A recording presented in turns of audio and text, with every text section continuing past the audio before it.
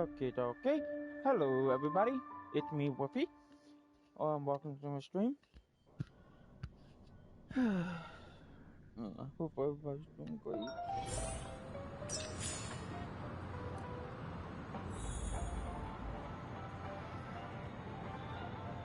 I love to mention, yes, I have been playing Honkai Star off stream basically. So I'm sorry if I played this game off stream. This is why I left on. So hopefully.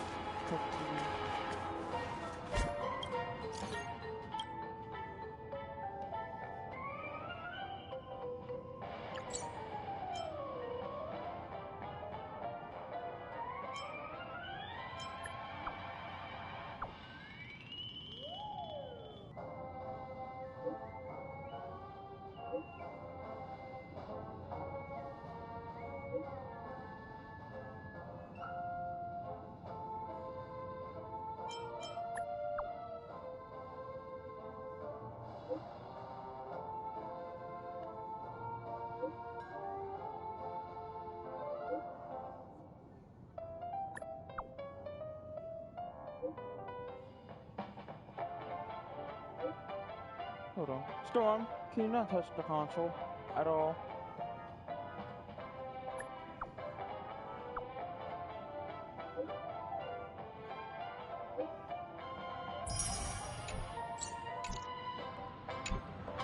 Avengerine's goal is to try and recapture Penacony for IPC. To do this, he'll have to bring down the family in its entirety to create a big enough chance.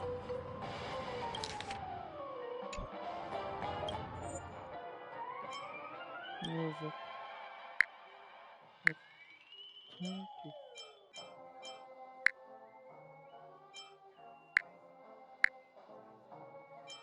I'm trying to turn it down a notch, because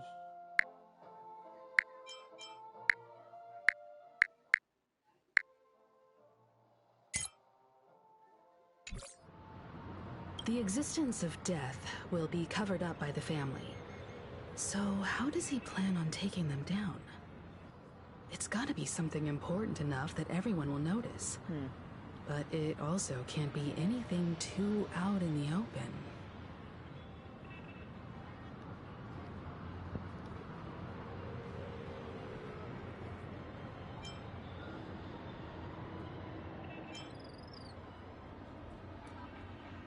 Aventurine has devoted considerable attention to her. But this Galaxy Ranger, we know hardly anything about her and can't rush to any conclusions. An attack on the hotel guests? Unlikely. Penacony's guests include quite a few bigwigs known throughout the whole cosmos. People who not even the IPC would dare take lightly. Aventurine is a shrewd merchant, and there's no way he doesn't know that. He's definitely going for the family, and it's just a matter of how. The harmony is strong in Penacony, and almost impossible to take on head-to-head. The fact that the IPC dispatched Aventurine shows that they do not intend to simply play by the book here. I was also considering this possibility. Especially because he respects you so much and has sought you out before a few times.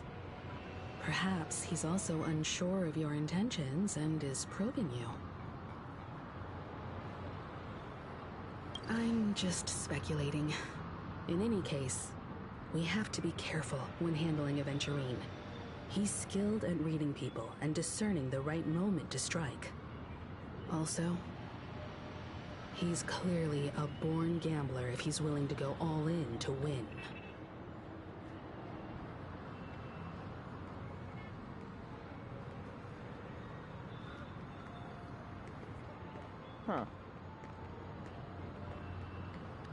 Let's all talk to March 7th, and well, let's all talk to what? Aventurine said something that concerns me. He accused that Galaxy Ranger of killing Robin without any evidence whatsoever. but said nothing about her connection to that memory zone meme or why he was stalking you. It was a groundless accusation, which only serves to make him seem more suspicious.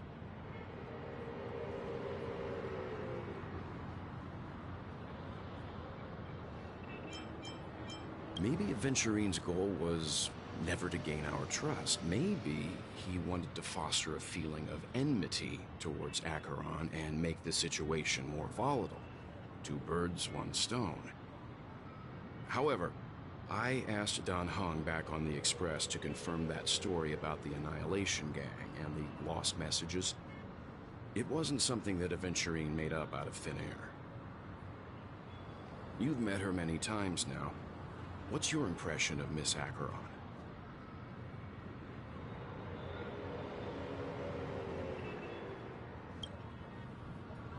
That fits the stereotype of a Galaxy Ranger to a T. They're eccentric, unpredictable, and fond of being alone. No wonder she's a suspect. Huh. The weirdest part is I'm trying to figure out, what is the red text? What is about the red text all the time? The red text freaks me out the most. What? Oh. Because I got a new character.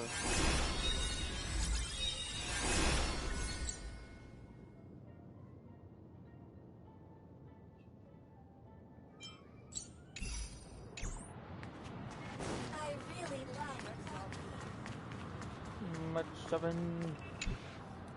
I hope it's not too soon to bring it up, but I feel like Miss Robin isn't actually dead, but that she's still alive and well. Somewhere. But everything's just some horrible prank. Because aren't we supposed Sorry, guys. to be inside a dream? How could someone Thank you. die in a Don't beautiful jump on me. dreamscape like this? Shouldn't only good things happen here? Whenever I see the Grand Theater, I just can't stop all these thoughts from flooding my head.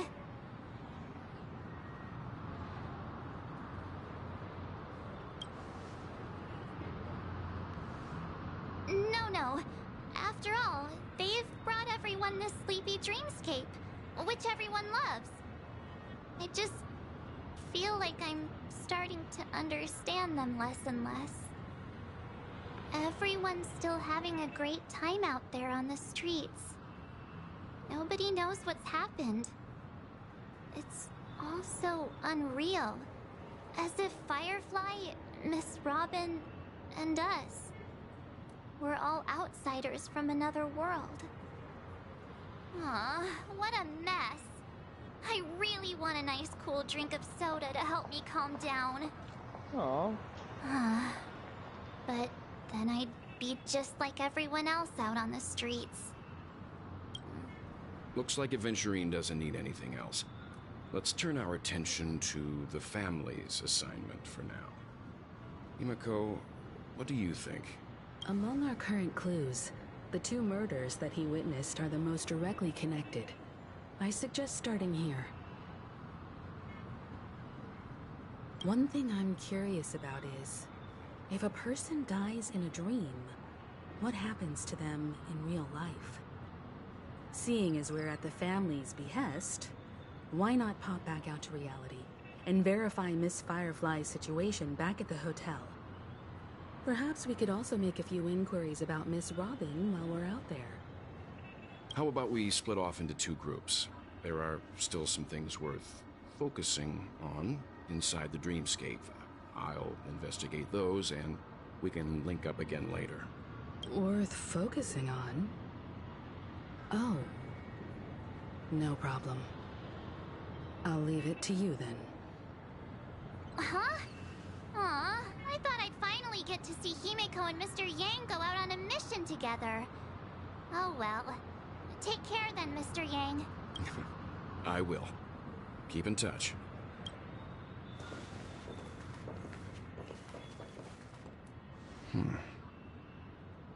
Honored guest, could you come out for a second?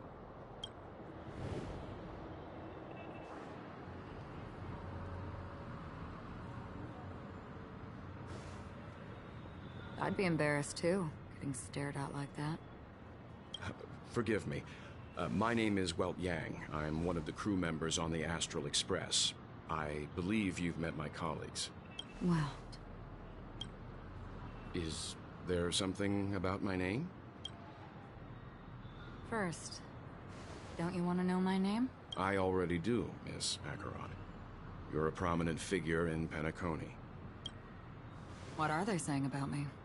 Some claim that you're the real culprit behind these murders, that the Annihilation Gang's tragic fate at the banquet was a result of your blade, and that you're now attempting to unleash another bloodbath on Penacony.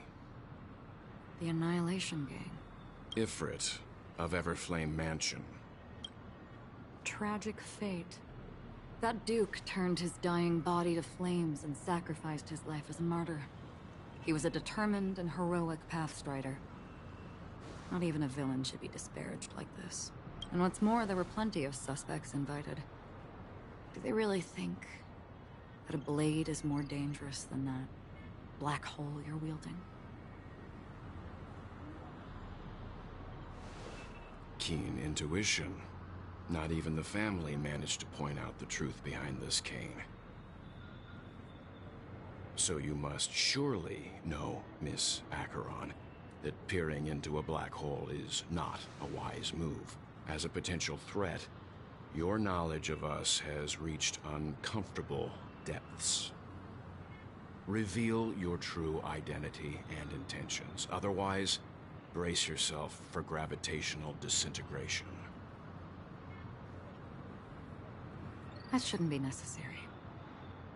But if it makes the Nameless feel less defensive, I'll be happy to abide. Believe it or not, Galaxy Ranger, Acheron. Those are the names I go by to this very day. My trip to Penacony is solely to fulfill an old, final request. I'm here for the Watchmaker's legacy. And that's it. I think I've been honest enough. Still unwilling to reveal your true identity? It's not that I don't want to. It's just that I can't. I've come so far, and I can't sum up all of that in just a few words. Everyone has their own unspeakable past. Secrets that they don't want to be revealed. And I won't be asking any more questions. Such is why the Astral Express is roaming around the cosmos with a Stellaron on board. Is he okay? That memo keeper didn't do anything, right? He's fine. Let's stick with the topic. Gaining my trust all depends on how much you're willing to reveal. I've run around many different Penacony dreamscapes just to try and find that legacy. And during this period, I came into contact with quite a few guests. In the process, I gradually came to realize the secret of Penacony may be closely related to the Trailblaze. That's why I've come to ask for your help. I don't have enough proof yet, but I'd like to speculate something. The source of all tragedy lies within the family. If you could trust me, we could find the proof to support this claim together. Mr. Yang, I think you've come to the same conclusion, haven't you? Let's leave it at that. For now, I'll choose to believe that you bear no hostility. Share your findings with me and me alone. I don't want vague conjecture to interfere with other people's judgments before we find solid proof. Mm-hmm. By the way, would you like something to drink? Before we go, how about 2 cups of Wake the Heck Up? No, 4 cups. Because the conversation coming up will last forever.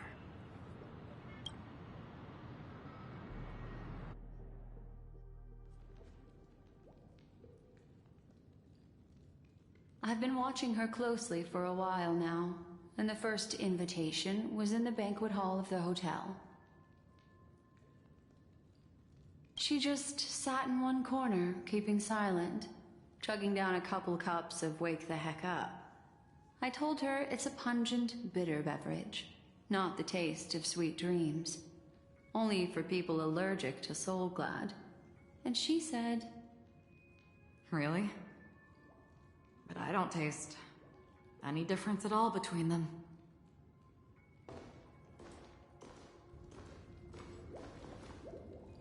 the guest rooms are charmingly minimalist. An aesthetic you share, Miss Acheron. It's a cinch. This music box. The invitation received by the Annihilation Gang. There are latent memories that linger on it yet.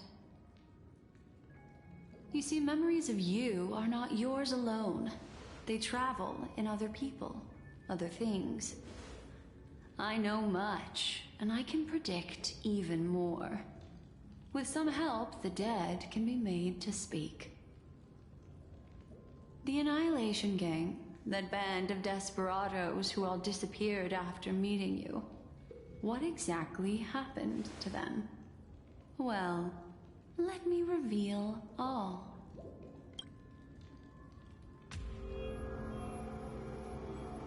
Gradation 12. Dreamscape 12.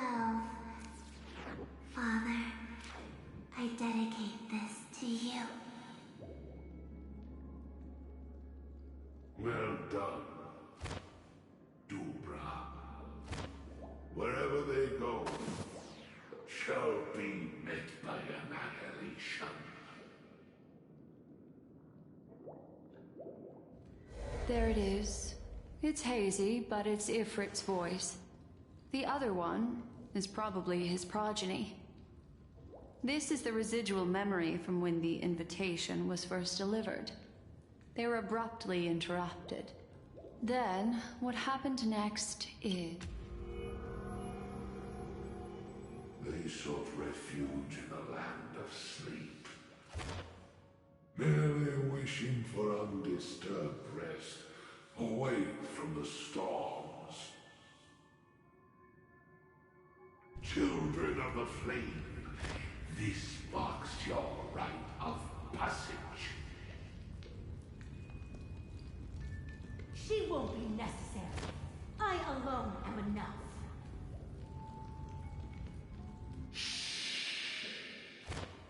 When have those on the path of destruction feared death? The Everflame Mansion has set out on a journey. Those poor people, they have no idea what lies in wait ahead of them. Memory recovery is going well, but slowly. She'll be here soon, and time is short. There's nobody else here, so there's no need to be delicate. In fact, I think I'd better go all out.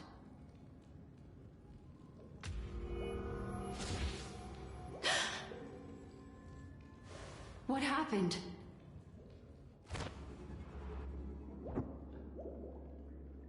The memory after that is blank. How is that possible? This music box fell into Acheron's hands, and she brought it to Penacony. That's a fact, and that's how it should have gone. But along the way...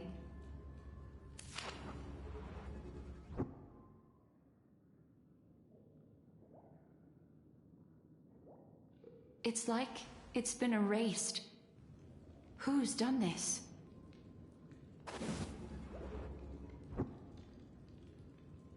Who are you? Who are you? It's... no. Is this not a memory? Oh, a memo keeper. Do you serve the Garden of Recollection? Or the Cremators? My name is Constance. A pleasure to meet you. We were supposed to meet in Penacony and spend an unforgettable time together. But that seems unrealistic. Dahlia is not welcome on the banquet star, and I don't need a coming-of-age ceremony. And you, I know what you're looking for. Want her secret? I can give it to you, and then you can enjoy the banquet for me. I wish you unforgettable memories.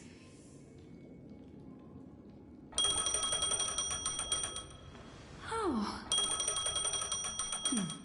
A phone. Wanna listen in?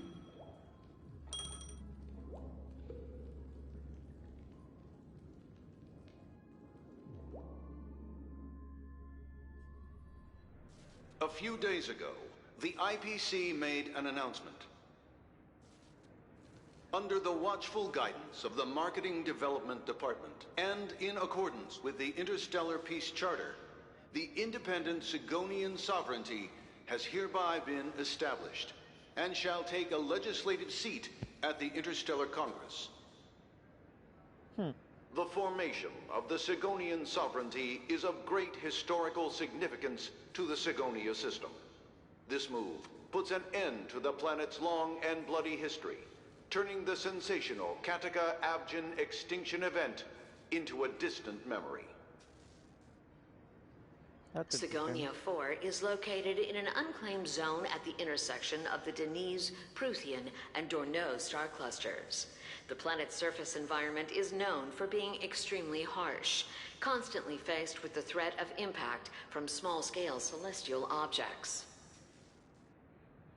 This is why very few intelligent species have made this planet their home, dividing themselves into several tribes to eke out nomad lifestyles as they struggle to survive the arid desert wilderness. They have developed their own folk beliefs that are independent of the Eon belief system. Sigonia. Sigonia. Ravenous eye of the storm, spurned by all the gods. Land of rock, but not water. Lightning, but not rain. Blood, but not tears. You beat us with your falling stars. You lash us with wind and storm. You chew us up with the cracked earth.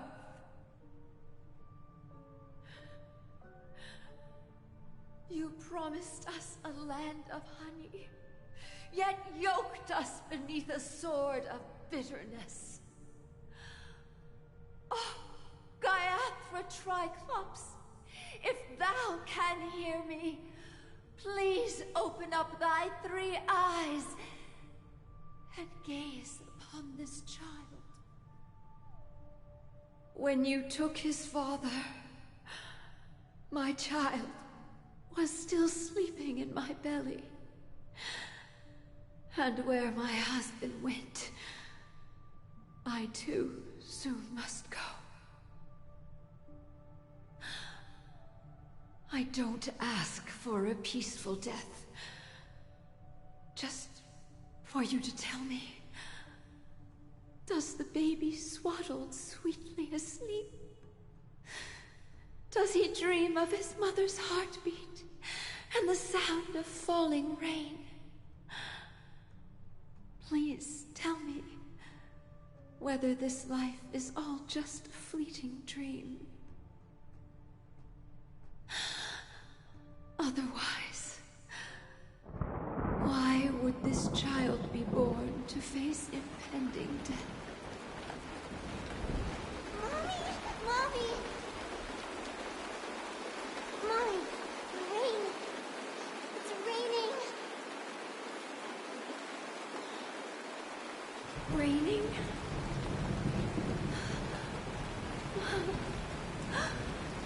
Raining! It's raining! It's true! The Worlders weren't lying to us. They really did summon the rain. Mommy, we can leave here. We can go back home.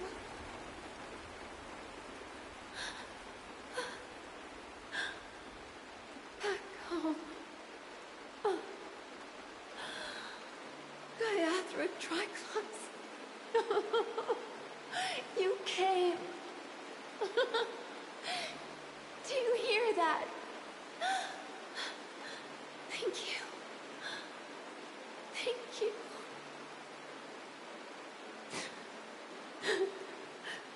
Darling, listen. This is the sound of rain. On the day you were born, the sky also sent down a gift like this from Gayatra.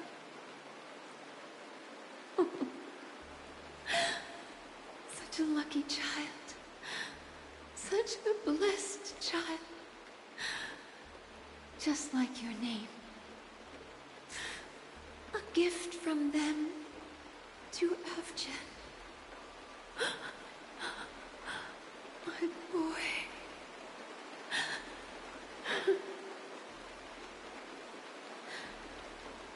May the goddess Gayatra close her eyes 3 times. Keep your blood eternally pulsing. Let your journey be forever peaceful. And your schemes forever concealed.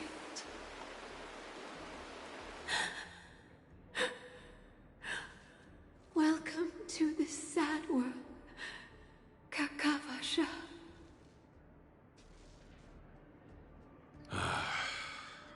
Time to wake up, gambler.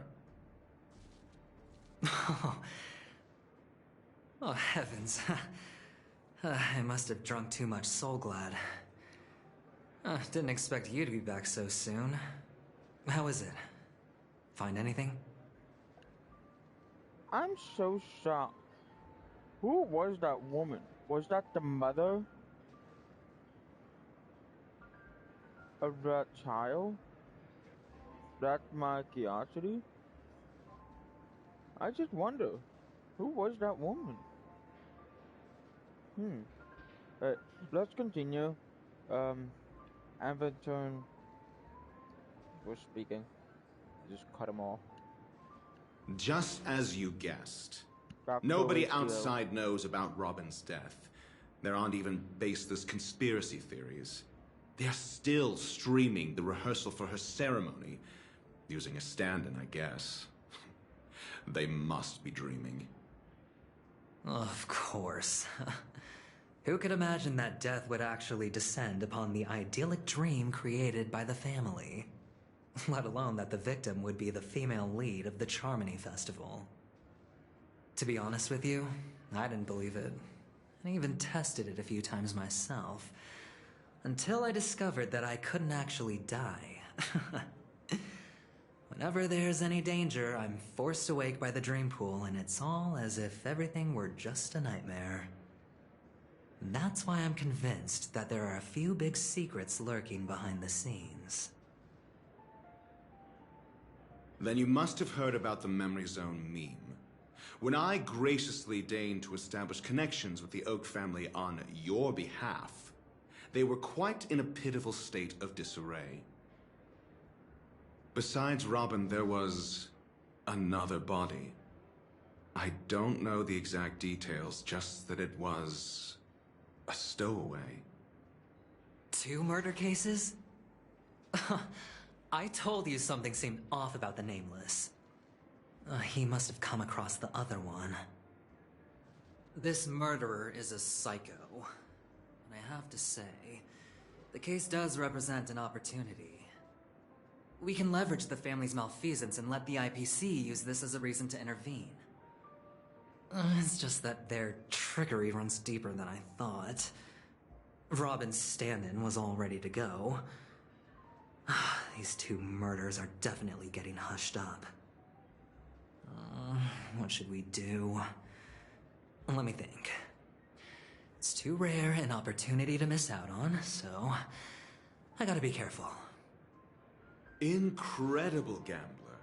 Have you already exhausted your limited repertoire of tricks so soon? Oh, there are plenty of chips, but it'd be best to choose carefully. The most straightforward has to be Robin. Remember? That masked fool once told me to find a mute as a friend. Robin is what she calls the mute. She has lost her voice, and while most people can't pick up on it, you and I cannot mistake that sound. Not produced by any voice box, but rather by the resonance of the harmony. If that girl hadn't gone hoarse from singing practice, there'd only be one possibility. Something was up with the family. Or Robin herself. To get to the bottom of this, I tried every way I could to meet her. But she died. Right before my very eyes. A complete and utter loss. Incidentally, it seems to have resulted in your rather undignified arrival on the interrogation stand. There were eyewitnesses at the scene, and the family, in their graciousness, has tentatively accepted your alibi.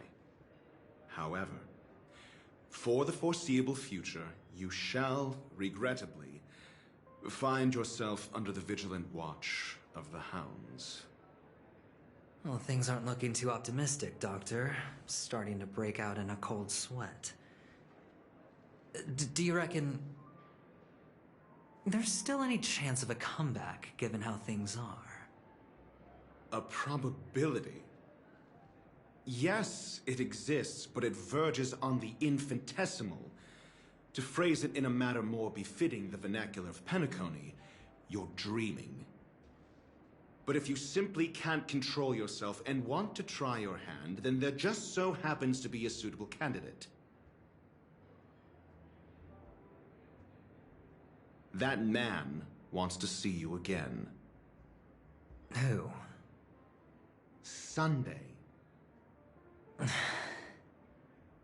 Is this a public hearing or a private trial? If it were the former, it would hardly befit my stature to stoop to the role of a mere messenger. Fine. Oh, that's great. It's all great. You see, the dead can't talk, but the living can. Ratio, I'm convinced now that there must be something wrong inside the family. Oh, just you wait and see. That man's sister has died. He can't sit on his hands. Well, without any further ado, let's set off. Lead the way. The show is about to begin. We're here. The Dewlight Pavilion is the Oak family's fortress and a place where heads of the families meet to discuss great plans for Penacony. Fortress? I like this metaphor. I dealt with the warlords of the Amanica star system not long ago, and their synchronized orbital manor wasn't this heavily guarded. This mansion nominally belongs to Sunday, and is very befitting of its owner. Without his express invitation, the likes of ordinary guests would never grace these grounds in their lifetimes. Look around while you still have this moment of freedom. Hey, Doc, whose side are you on anyway? Who's to say I won't sell you out? We'll see. When we meet the authoritarian master of the Oak family, I'll pry an answer out of him. Follow me and I'll bring you to his parlor. Hold your tongue and let me deal with the members of the family.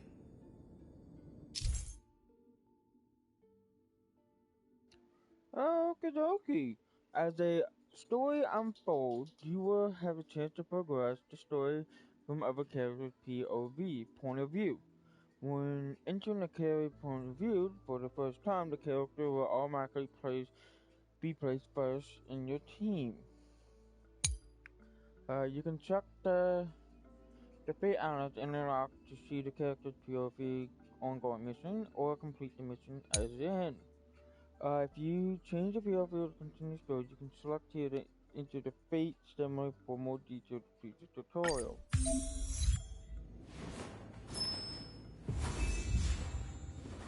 So, cool.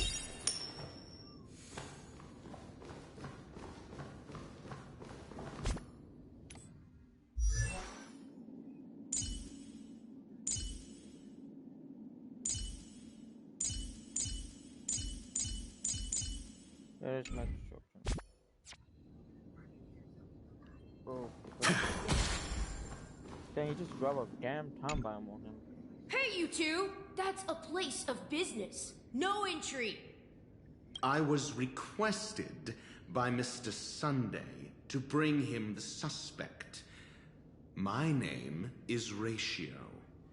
He should have mentioned it to you. Oh, I remember you. Veritas Ratio. Your punch virtual particle clock is impressive. Excuse me? The one on your head. Of course, it's nothing compared to my full pocket dimensional annihilating power armor of the Mobile Knights. Right, and as I mentioned, that fantasy raiment of yours doesn't exist. That's because you can't see it. Like I say, only family can see the glory of the Mobile Knights. Enough. Get going. Don't keep Mr. Sunday waiting. It seems like the idiocy index here is no better than it is out there. Feeling lucky. A dead end? The door is shut tight. Looks like we're on our own. I mean, there isn't a door. How did you get in before? For security reasons, the family built the administrative site deep in the dreamscape, with the mechanisms hidden in these Nightingale statues. The direction of the statues can be controlled. On the previous occasion, an attendant named Kona had gone to the side room to verify something before setting the statues in the correct positions. Well, maybe we should do the same. Let's go and take a look.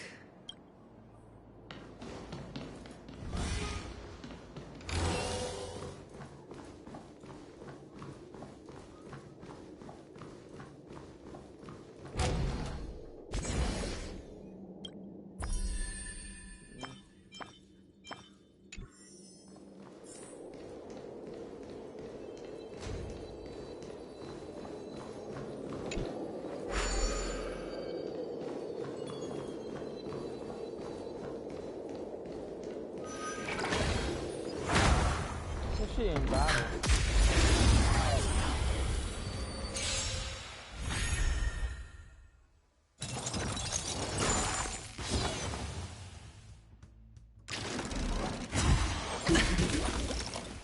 Try that again! Naughty children, don't listen. Nap time. Better hedge your bets.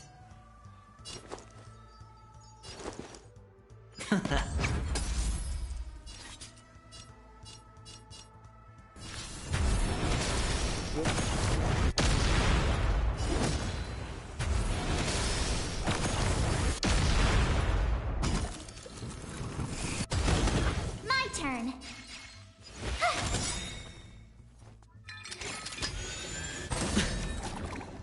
You can't run!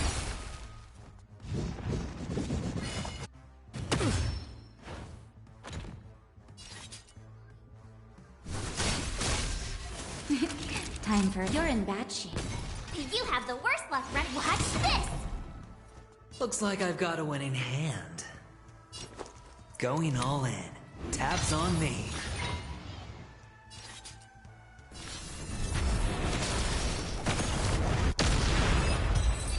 Battle's over. Oh, this is interesting. But I will get his ultimate.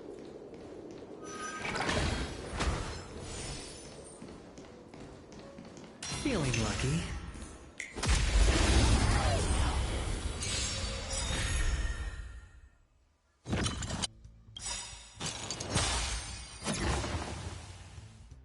Gotta try hard sometimes. Check out this awesome move!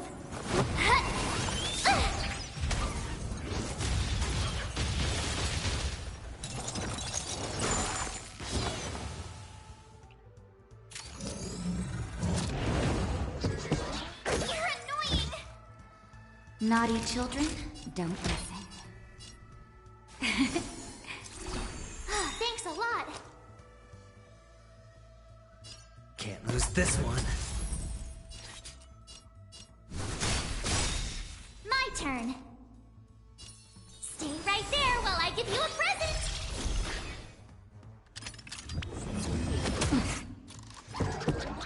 No dirty tricks, all right? Try that again. Savor the vigor of it. The dice have been cast. Bust. Or... maybe I'll take it all! Battle's over. Interesting ultimate.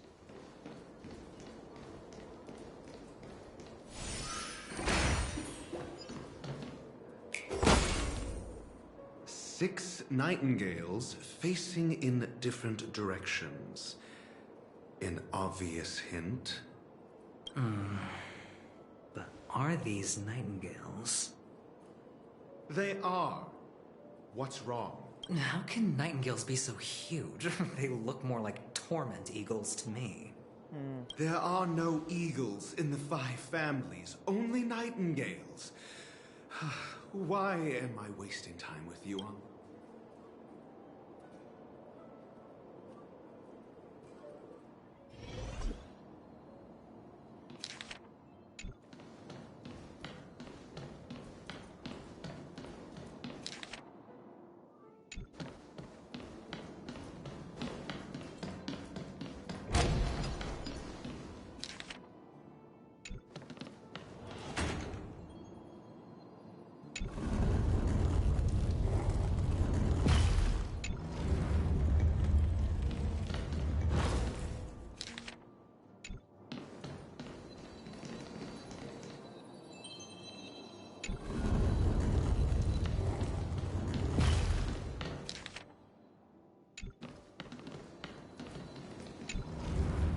Damn it, no, counterclockwise.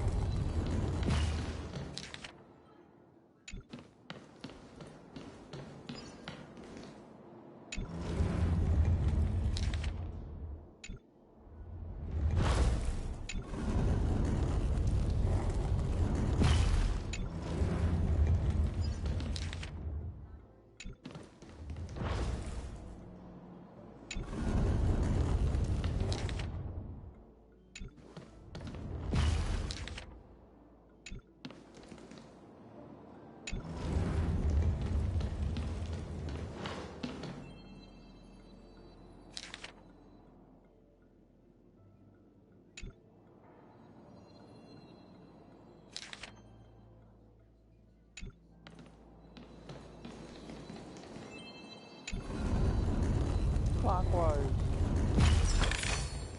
No reward with no risk. I'll take it. Got it. Just as I thought. Here's the correct answer.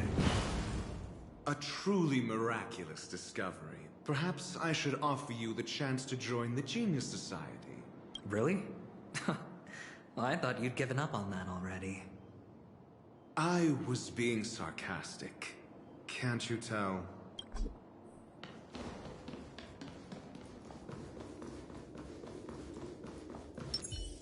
Found.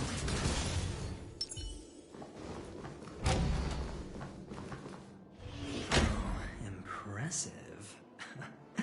Well, so much for Mr. Sunday's reserved, virtuous image. Do you need me to remind you? We're in a dreamscape. No matter how grand the mansion looks, it'll not affect Penacony. Stop wasting your time nitpicking the family here. Yeah, you're right. The only way to destroy the family is death. Sunday must have thought the same. Let's head down.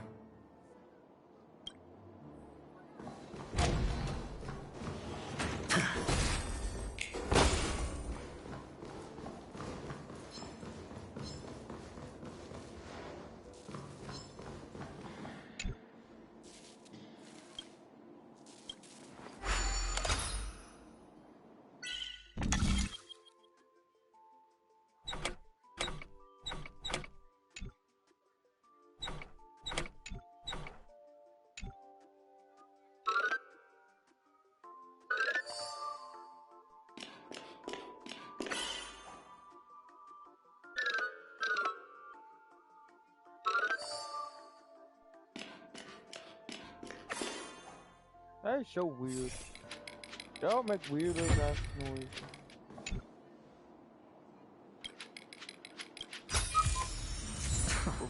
This is hardly enough for a seat at the table.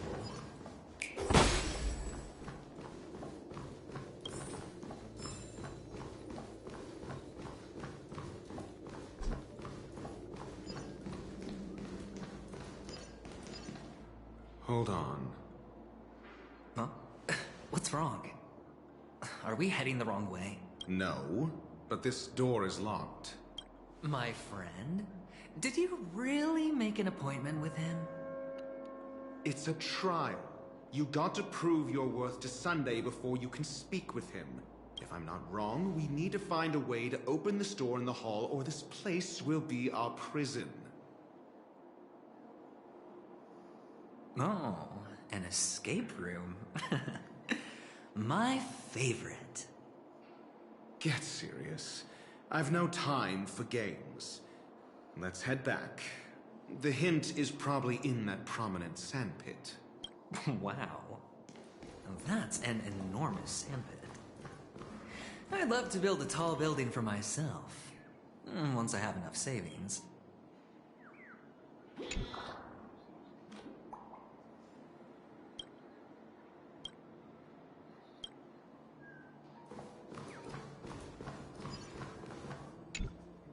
Oh, look. There's a noticeable gap in the model. I believe you're right. There wasn't a gap before. That man must have done it intentionally. Well, with your brilliant mind, you shouldn't have any trouble recalling what was here last time. Right, Doctor? Of course. Let's look around. When I see it, I will know it. Fine. Fine. Why do I feel that we're pursuing a degree in burglary now?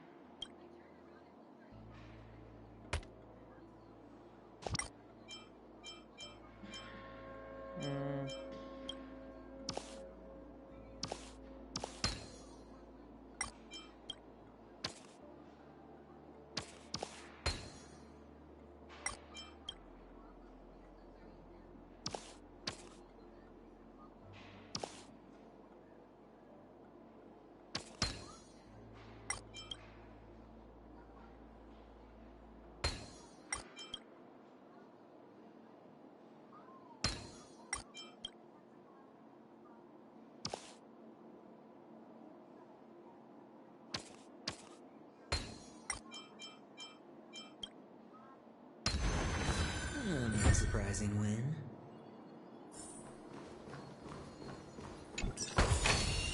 A reward with no risk. I'll take it.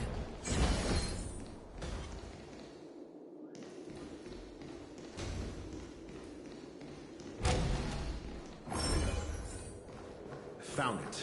This is it.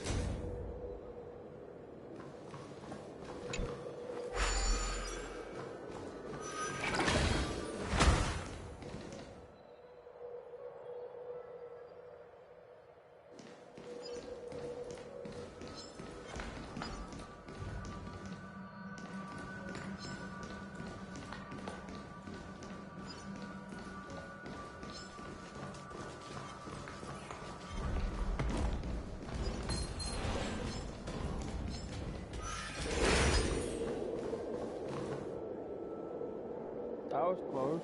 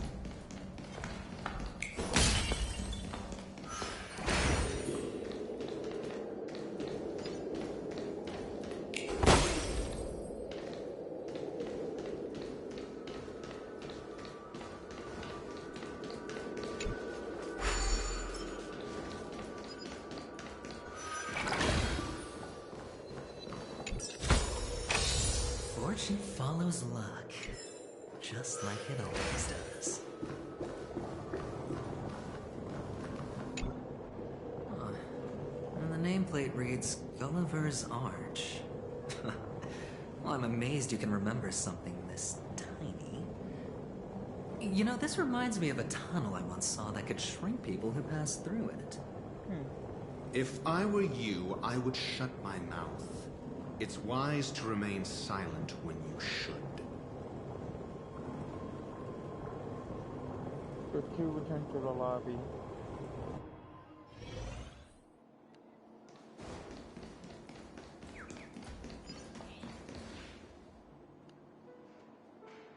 Oh, this reminds me of one of those building toys.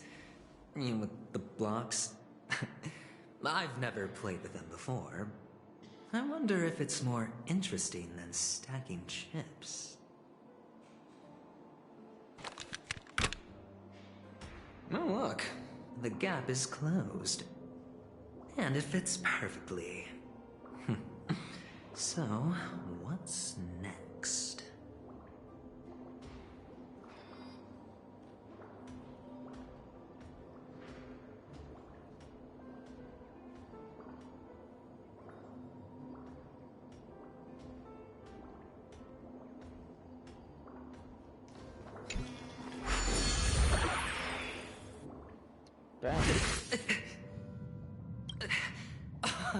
Oh, good heavens. Did I drink? Am I still in a dream? Indeed. Oh, Doctor, you're huge. It's me! Down here! In the sand pit! Oh, actually, I think we could make this work for us. Just find a way to slip me into Sunday's collar, and I'll infiltrate the family just like... Oh, fine. I was just kidding. Let's find a way to open the door. What the fuck? What is dude over here doing? He's moonwalking. Based on first.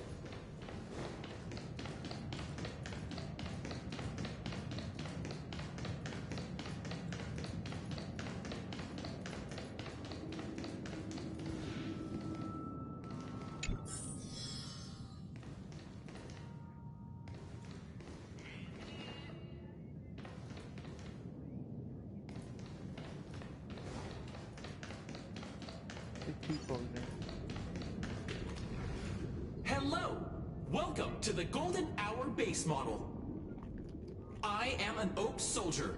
I will be here to guide you through the tour of the base model. Happy to be of service. And tell me about the tour. Hello! Welcome to the Golden Hour base model. I am an Oak Soldier. I will be here to...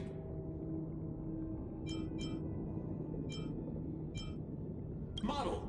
Happy to be of service. Generating guide.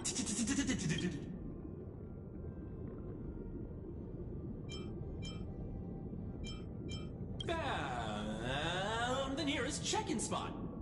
Please look behind me. A capsule machine model.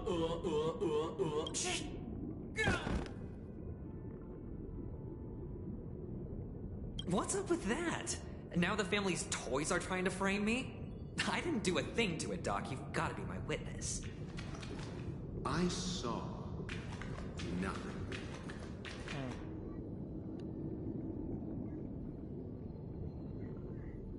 My god, you're too big. Oh, capsule machine. There's no mechanism on the floor. Could there be one at the top? Doctor, do me a favor.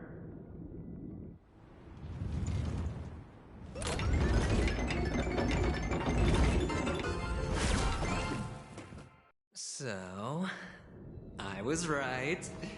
These models have interiors that look exactly like the real buildings. The only difference is that no one lives in them. Funny that Sunday puts a miniature that makes him seem like a giant by comparison, right where he can see it first thing in the morning. Insecure much?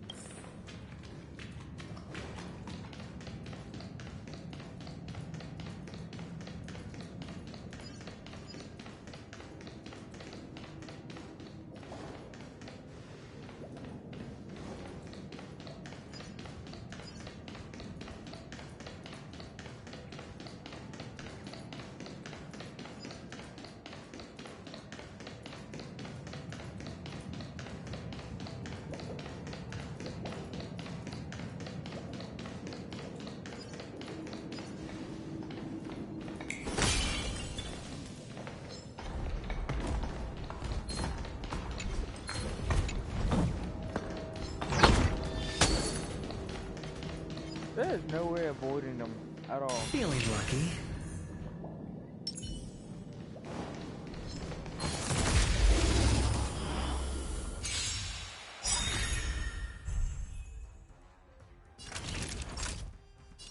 Nap time. All right, I'll call your bet.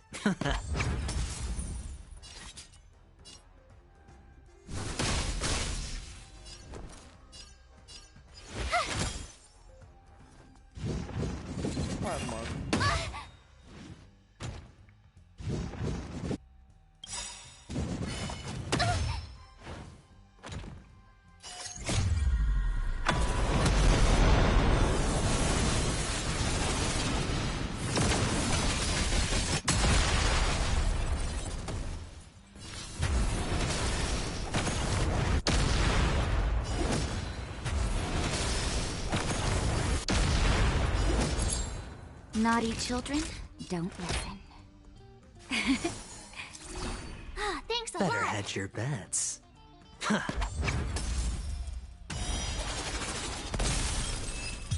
Beans.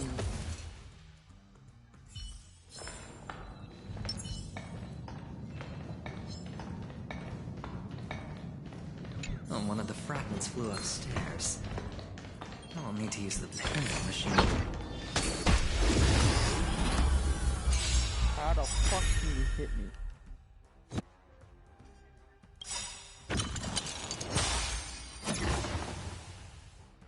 Gotta try hard sometimes. Check out this awesome move!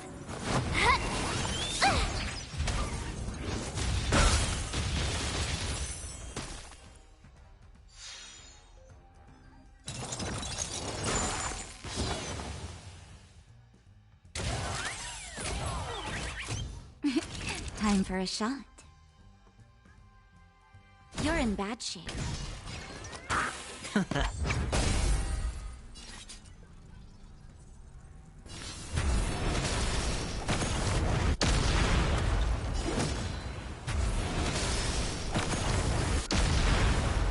You have the worst luck running into watch this!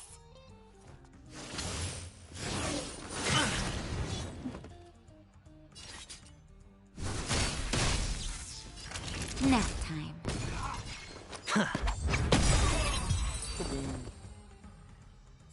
Oh, one of the fragments flew upstairs.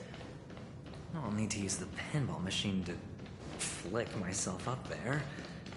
But it's tough.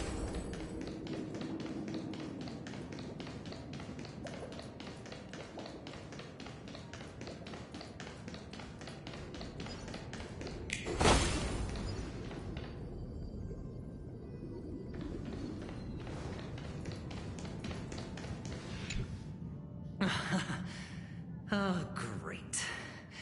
There's another pinball machine base here. And it's empty, too. Doc! I'll need your brain power again. There's no need to yell. I can hear you. The pinball machine must be hidden somewhere in the hall. Like the arch. Wait here, and I'll be back in a minute. Finally, a moment of peace. So both of the elements is harmony. For the theater of the mediocre.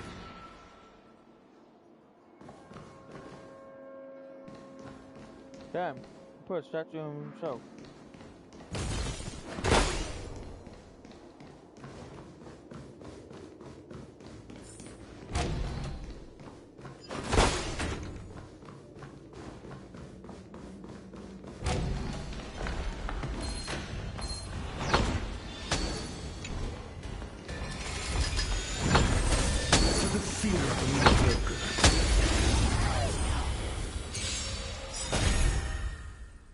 Call that defense? Never stop thinking. Fail. Get out. Naughty children, you're in bad shape. My turn.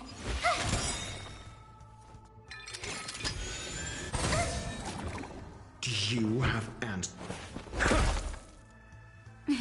Time nap time.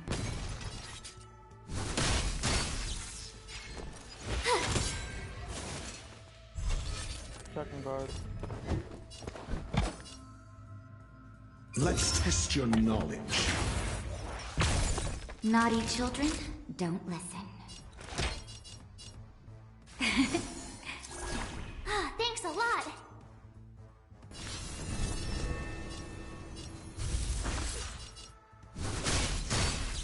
You have the worst luck running into me. Watch this!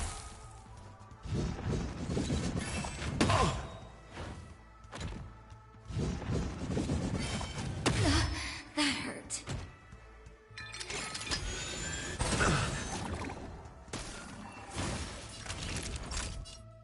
You're in bad shape.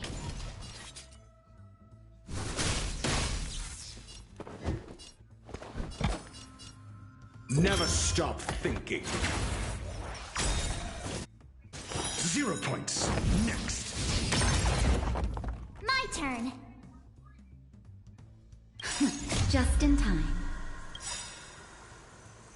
Just a little something. Think nothing of it. Not bad. 5 SAS per kippy. Knowledge is the measure of all things. It reveals truth and falsehood. Damn. You believe I it. try hard sometimes. Check out this awesome move.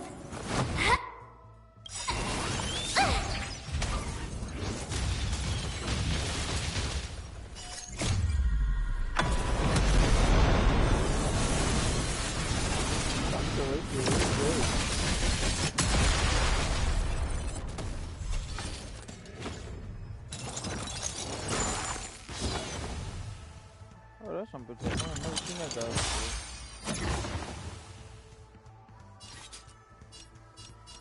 Y'all quiet harmony, I have harmony.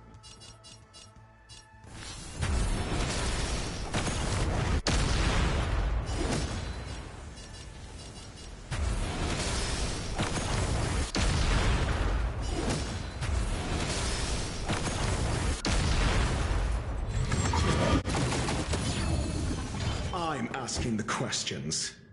Think. Time for nap time.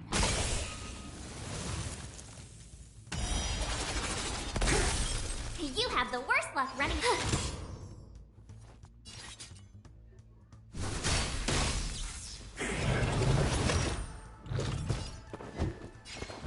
Let's test your knowledge.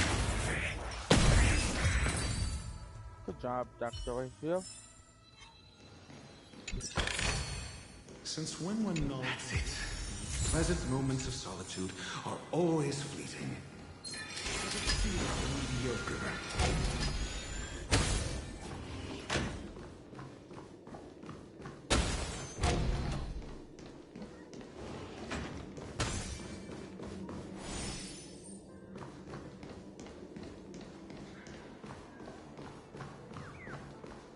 Oh, you're back. Just place it here. Thank you.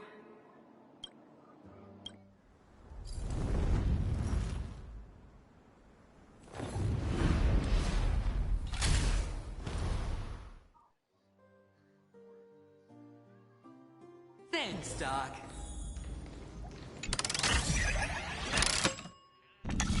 Okie dokie, now. Activate.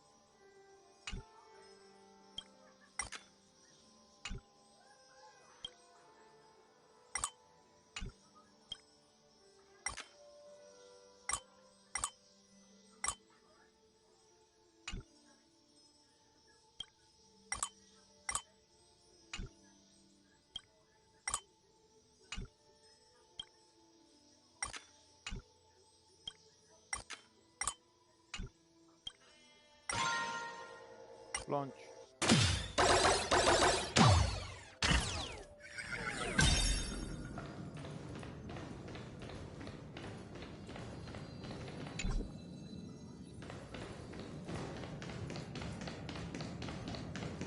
Oh, Horatio, you should come in here and take a look. The view here is breathtaking. Honestly, you could easily... All done. Piece of cake. A reward with no risk? I'll take it.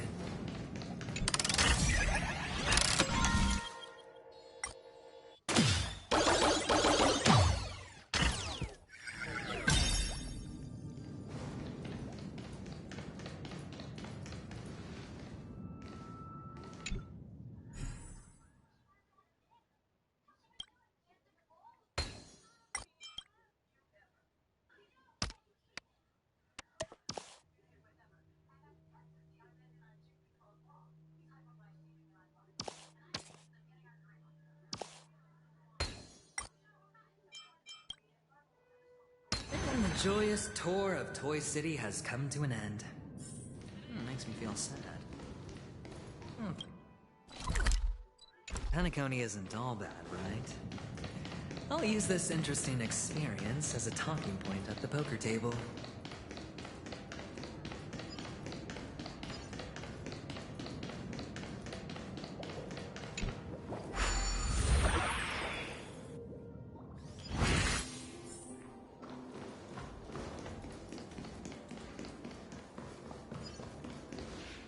It's a pity you made it out of the sandpit alive. Sunday is just beyond this door. From my limited understanding, he's not someone easily handled. Are you prepared? Yeah. Only I believe he's the one who should be prepared to face me.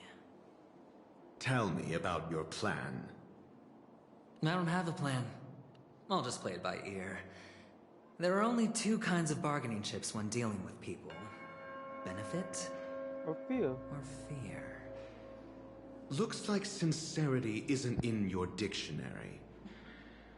Am I not sincere enough? There's no need to emphasize it. We've got to make good use of death. That man's sister is dead. He won't be able to turn a blind eye, and that's fear. And I'll help him find the murderer. He can't do it due to his status and position, but I can. And that's benefit. On what basis do you believe he's incapable, necessitating the delegation to someone from a rival faction? The IPC? Simple. Because that murderer could very well be a traitor hiding inside the family. Do you mean the Galaxy Ranger whom you accused previously? That was just an excuse, good doctor. There's something wrong with that woman, and we need someone who can keep her in check. It's better to minimize the variables outside our control while we execute our plans. Moreover, I need to know her identity. If I'm lucky. She could be an important pawn. And it's good to have more helpful friends when dealing with this matter. But honestly, the murder case is likely unrelated to her. I believe my standpoint. There's a rat in the family. Otherwise, why would Mr. Sunday arrange a private meeting with us? This isn't an interrogation, but a secret negotiation.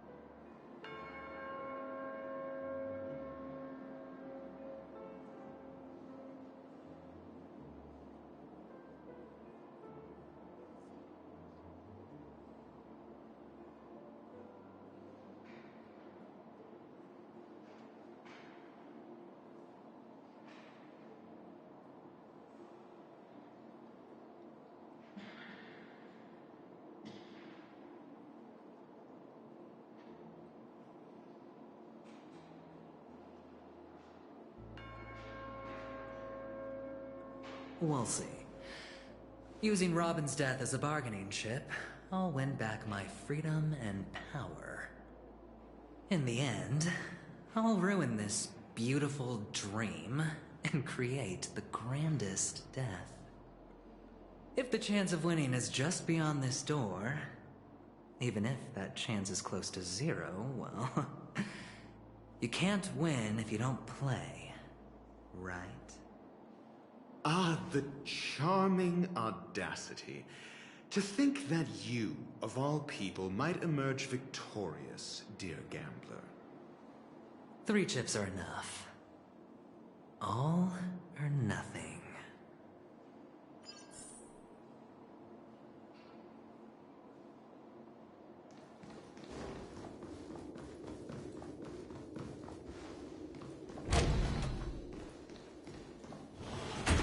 It seems my puzzles are too effortless for you, IPC Ambassador. I appreciate your words. And I see you put a lot of effort into welcoming me, Mr. Sunday. However, this is no way to greet a guest. Well, this isn't an invitation, but a summoning. Before we speak, I need to test your character. I imagine this knowledgeable doctor friend of yours has been of great help, yes? Certainly. You ought to know this better than I do. He's already faithfully fulfilled his duties, hasn't he? Yes, the doctor has assured me of your noble character. He considers you, like himself, a virtuous person who can be trusted by the family. I have come to know you very well as a person, Mr. Aventurine. You're diligent, generous, and willing to cooperate.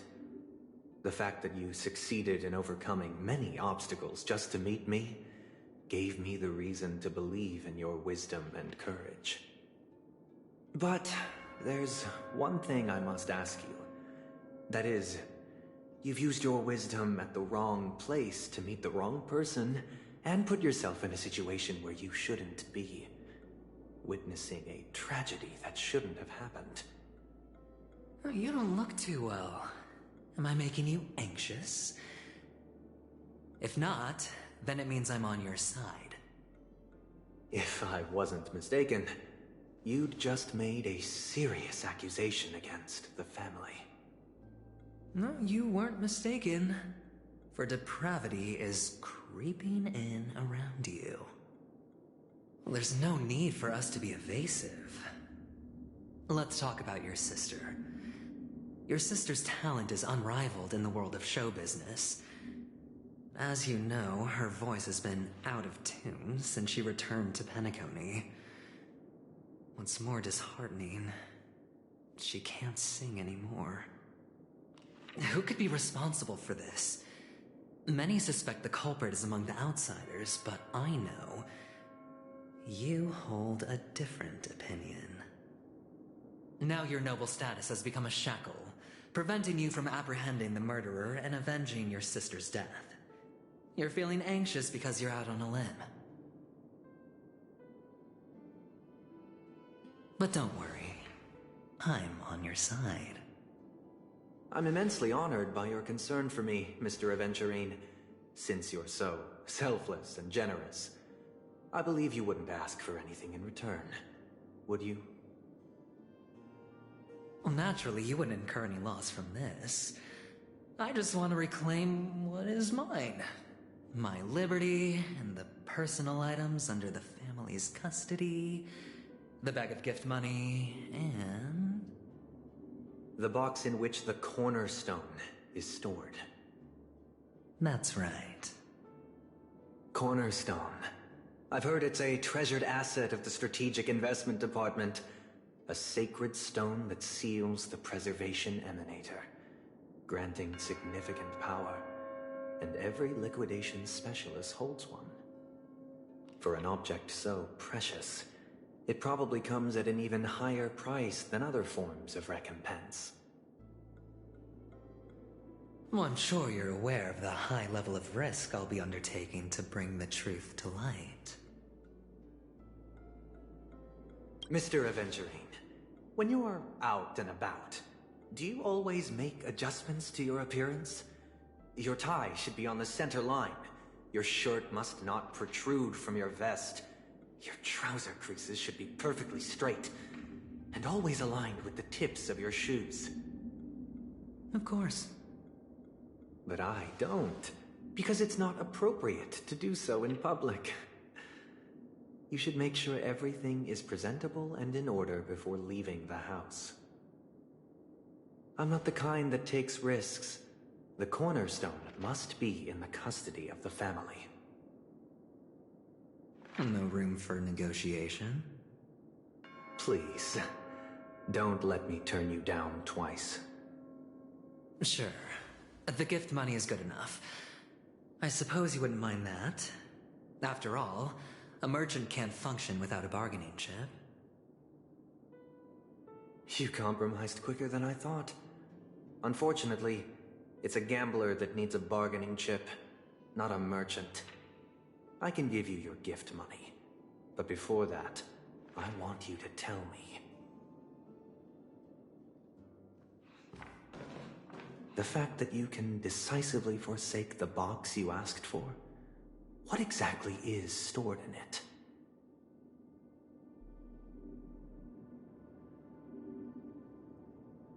Oh, triple-faced soul, please sear his tongue and palms with a hot iron, so that he will not be able to fabricate lies and make false vows.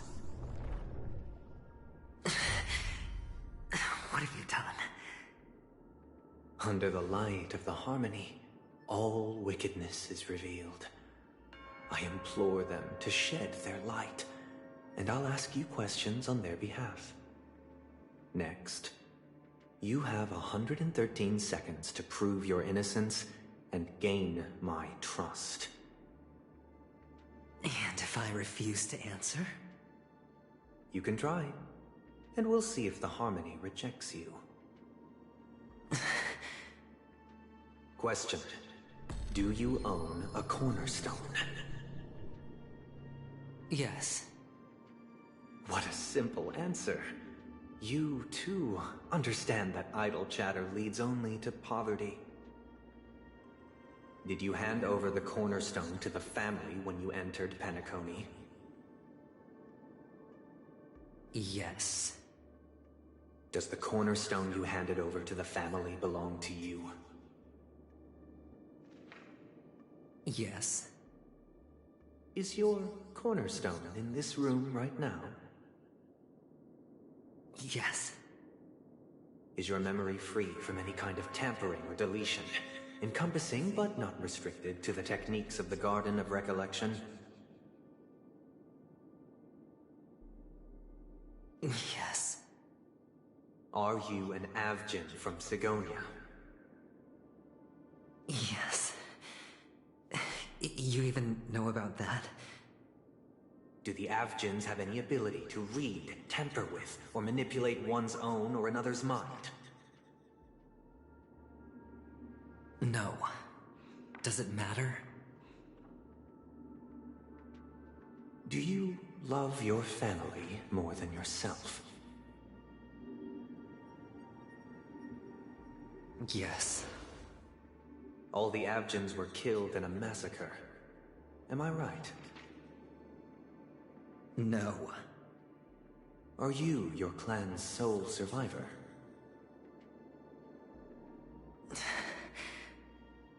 Perhaps. Do you hate and wish to destroy this world with your own hands?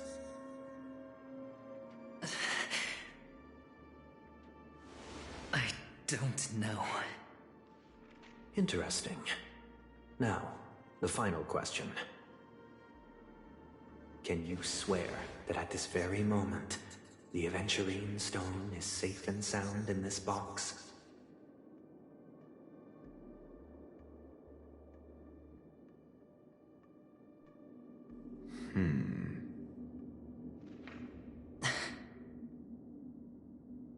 Of course. Looks like we can get an answer. Open it, Mr. Aventurine. It's your last chance to defend your honor.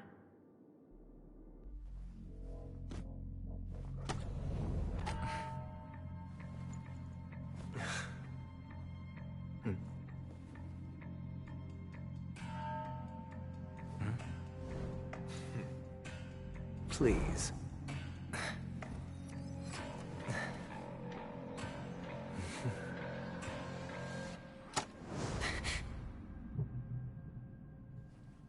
Are these what you're looking for?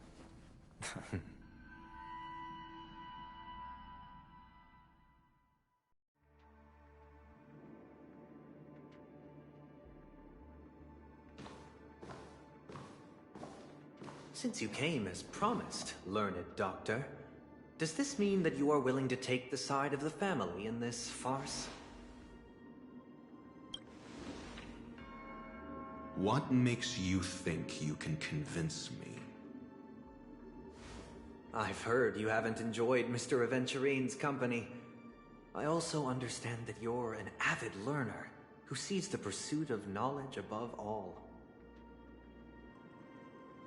In that case, you ought to realize that a competent scholar knows their position and wouldn't forsake more vital matters for the sake of petty pride. If you agree to assist the family, I'll share our research findings on the Stellaron. You must be quite aware that, besides the family, no other faction is willing to share such information.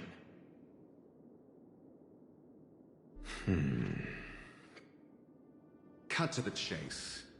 What do you need from me? I need Mr. Aventurine's comprehensive plan. Haven't you confiscated his cornerstone? You can't expect a featherless bird to take flight. But I've also heard the 10 elites in the Strategic Investment Department have united, progressing together in the interests of the IPC. You'll have to speak more clearly than that. The cornerstone, which Mr. Aventurine surrendered, was it really his? You question whether he would entrust you with someone else's cornerstone. The 10 Stonehearts aren't as united as you think. Cornerstones are significantly more precious to them than their very own lives. But you know that he's a crazed gambler. The more vocal he is about it, the more cautious I must be. I never imagined someone would share his way of thinking. Honestly, you should see a shrink. Bring it. The box containing the cornerstone is unique, and only IPC senior staff and related members can access it. But I happen to be among them.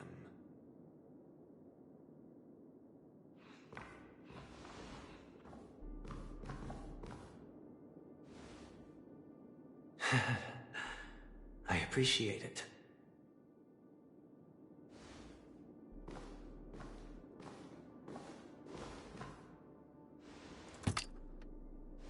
Unfortunately, your guess is correct. The golden stone. Its color and glow are similar to that of Klepoth's body. This is the very ruse he intends to use to fool you. He won't reveal to you that the 10 Stonehearts chisel their own will into the cornerstones, granting them an unparalleled radiance. And this golden stone is also known as a topaz, not a Aventurine. And it belongs to Topaz. So, do you wish to confront him? Not at the moment. I'm more interested to know the location of his cornerstone. The safest place somewhere you'd never think of. Because he never intended to hide it. In fact, that cornerstone has been in your hands from the very beginning.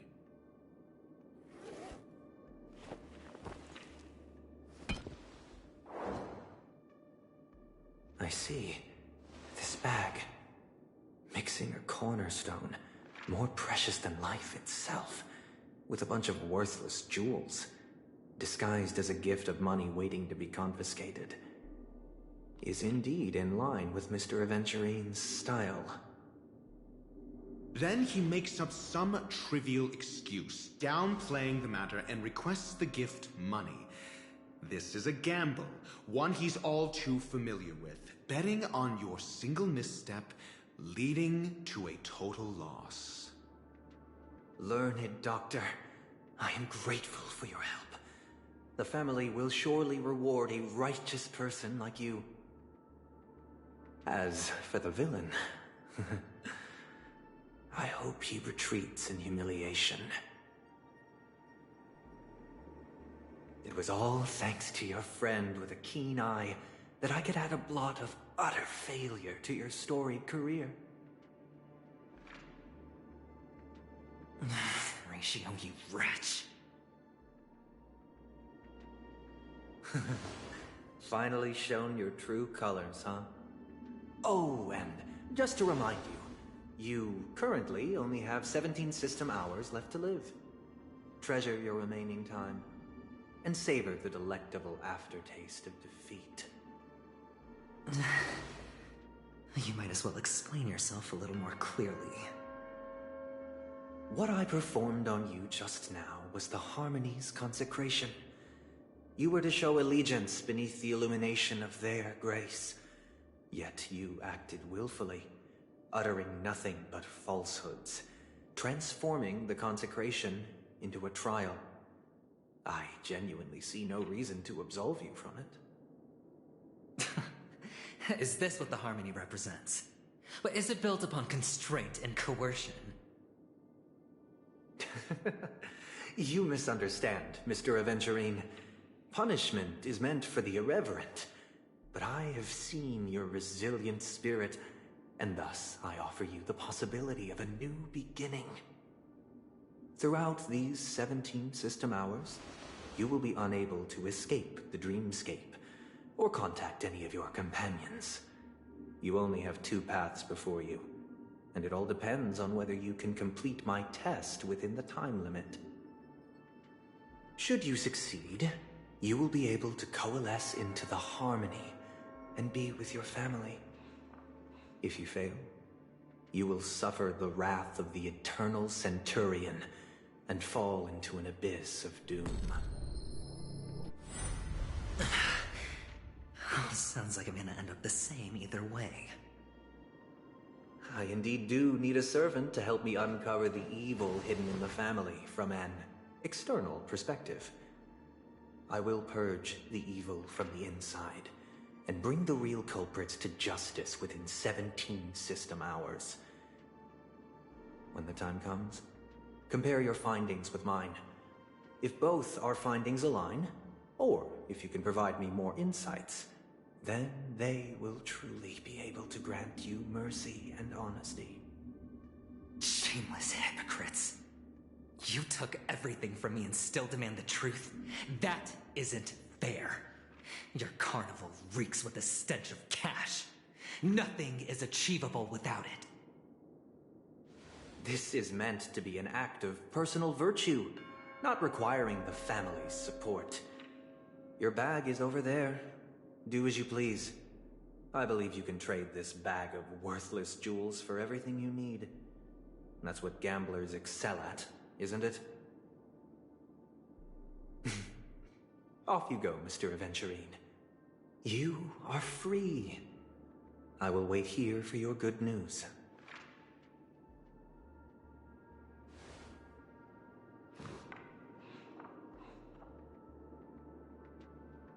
This meeting isn't an interrogation or a negotiation. It's an outright execution. Why would I do that, Mr. Aventurine? I'm just wondering what a passerby who stumbled upon a scene of a murder could have found out. That's all. By the way, before you go, I have a personal question. What is it now? Do you truly wish to bring about the destruction of this world?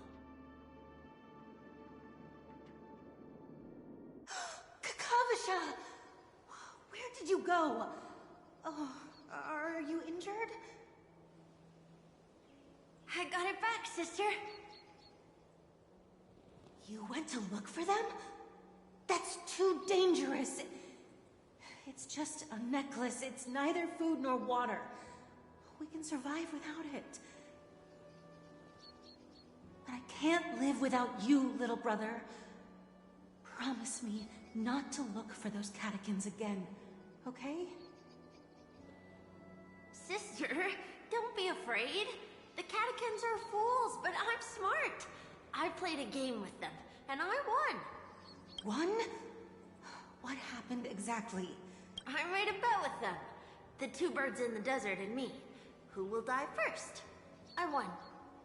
They suspected me of cheating, but I didn't. I won fair and square. Of course. Of course you'd win. You've always been a lucky child. Gaiathra Triclops must be watching over you. But that's no reason to push your luck by going up against those bloodthirsty, cruel catechins. Have you forgotten how Mom and Dad... Look, this is just a necklace. But Kakavasha, you are my only family. I'm sorry, sister. I thought you'd be happy. Because Mom left you this necklace. There'll be no next time. It is important. But not as important as you, my dearest brother. I don't blame you, but you must remember what Mom said. Pain and poverty are the trials of Gaiathra Triclops. She has also granted us a chance. And that's your good luck, Kakavasha. Your good luck is the most precious wealth we, all Avgin, have. You're a child blessed by Gaiathra Triclops and can lead the clan to happiness. So always remember to protect yourself and never resent the pain and poverty you're going through. All right? Listen to me and swear to Gaiathra Triclops. Okay. I will swear to Gaiathra Triclops to protect this wealth. But sister, if Gaiathra Triclops was really watching over us, then why did she not protect Dad when he was swept away by the quicksand? After all, Dad went to the Catechins' land only to prepare for Gaiathra Triclops. And where was Gaiathra Triclops when Mom was shivering in our arms? Mom was still pleading for Gaiathra Triclops' forgiveness under her breath. Sister, everyone praises me for being smart, but I don't get it. If every rainpour was Gaiathra Triclops' forgiveness and grace, then how bad were our sins? So much so that we were born in this world of death?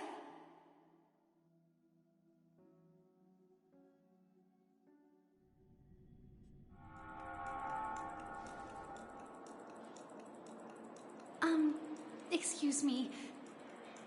I can't seem to find any information on this artist in the Iris family archives. The photo you provided also doesn't show any matches. Just as I thought. I'd like to ask, what kind of traces do people leave when they enter a dream? Are you referring to the records when you enter the dream pool? The equipment will monitor physiological indicators such as heart rate, blood oxygen levels, and body temperature in real time.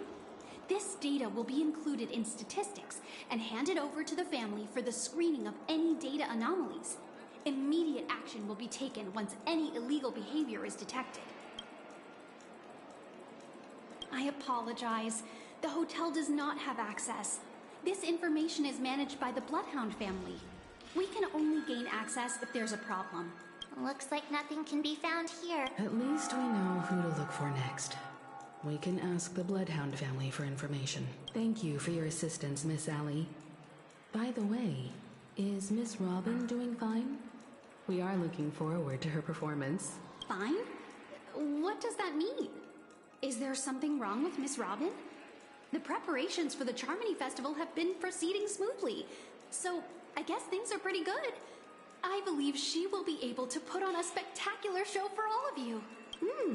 I'm sure. Sure enough, no one knows about Miss Robin. I'm not surprised. But that Miss Firefly is truly mysterious. There's no information on her in the hotel system. Even if she's a stowaway, she should have a disguised identity after entering the planet. She's also in the running for the legacy.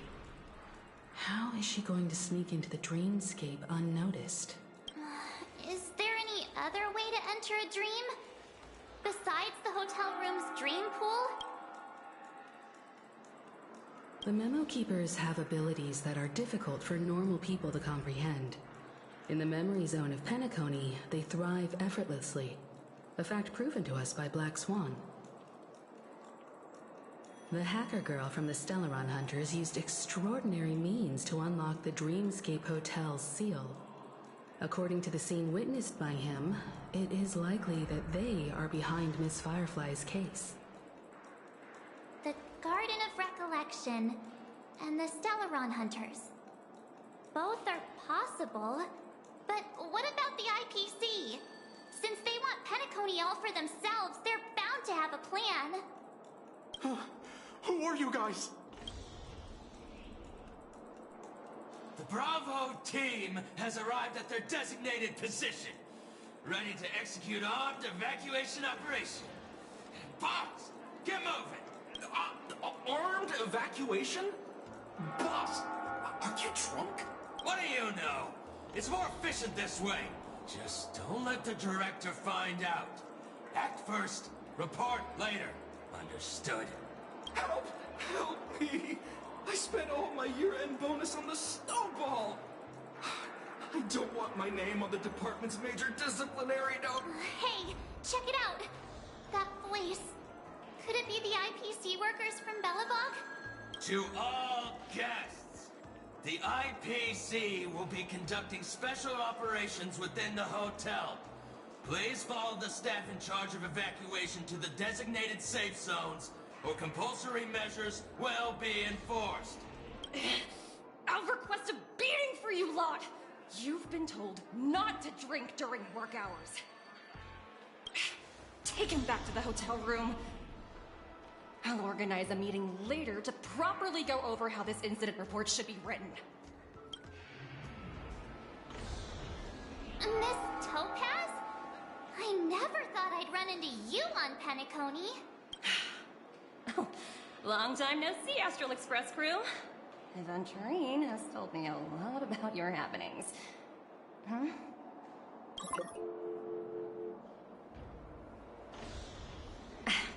It's fine. Do as they ask, and try to avoid any conflicts with the family. Report to me before taking any action. Yes, all right. As you see, the IPC isn't very popular here on Penacony. Cordiality from the family is a mere facade.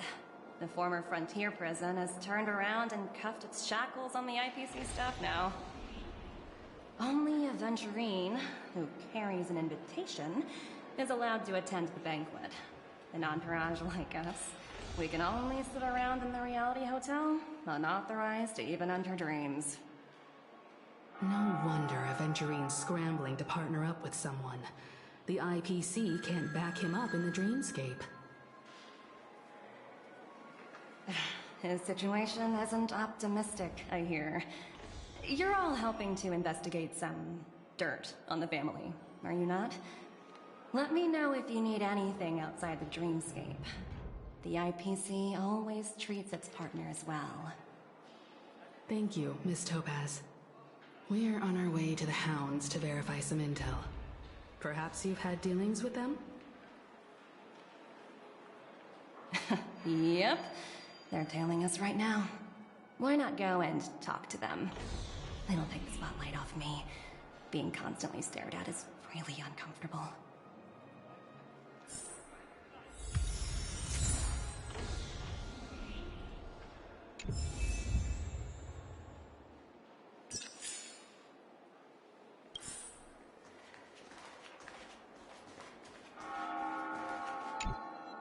We're carrying out our captain's orders. What do you want? We made a mistake last time, and we're working hard to rectify it now. We don't have time for anything else. Surveilling the IPC executive Topaz, ensuring that she stays put at the Reverie Hotel during her time on Penacony. So that's it. They were the pair who were after Firefly at the time.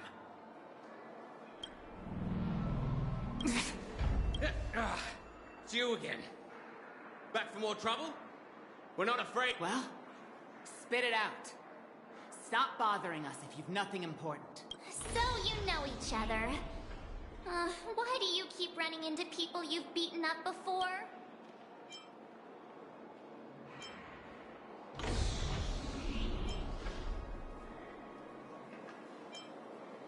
That's right. We're investigating a murder for the family. Can we speak to your captain about the case? Well... Hey! The security officer instructed everyone to shut their traps before he returned from Dream's Edge. What murder? You'd better stop spouting nonsense. Yeah, that's right. We have nothing to report. Please leave. Looks like they're not going to cooperate. But they did at least tell us that the captain is at Dream's Edge. Why don't we just look for the security officer then? It's probably Gallagher, the one he mentioned, right?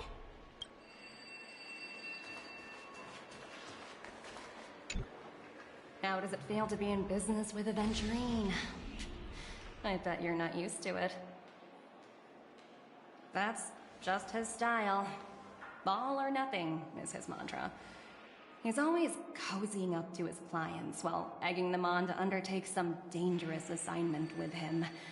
But everyone has their merits, so I won't comment further. But Aventurine's luck has always been good. He's always closed all his cases without a hitch, and basically never lost a gamble. Which is why, on the issue of retaking Penacony, I'm watching with keen interest.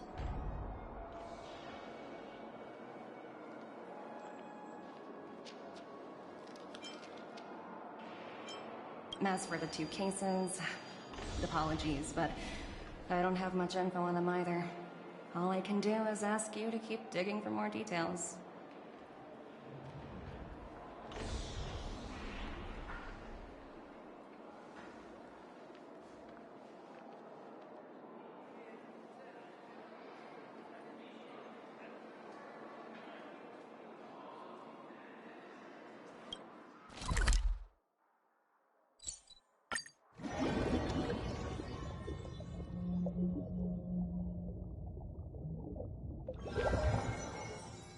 Such tight security. I bet they're stumped by the case as well. Gallagher. Apologies. The Bloodhound family is running an investigation up ahead. No unauthorized personnel allowed. Hold on a minute.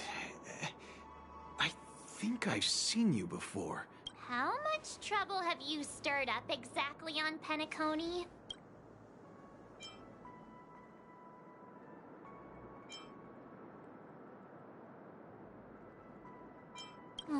You think you look alike? Wait, are you... Not possible.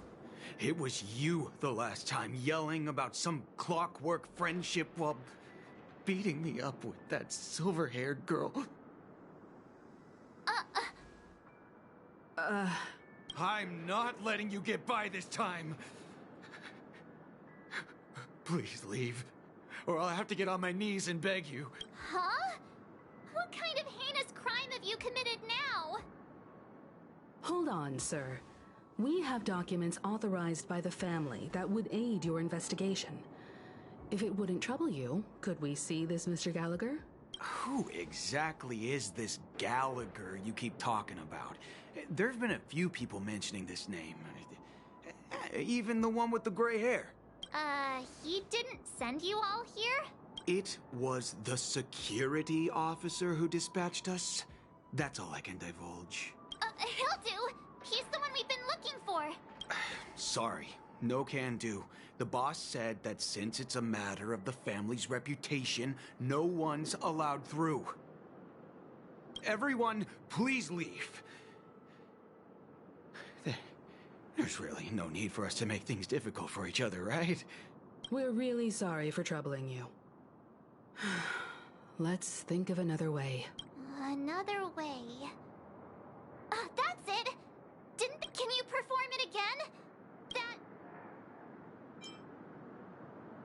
It's not bad if we're resolving a misunderstanding. Please? Sorry, no can do. Everyone, please leave.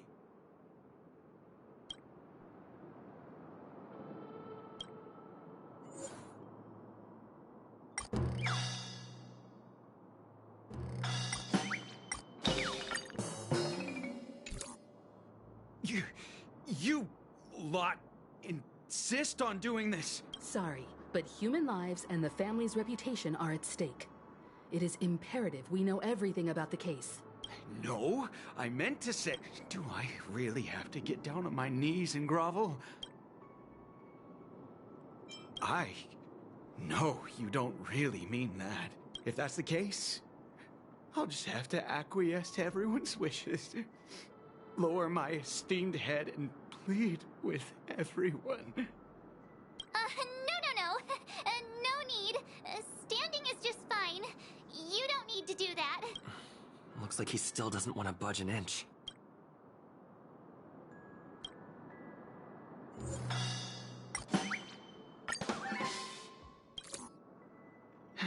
Let me see what time it is now. Whoa! It's this time already. Time to clock out. And no one's gonna stop me.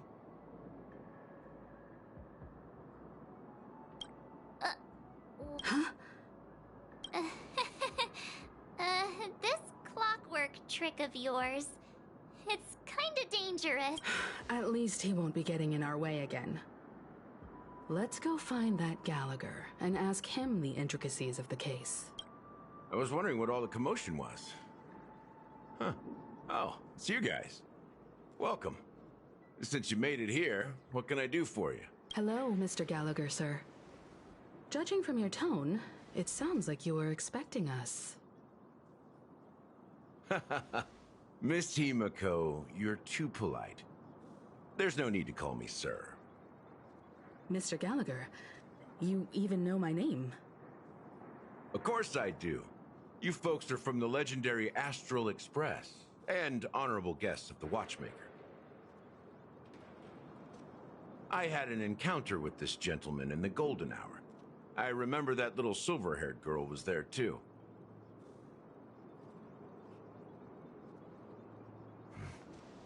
I'm sorry for what happened to that kid.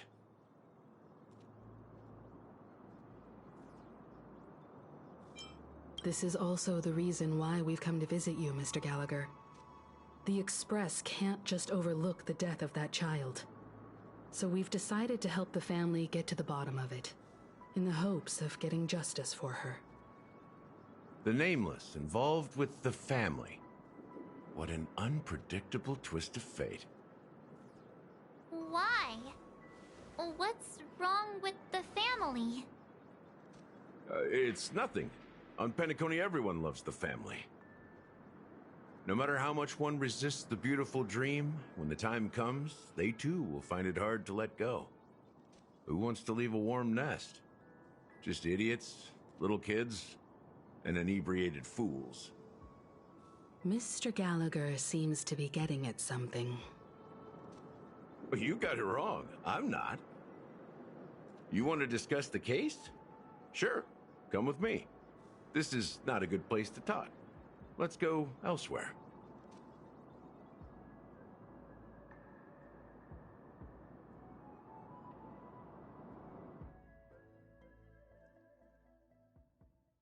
Even after that chilling tragedy, this dream is still running effortlessly. Other than the family of the Harmony, it's hard to imagine any other power in the universe that could sustain a building of such magnitude. The family itself is a huge, perfect building. Like a living idol. Each member of the family sees themselves as a piece of the divine puzzle, revolving around a singular core and a shared ideal. Under their command, they loyally fulfill their roles, offering themselves while also receiving sustenance in return. Interesting analogy. Perhaps that's why Penacony's beautiful dream has persisted for so long. But the human body has its limits, and so does the divine's. That doesn't sound like the kind of comment a Galaxy Ranger would make. Just pointing out the facts. Mr. Yang will definitely have a better sense of what's going on than I do. Why do you say that, Miss Acheron? The beautiful dream is crumbling. But not because of a particular eon, a particular faction, or a particular visitor. Its collapse stems from a certain inevitability of human nature. The family refuses to acknowledge this, and it has ultimately backfired and become a catalyst. As people immerse their souls in the dreamscape, where consequences and pain cease to exist, and only ease and pleasure prevail, they draw closer and closer to necrosis. Regardless of the perceived bliss, death looms as the inevitable conclusion. Also, this necrosis will diffuse and spread. One piece of the puzzle's mutation will eventually cause the entire building to shake, break, and crumble. In the end, the dreams that people built in the name of freedom became the cage that imprisoned them. I'm sure you've gained a lot from this trip, Miss Acheron. Are you willing to share your findings with me? Of course. That's if I remember.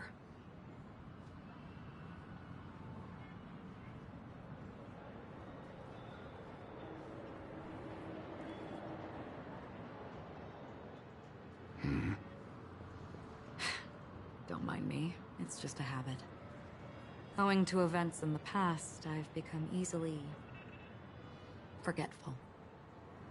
It's only when this sword is unsheathed that those hazy memories start to become clearer. Take your time.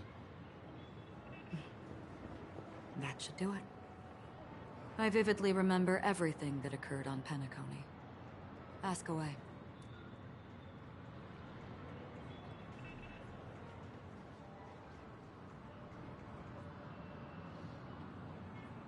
The moment of daybreak. I've heard that's where the Dawn Factory, which processes the foundation of the dreamscape, is located. Behind the dreamscape song and dance stand many imagination factories. Workers create all kinds of whimsical works day in and day out in their dreams. Then they return to reality and sleep on a narrow bed in a room. A far cry from luxury. They say it will suffice. Experiencing the bizarre and motley dreamscape is the best reward. There I encountered a young woman who had just come of age. The perfect time to indulge in beautiful dreams. Her greatest wish was to one day move to the golden hour and see the magnificent garments she had woven with her own hands. For certain reasons, her wish was difficult to fulfill. But I managed to bring her a garment.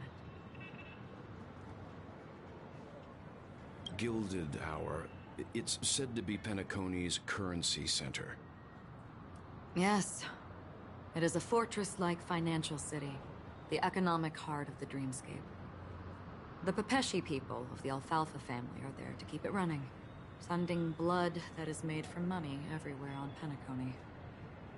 Everyone there is exquisitely dressed and always in a hurry. The greatest wish of the local Pepeshi people is for their future generations to work in the Gilded Hour. I've never met anyone who is willing to talk.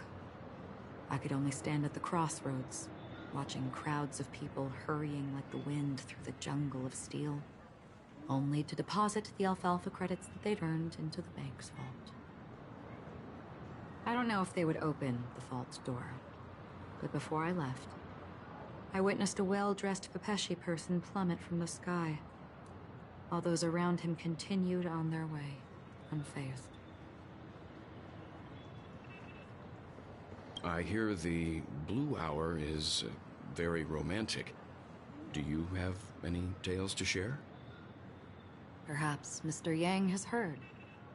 There is a large boat called the Eventide, anchored along the Sea of Dreams, where soft music and dancing persist endlessly every night.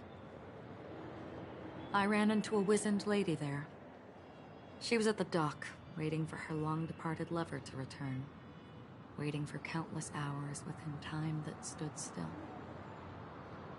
In the humid sea breeze, she spoke of her own youth. Like many who desired wealth and love, they came to Penacony to pursue their dreams. Alas, her lover's consciousness was lost in the dark depths of the Sea of Dreams. Finally, she suggested we continue our conversation on a boat in the shallows. I agreed and boarded the boat with her. But she never said anything. Her eyes absent-mindedly gazing at the horizon for what seemed like forever. Finally, we retreated to the beach.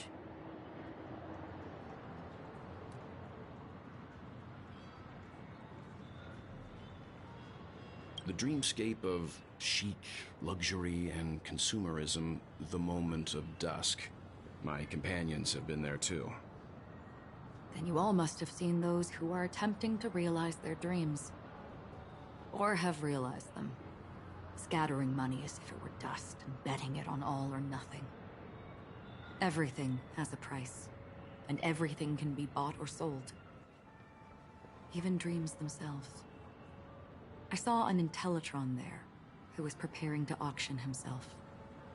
When someone wins a bid under stipulated periods and rules, he would do the buyer's every bidding, becoming that person's very possession. That Intellitron had been auctioned off 12 times, and I participated in his 13th. That was the grandest banquet I had ever attended. But never again did anyone cast another glance at him. This time around, there were no successful bids for him. This is what I've seen and heard along the way. Someone once said to me, Penacony wasn't like this a long time ago, nor should it be. I've traveled through the reality and dreamscape of the planet of festivities, watched the tides of night rise and fall when time stopped for people, where the spirits of the rich and impoverished remain forever fixed on their own scales. This is why I think the collapse of the beautiful dream is inevitable. There might be a way to change everything. Perhaps. But if this is indeed the world that people desire, if this is precisely why life chooses to slumber, should we still seek to change it?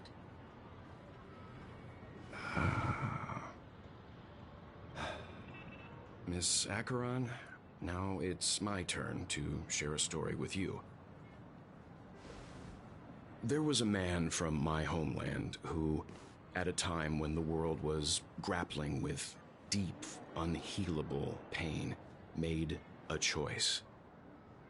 He wove together the dreams of everyone in the world, linking people's dreamscapes, and shouldered this burden himself.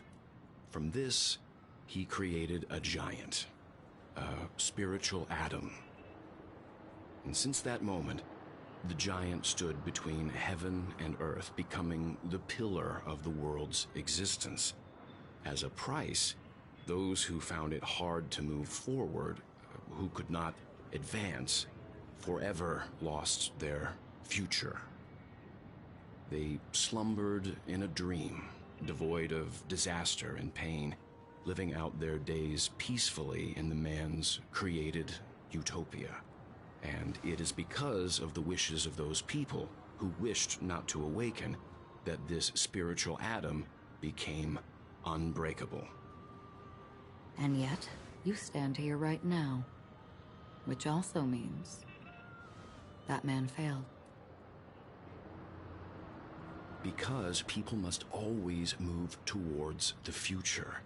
Even if human weaknesses make them pause when they truly cannot move forward, humanity will eventually seek a way to save itself. And that man, he was never a failure. Like everyone in that world, he etched the possibilities of human nature into his heart. He was the sun chaser of legend, soaring towards the sky and embracing his final victory with his fall. He ascended to heights uncharted, only to come face to face with the sun, a place not visited by anyone before. His wings would melt because of it, only for him to fall into the sea. And after that, countless others would surpass him, soaring to even greater heights. A fitting metaphor for the Nameless's trailblazing spirit. Thank you, Mr. Yang. I know what you wish to confirm. The universe has innumerable similar, yet different worlds. In these worlds, there are innumerable people who look alike, yet don't. I, too, have embarked on journeys, encountering old friends with familiar faces on different worlds, witnessing their destinies follow paths similar to mine. So I will tell you.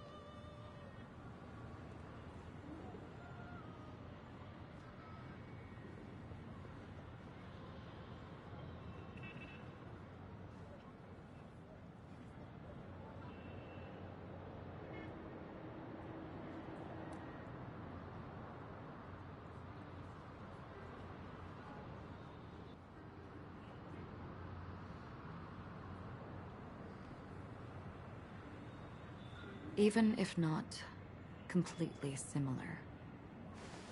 The story you just told. It overlaps with my past. And within that abyssal dream, I ended that man's life. Alone.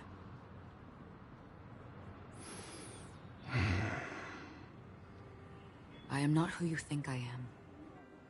Nor will my home be as fortunate as your world. I am sorry. It's fine. I don't mind, so long as I can alleviate your suspicions. There's something I still wish to know, Miss Acheron. Under that representation of the hunt, exactly what sort of power is it that has motivated your solitary journey thus far? Mr. Yang, before answering that question, I wish to continue the previous topic.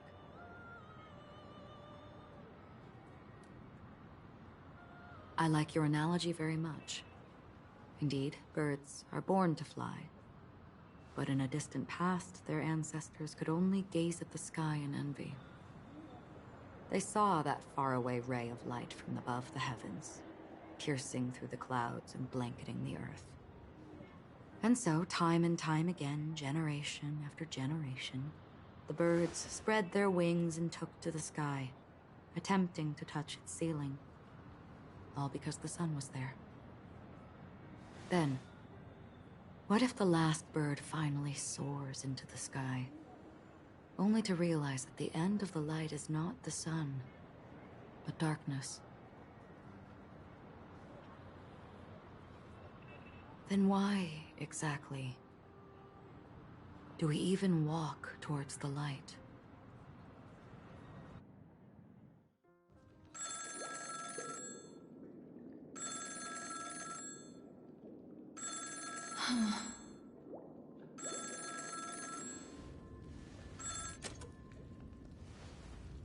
Long time no see.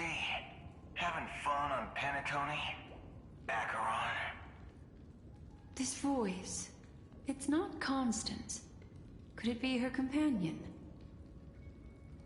Though I don't know exactly what you are, or what you're up to, my bullets will find you. Until then, you best find a casket store on Penacony and ask the owner to reserve a good quality casket for you, imposter. Imposter? I see. She gave my whereabouts to someone who's tracking Acheron too. Who are you? Huh? Did I make a mistake? Who the fudge are you? I'm the Garden of Recollection's memo keeper. Not bad. This is the kind of tough challenge I like. You that imposter's bodyguard? Never mind. It's fine. I'll leave a round for you. So get that forehead clean and wait for me. I don't know what you're talking about, but you know Acheron, the Galaxy Ranger, yes? I have something to ask you. Are you asking me to write your will? Sure. Go ahead. Not quite. I only want to ask, how exactly did she become a Galaxy Ranger? She's clearly not a pathstrider of the hunt, but you are, aren't you? Tell me, what's Acheron's deal? Sure. Never thought I'd come across an ally. Fudge, what a stroke of luck. Well, I'll be on Penacony soon. Memo keeper, go buy a bottle of Donna's White Oak and warm it up. And I'll raise a glass to you. That lady's passed. Well, nobody knows. But if all you want is a simple answer, sure, You best get a chair and take a seat. That woman, named Acheron, is an emanator who should not exist.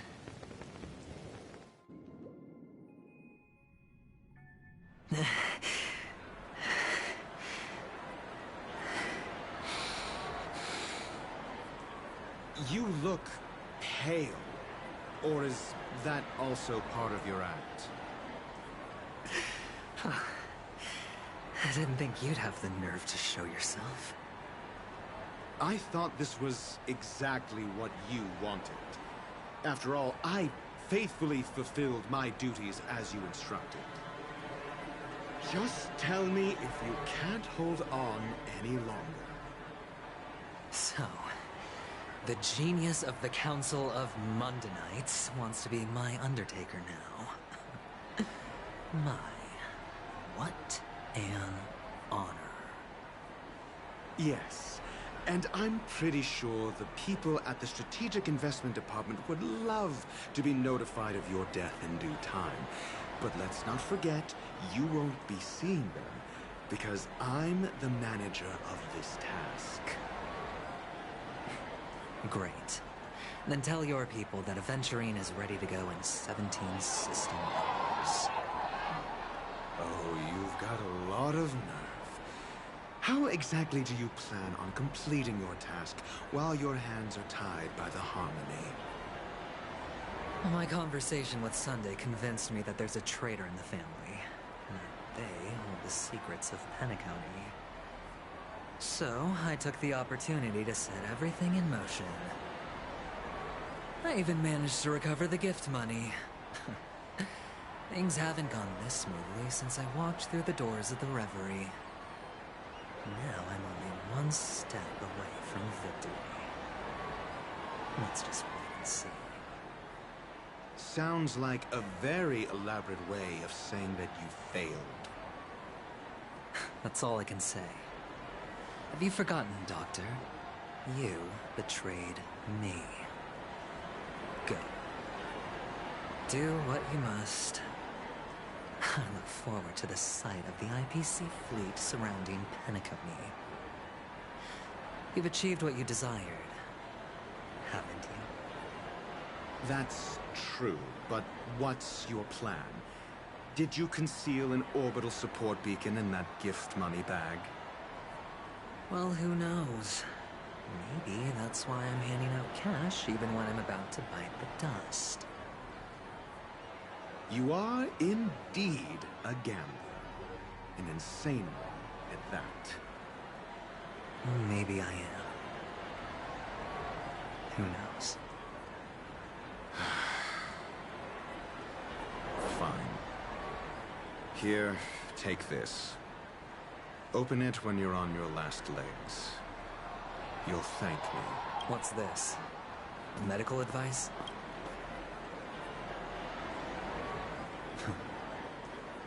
You catch on pretty fast, Doctor.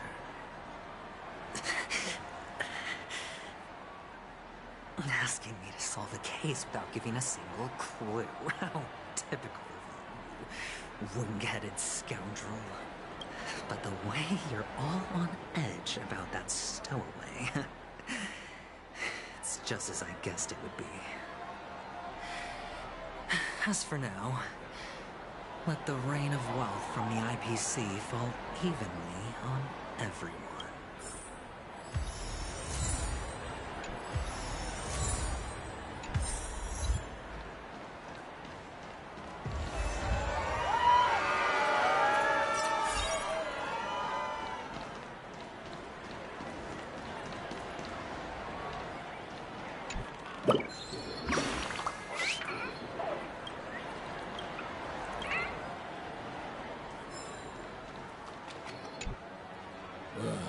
The world has truly lost its way. Gee, wait. I get it now. This is some sort of prank show, right? You must have some cameras set up around here to film yourself doing good deeds, right? You youngsters are always looking for a quick way to get an audience. But you know what? A truly great show never comes easy. A great show will start soon, old man. But before that, I need to ask you something. Do you know where I can find death in this dream? Ah, I see. Another fearless youngster looking for death. Oh, well, let me give you a piece of advice. Don't think you're the first one who's ever thought of that idea. Death? Not even remotely innovative. I bought it from Dr. Edward. He claimed it was some exclusive fancy-schmancy stuff. What a disappointment. The effects are awful. First, some monster covered in eyes stabs you in the gut. And then all you see are blurry glimpses of buildings and lights. The sky was spinning so fast it almost made me puke. Is that all? Yeah, what else can you expect? Don't put too much stock in the Penacony movie industry. They even call this junk groundbreaking art. Can you believe it? What a joke. Well, I'll leave you be then. I hope you have a wonderful day. A monster covered in eyes. That sounds like the Memory Zone meme. I can feel something inside. Is the harmony starting to kick in? Would you be willing to support my performance? And keep the Song of Beauty alive in the cosmos? Wow, how fabulous! But why would you give such a wonderful gift to a random stranger like me? Well, you see, I can't bear to see anyone in this suite. That's incredibly kind of you. Thank you so much, sir. If you ever get the chance, please, feel free to come by and indulge in my singing. Sure thing. Oh, by the way, do you happen to know anything interesting about death? Death? That's a pretty scary topic, and it doesn't really match the mood of this sweet dream. Oh, you see, I'm a tabloid reporter collecting ghost stories in Penacony. As you know, the more chilling the stories, the more attention they get. Maybe you could help me out. Well, if you're up for some gossip, it's not about death, but there have been some rumors about a guest at the reality hotel who fell into a deep sleep and didn't wake up. It was like they were in some sort of coma. Nobody knows what caused it, but luckily the customer eventually regained consciousness. Well, all customers are under the protection of the family, after all. Thank you. This will make for a very juicy headline. May Shibe protect us. Unexplained coma. That's actually what happens to your body if your brain dies in a dream. But unfortunately, the customer ended up waking up in the end.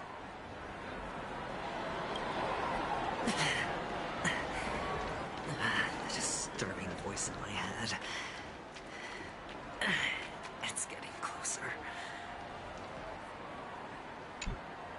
A sip of liquor.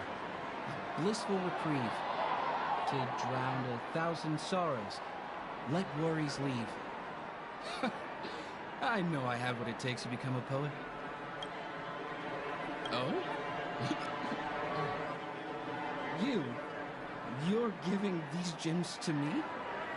Didn't expect to meet such a generous soul in this. Or are you just pitying me? Well, it really doesn't matter. As long as I have Soul Glad, that's enough. This is just a dream after all. You really shouldn't drink so much Soul Glad, my friend. It's not good for your health. Oh.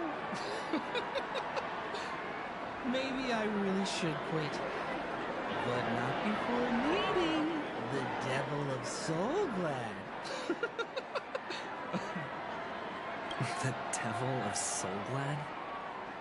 Care to elaborate?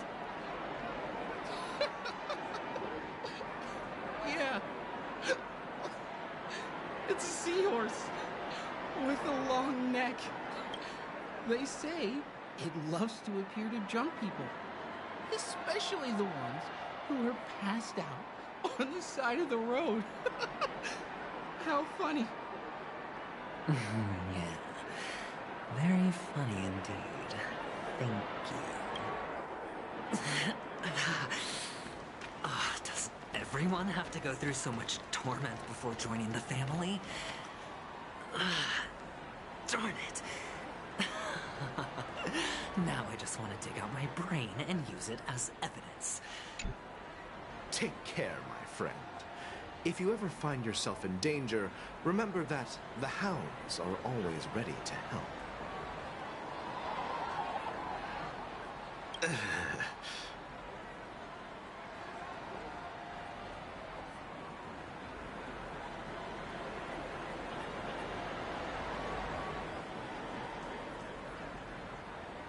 You don't look good, my friend.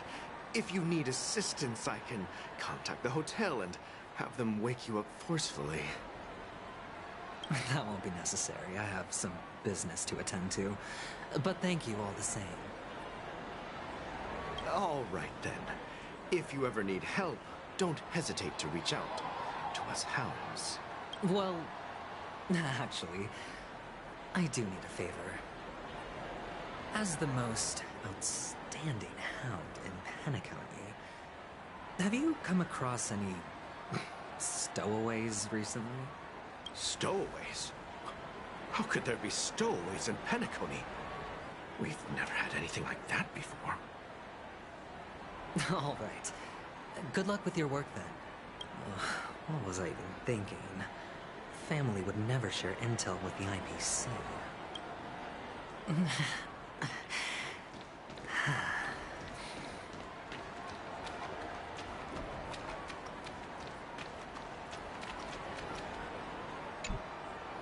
You want to talk to me? Sure, but nothing too sensitive, okay? Huh. Wealthy people have fancy ways to enjoy this dream. But to be honest, I've never seen anyone who gives out money to others like you.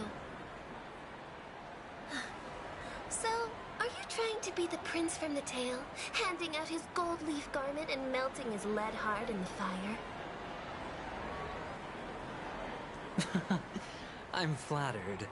I'm no prince, and I just thought these gems would help you speak. So, as an investigative reporter, maybe you've heard something about death? Ah, another curious soul. I see. Well, that was actually the topic I was most into when I entered the industry. But my boss shut it down.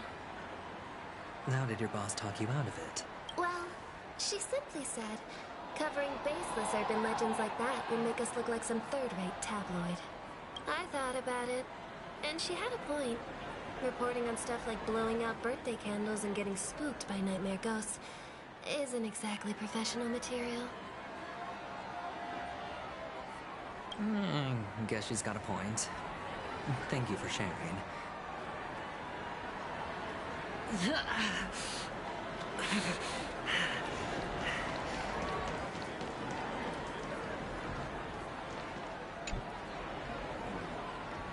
Were you wanting to talk to me?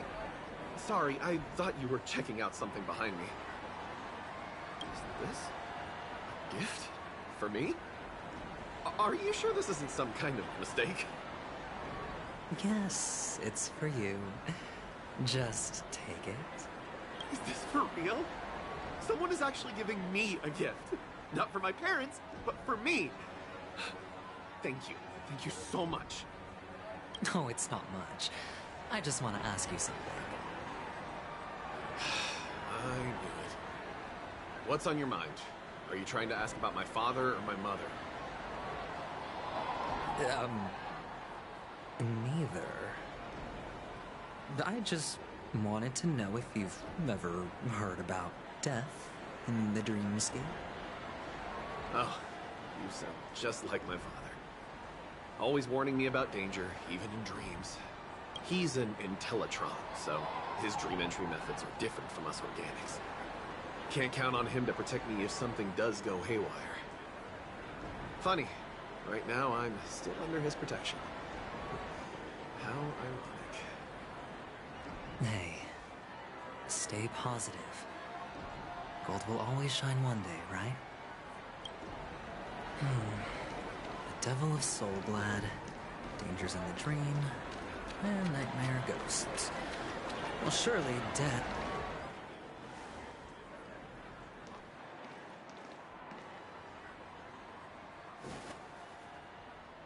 Remember what I said. You Sigonians are better off hiding in the sewers. Look at you, snooping around and sticking your nose everywhere. Is the smell of death so enticing, my fine fellow?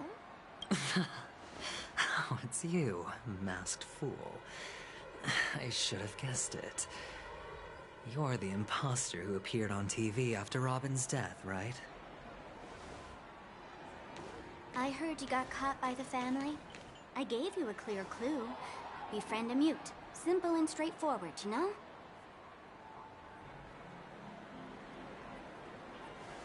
And what did you do? You messed it up and ended up as their prisoner. I told you to make friends with a mute, not become one yourself. You really let me down. What do you mean? You know better than I do. Who watched the little songbird that couldn't sing perish right before their eyes? You did, Blondie. No, I mean... What did you mean by becoming one myself? Well, it means you'll soon end up like her, unable to speak ever again. But it's a good thing if you ask me, because... Because I'm getting closer to the truth, right? Oh? Why else do you think I'm handing out cheap trinkets all over the streets, fool? All part of the act. Fool's bait. The more pathetic I seem, the more likely you'll come sniffing around. So, now that I've drawn you out, will you reward me with an answer for my efforts? Why should I help you? Don't you want to see Penacony descend into... chaos? Well, I can make that happen. I just need an answer to one question. Back then, when you asked me to find a mute, did you really mean Robin?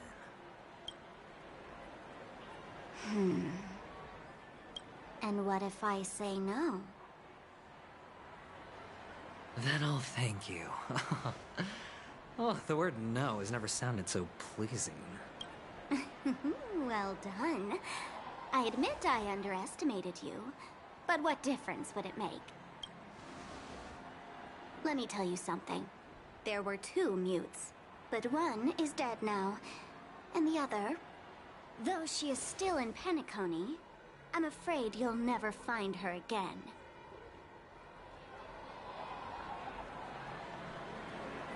Now I'm completely sure that I was on the right track from the beginning and never strayed, fool. Right now, there are only 2 things missing from my grasp. The meaning behind the truth, and the means to expose it. How impressive. That's quite a fancy way of saying I haven't learned anything so far. Not exactly. I've gathered enough clues to prove its existence, and that's enough for me. As for the answers to my questions, I'll find them within 16 system hours. Oh, really? Only 16 system hours? Well, let me lend you a hand. Here you go. This is my precious, mutually assured distraction button, and I have one just like it. When either of us presses it, The other and the whole of Penacony will go up in smoke. If you're really so desperate for the IPC to take over Penacony, blowing up the chessboard isn't a bad idea. Start from scratch. That's where the IPC excels, right?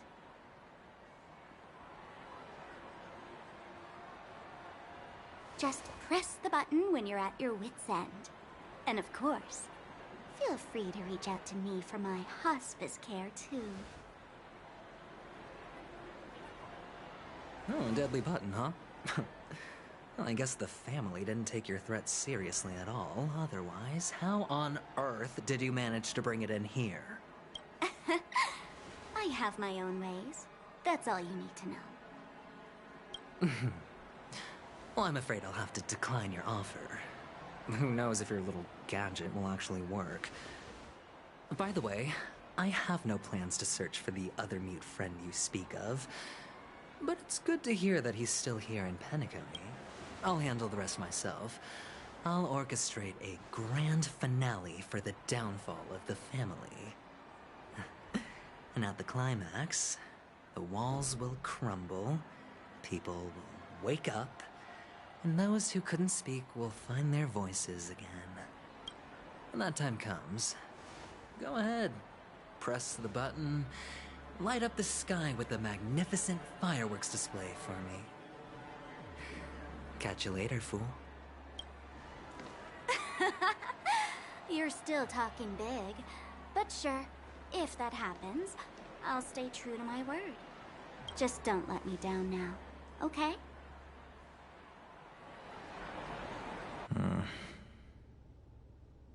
So, number 35. You're back. Like your new lucky charm?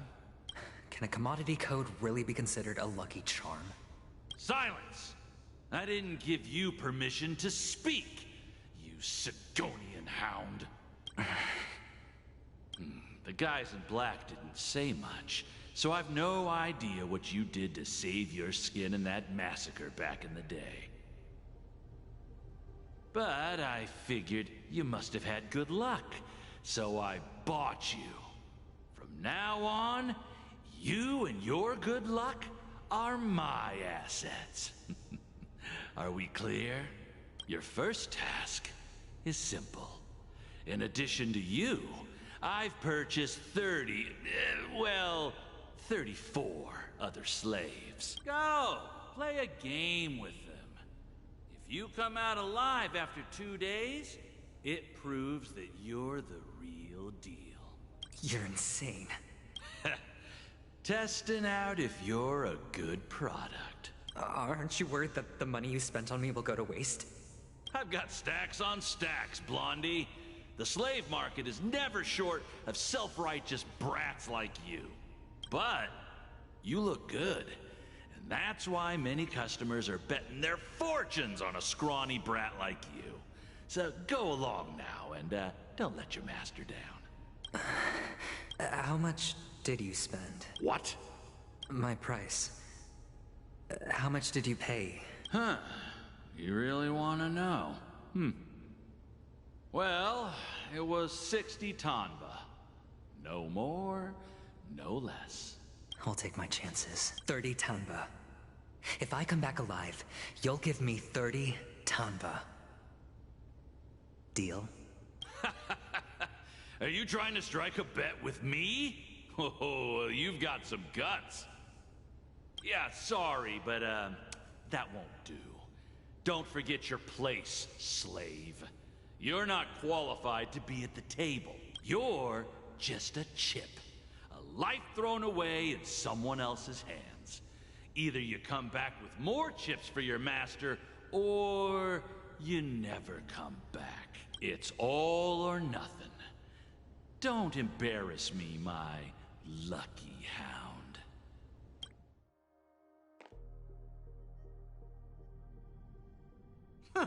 What brings you here, Gallagher?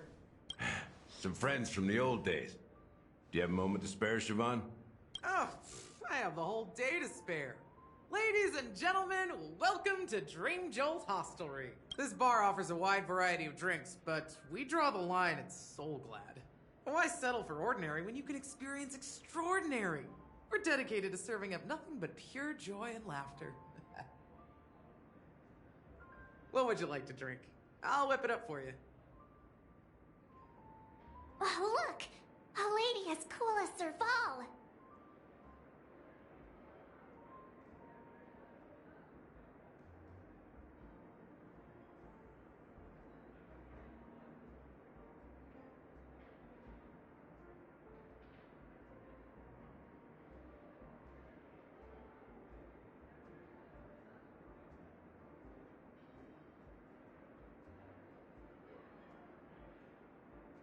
Who's Serval? Will you, introduce me to her? Huh? Oops. She's hurt. Just spare them, my esteemed bartender. I'll take over the bar today. I'm getting up there in age, and I need some practice before I forget the skills that used to put food on my table. Where did you stash the ingredients? They're all under the counter. Since our guests have traveled from afar, shouldn't you whip up some special drinks? That's exactly what I had in mind. Hey, my friends, do me a favor. Go around the bar and bring me any ingredients you fancy. The discussion might take quite some time. So I'll prepare some customized, non-alcoholic drinks for you. In the bar? But aren't all the ingredients right there on the counter? Why, we're in a dream, my lovely lady. You can help yourself to anything if you wish for it. Comfort, hunger, confusion, or even boredom. It's all within reach, right at your fingertips. Oh, did you hear that? She just called me my lovely lady. Even in reality, mixing drinks is more than just throwing ingredients together. A bartender needs to capture the bar's atmosphere, master technique, and spin a tale of mystery and anticipation. Only then can a perfect drink crafted with a customer's life story be created. In other words, what you get from your drink is down to luck, so don't overthink it. Indecisiveness has no place when it comes to enjoyment.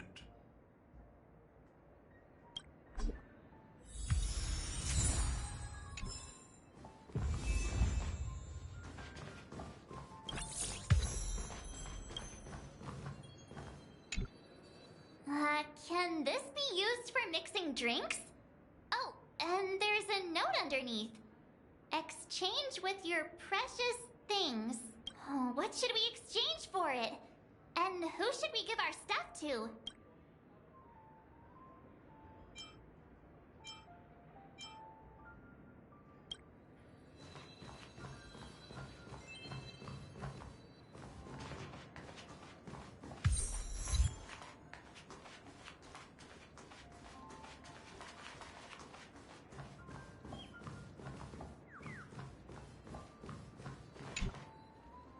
Check out this bottle! The liquid inside looks beautiful. And the label reads... Dream syrup. Thick. I don't see an expiration date. But the production date is half an amber era. Ugh, drinking this stuff can't lead to anything good. That's for sure. Ugh, the syrup is turned clumpy. I definitely don't want to drink this, even if it's not expired. Did you find the bottle of syrup I've been hoarding? Don't worry, it's all just a dream, and it won't upset your stomach. It's been aging for years and should have a refined taste by now. Feel free to have some. It's perfect for entertaining lovely guests like you. Ugh, then we'll keep it for now.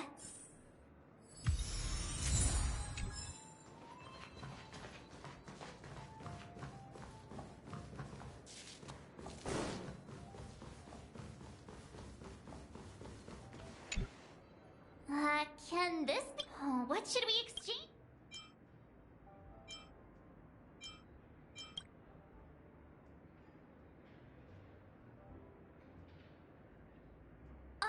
Whoa!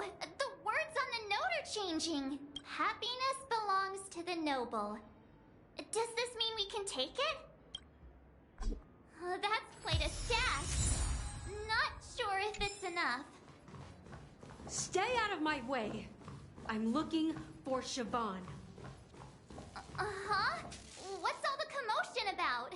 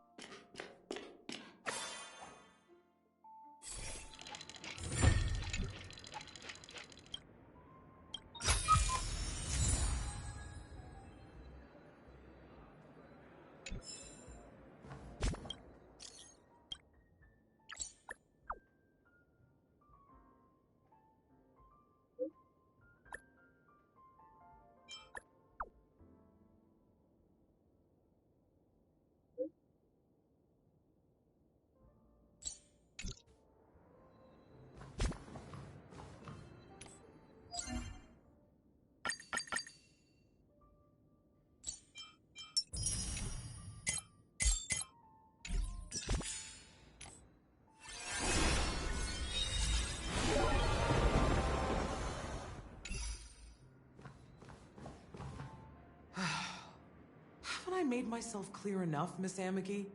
The Dream Jolt hostelry only welcomes guests who want to enjoy a drink to their heart's content. I'm sorry, but I'm not interested in your proposal. But you have the talent. You'll attract a huge audience. You're destined for the Iris' stage, not for this rundown shack. Come with me. We'll become the talk of Penacony, a shining light into every corner of the dreamscape. Please, Siobhan, I really need you. As you see, I'm entertaining my guests. Don't make me repeat myself. Fine. If you don't come along, I'll just sit here and not go anywhere else. Give me a sparkling drink. Sweet. With extra ice.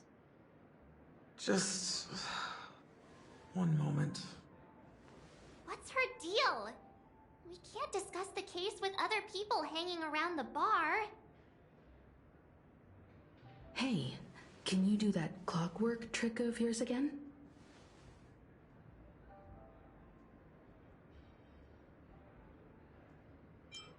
Time is running out. We need to hurry. Yeah, I'm counting on you.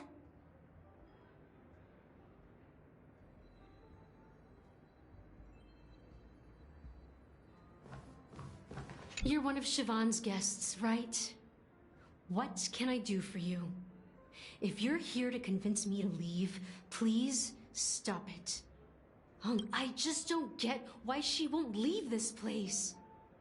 This rundown shack with no customers whatsoever.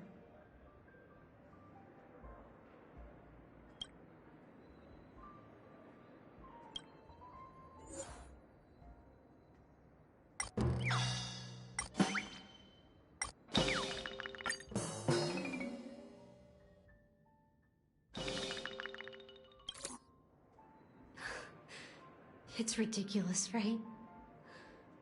Our paths were never meant to cross, yet I'm too timid and shy, longing to shine but afraid of stepping into the spotlight.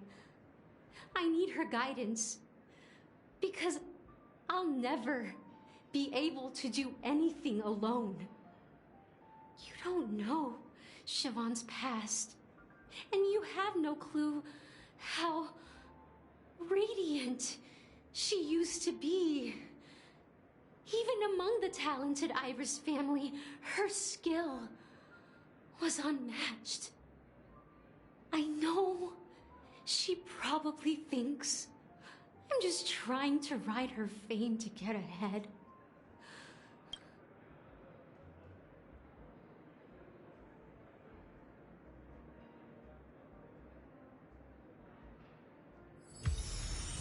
She's still not leaving. Maybe I'll have to try again. I just don't get why she...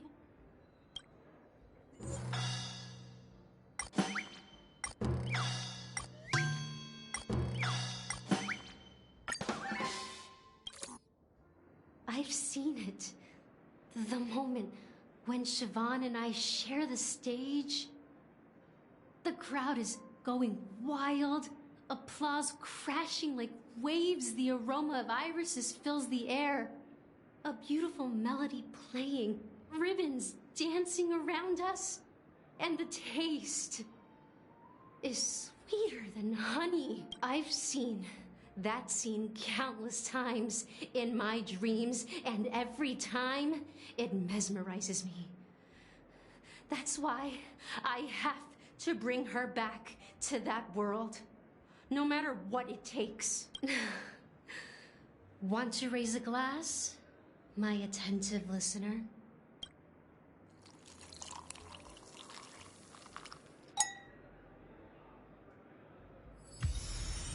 She's still not leaving. I just don't get why...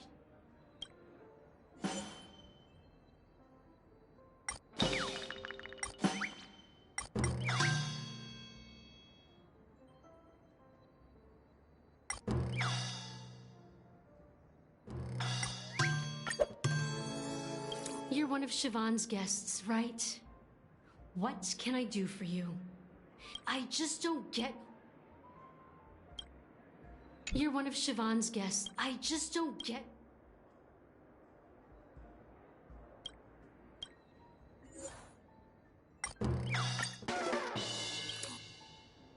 Those darn Iris jerks! They're the ones who forced Siobhan into hiding here, running this pesky bar. It's all their dirty scheming. I get it now. She's not leaving because she doesn't want to run into them again. I can help clear the way for her. I can do her a favor.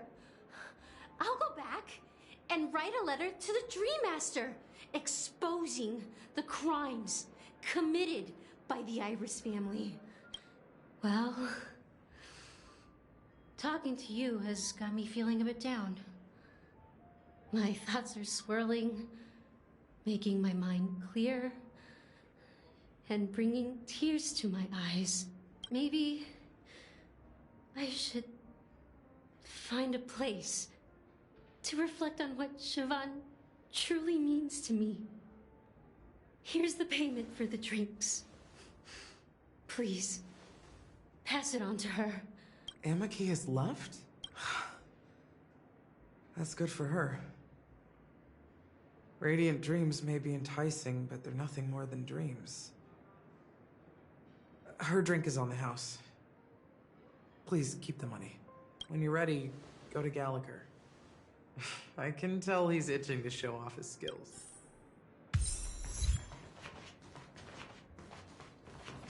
That being said, mixing a drink is way simpler than you to so go ahead. Explore the bar and bring me any ingredients you prefer. Nice work. Let me take a look. You found some interesting ingredients there.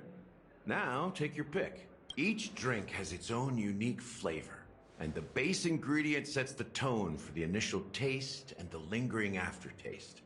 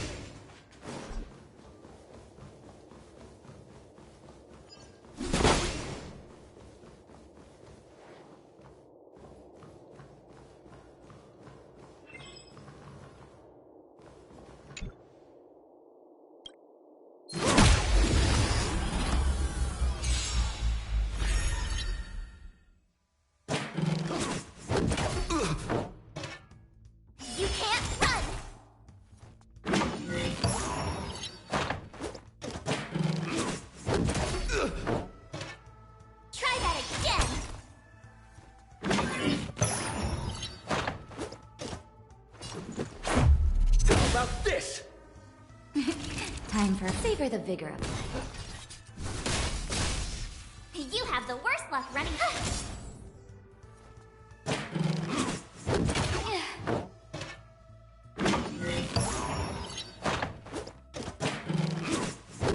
It'll take more than that. Let's go.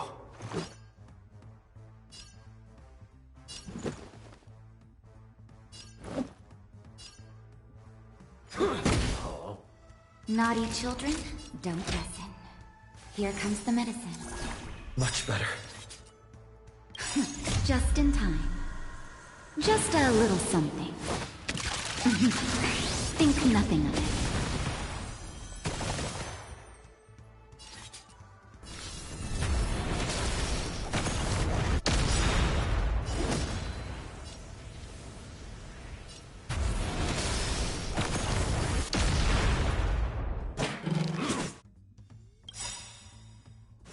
But I'm a doctor.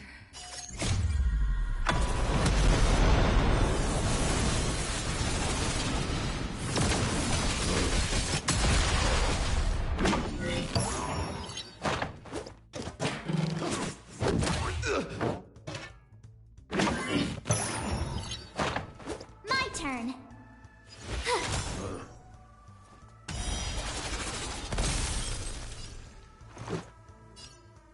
Batter up.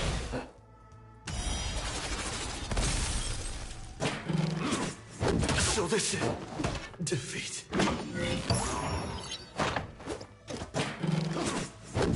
Go away!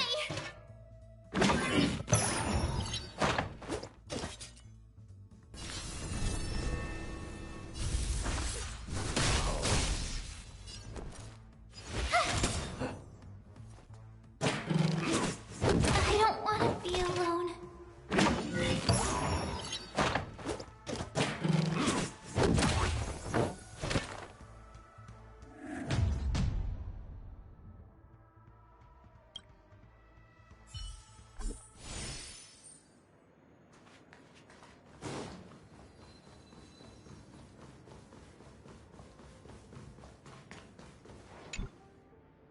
Hey, look at all these chips scattered everywhere. A few days ago, an actor from the Iris family came. Caused a ruckus with Siobhan. Those chips must have gotten scattered during all the chaos. That's a clever metaphor. That being said, opening a bar in this place, filled with monsters, is quite a feat. Siobhan must have a lot of tricks up her sleeve, right? You'll have to ask her yourself to find out. But I have a feeling she won't budge unless you impress her with an incredible drink.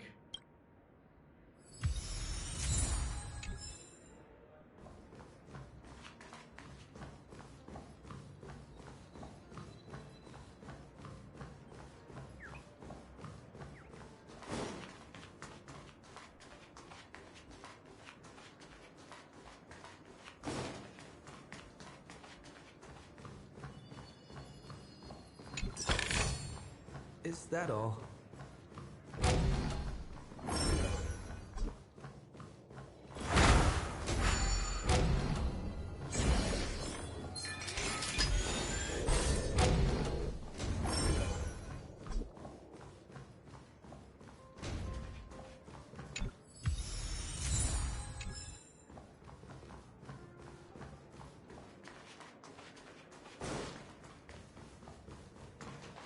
And let me tell you, don't underestimate the bartenders of Penacony, especially not Gallagher. This guy is pure magic. He can satisfy even the pickiest of customers. Don't go easy on this old man. Give him a real challenge.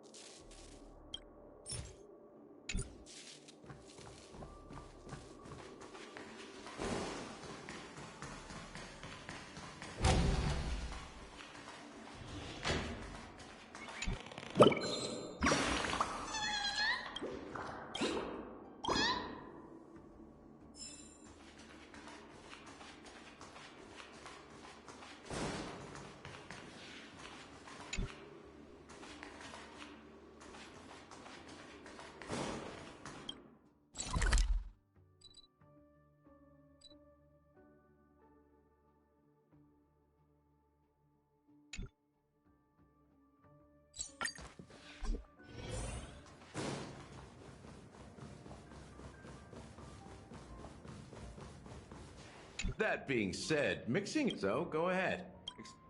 Nice work. Let me take a look. You found some interest. Each drink has its own unique flavor.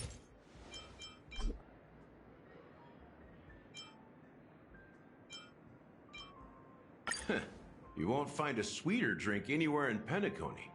And that's what today's dream seekers crave. Now that you've chosen the base, it's time to pick the adjunct. The ingredient that'll create a marvelous chemical reaction with the base. It should give...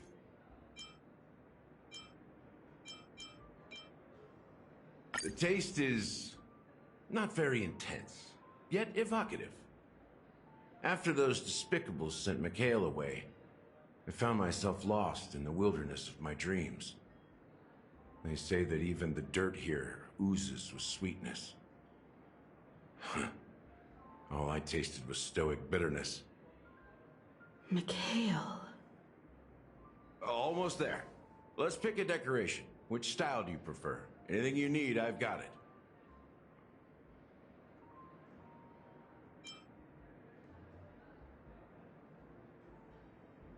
A symbol of bravery and dauntlessness. May you break free from your shackles just like he did. Well, it's done. Here's to you, dreamer, with this glass of the premature burial. To bringing time to a standstill. Well done, Gallagher. You're not over the hill yet. So are you satisfied? Oh, the flavors! They're way more sophisticated than Soul Glad. The richness and layers of these flavors are a masterpiece, especially with the adjuncts. I can taste the spicy and sour notes with a hint of sweetness. I'm not entirely sure what it all means. Maybe Mr. Gallagher can shed some light on it. Well, if you're expecting a profound answer, I'm afraid I'll disappoint you. The imagery it implies is pretty straightforward. It's just a glimpse of what this dream truly tastes like. Nothing more. Does this true taste have anything to do with that Mikhail? Yeah, that name does sound familiar. When you got knocked out by that masked fool girl, I think I heard someone calling that name. I was right about you. You guys seem to know quite a bit. And now there's no reason to hide anything from you anymore. Let's dig deeper into the case. And of course, I'll tell you a story about Mikhail. All right, let's start with what we know based on the clues the family has. It seems that Firefly isn't a local or an invited guest. In other words, she's a stowaway. She managed to fool me at first. My age must be getting the best of me. But here on the planet of festivities, stowaways are a common sight. You're bound to run into one sooner or later. After the incident, the hounds wasted no time searching for that girl in both the dreamscape and reality. But here's the thing. We only received bad news. And the trickiest kind at that. She simply vanished, leaving no trace in the dreamscape or reality. As if she had never come to Penacony at all. Huh? Does that mean... That's impossible. The problem now is not that she's dead, but that it's as if she had never existed in the first place. Let me be frank. This case, actually, is unlike anything the Bloodhound family has dealt with before. Dealt with before? So, death does happen in Penacony, if I understand correctly. You've witnessed it, so there's no need to hide. Even the shiniest city has its dark side. We're all adults here. Surely I don't need to explain too much to you. Confronting the family based on that alone would be naive.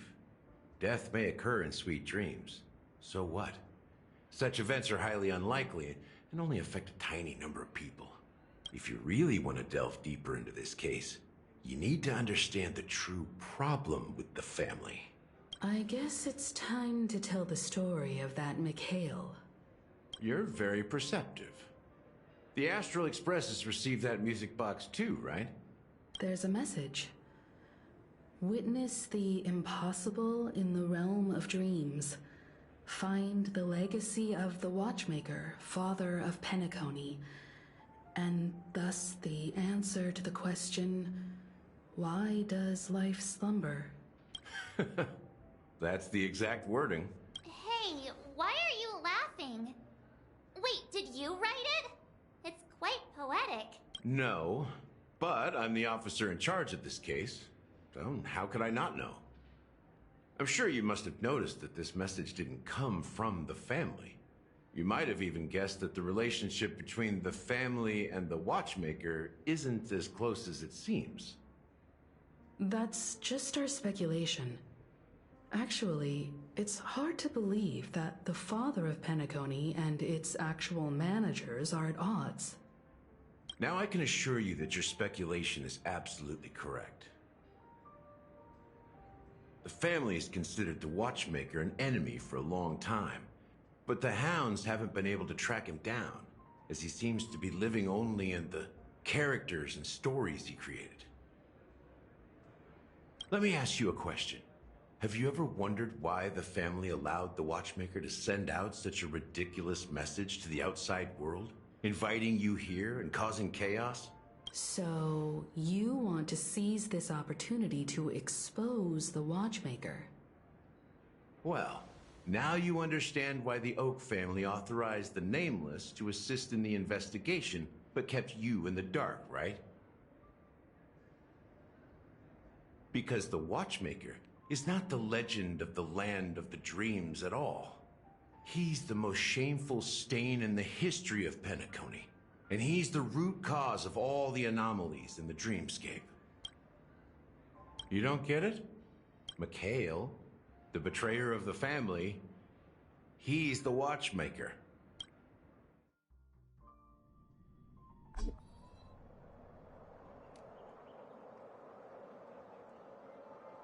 Here we are, Clock Studios theme park, the most popular entertainment center in Penacony. Wait, aren't we supposed to be discussing the Watchmaker? I would have expected you to take us to maybe a library or an archive room of sorts. But an amusement park? The culture of a city reflects its history in the most authentic way. To you, it's a fun place. But to me, it's a prison for the planet's past. You know that Penacony used to be the IPC's prison planet, right? All the prisoners were brought here, helping the Garden of Recollection salvage the leaking memoria from the macrovoid.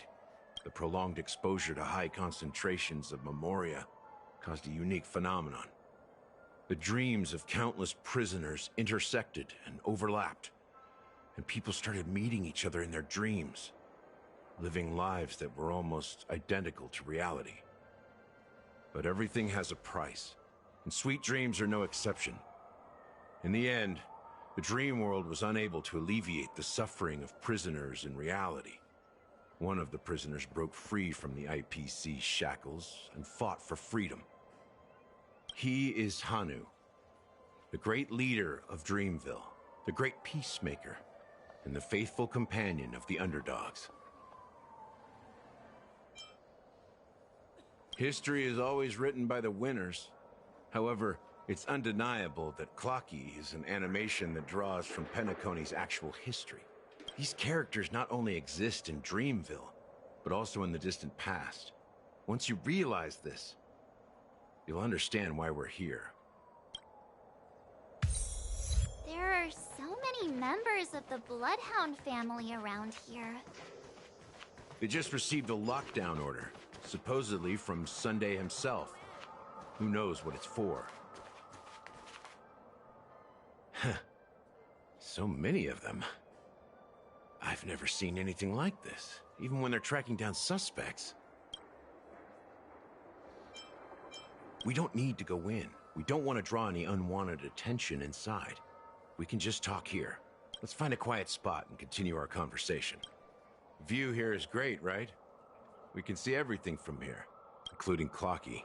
If all the characters in the animation are based on characters in reality, then Clocky's counterpart is definitely the Watchmaker. In the animation, He's Hanu's partner and one of the founders of Dreamville. Does that mean the Watchmaker was personally involved in that war and sided with Asdana? It was a monumental war for freedom. Hanunu fought alongside a motley crew of masked fools, nameless, history fictionologists, mourning actors, omen vanguards, even visitors from beyond the sky. In the end, they emerged victorious. Among them was the person who would eventually be known as the Watchmaker. But if you do the math, doesn't that mean the Watchmaker was around for several centuries? I'm not sure, but Mikhail was already the Watchmaker when I met him, so maybe he inherited the title. How old are you now, Mr. Officer? I'm 13. No way. Not even close. Hanunu freed the frontier prison, but peace still eluded him. With limited resources, threats from the outside world, and internal conflicts between major prison districts, the future of Asdana was uncertain. It wasn't until the Watchmaker approached the family with the idea of turning the prison into the planet of festivities that Penacony finally gained its name and glory. Thus, he became known as the Father of Penacony. But didn't you say the Watchmaker betrayed the family? And you said you were his companion, so that means you... No. I'm not his companion, but rather one of his many children. But I am indeed a traitor. Not to the family, but to Mikhail. What did you do? I did nothing. And that's the worst betrayal of all. Just like you, I had close companions. We dedicated ourselves to Penacony. But the Oak family, they set us up. Mikhail was too old to protect his children anymore. So we left the family to find our own path. We were branded traitors of the Harmony, even though the true traitors were someone else. While they continue to praise the Watchmaker's name in the world, behind closed doors, they condemn him on a pillar of shame. Nevertheless, we wanted to clear his name. We intended to find the real traitor, the one responsible for all this, and restore harmony to Penacony. But we failed. Too much time had passed, and the land of the dreams had become deeply corrupted. After countless fruitless pursuits, I gave up. Like a lost dog. The family accepted me and made me an officer, supposedly as a form of forgiveness. But it was actually a punishment. Since then, I've been completely cut off from my partners and my past. As for Mikhail, I heard he died in obscurity, in a place where no one could find him. That's when I realized that the Penacony I once knew would never return. We're truly sorry for what happened. But this is not the end of the story, right? Apparently, someone has inherited the title of the Watchmaker and has been secretly working against the family all this time. Unfortunately, after all these years, I have no idea who that person is, or if they're even real. Or just Mikhail's lost soul haunting the dreams. So, do you understand why I'm spilling all this info? Because I believe the girl's death must be connected to the Watchmaker's legacy. And at the end of all these mysteries, we will find the answers we are seeking. If it really is Mikhail's ghost, I want to meet him. If only for the last time. For those who despise me could form a line from here all the way to the entrance of the hotel. but those willing to look me in the eye and hear me out? Let's just say, there won't be many. I've told you all I know is a sign of gratitude. Thank you for listening to this old dog. Bark and all. Something just happened at the theme park. Now if you'll excuse me, good luck to all of you. How ironic. What's so different between the stowaways projected by Penacony today and the dream seekers once hailed as pioneers several amber eras ago?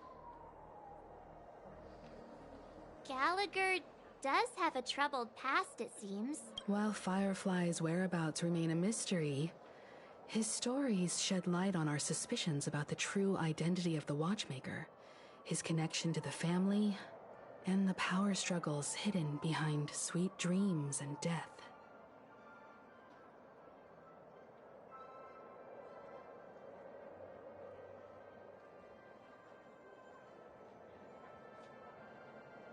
Exactly. Gallagher suggests that the real traitor is someone else, probably within the Oak family. That lines up with what we've gathered so far.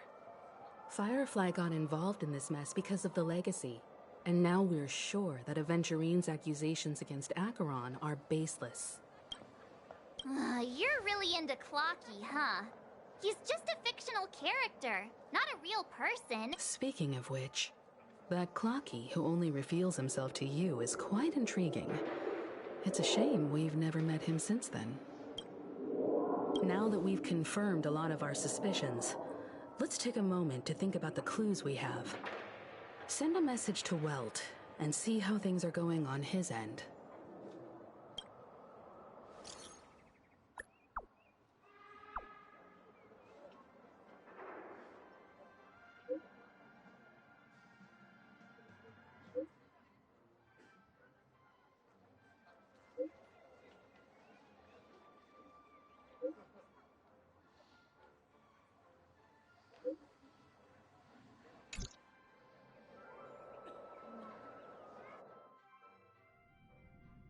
Are your companions worried about you? They're just checking up on me. Let's get in and get out. Seems they've made some progress. Looks like we're about to enter the depths of Dewlight Pavilion. It's been a smooth ride. Almost too smooth for a heavily guarded mansion. Let's see if there's anyone waiting to greet us.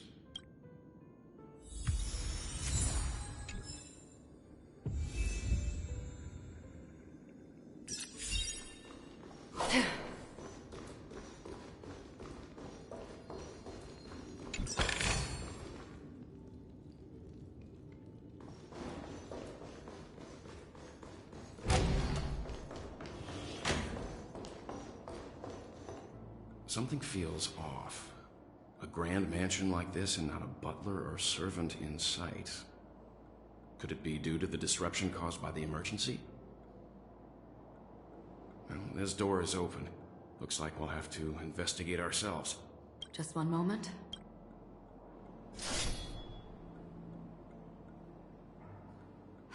Light.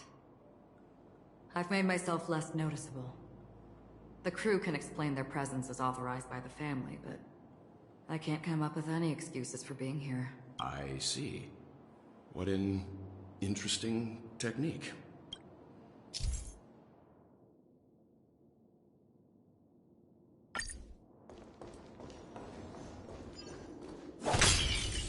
Stream forth the gleam of old blades.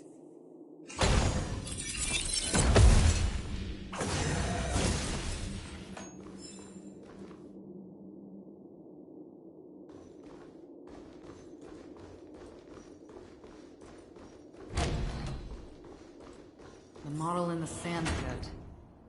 It's the golden hour, isn't it? Maybe the heads of the family use that model for discussing them. The footprints here are different from the rest. There are two sets of them. Looks like outsiders might have passed through here.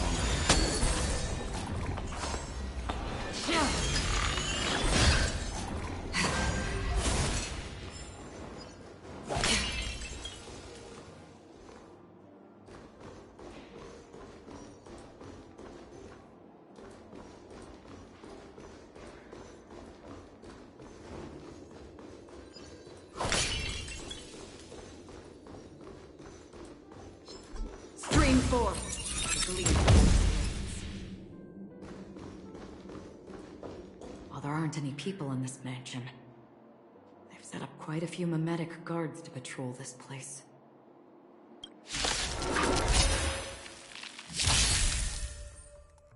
This is where it ends. Existence as fleeting as the dawn's dew, destined for oblivion. Nap time.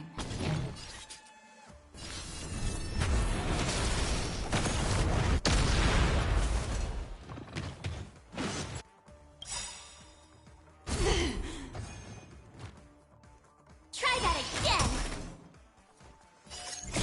I weep for the departed.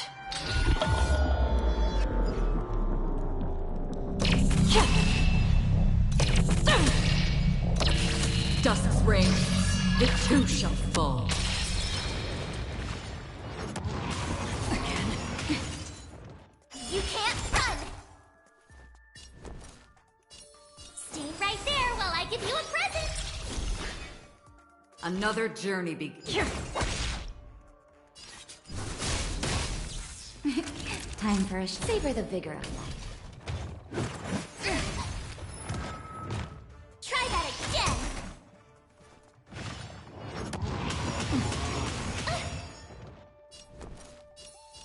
With me out here, how can we lose?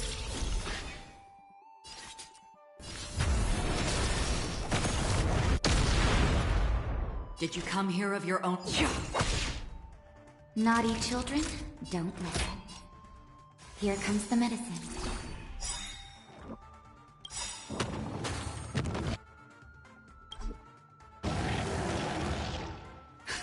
Just in time. Just a little something. Think nothing of it.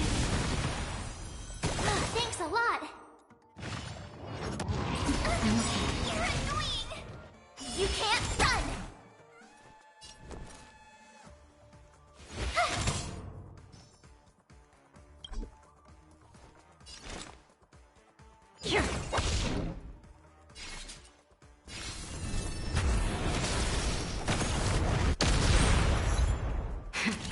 That'll take more than medicine.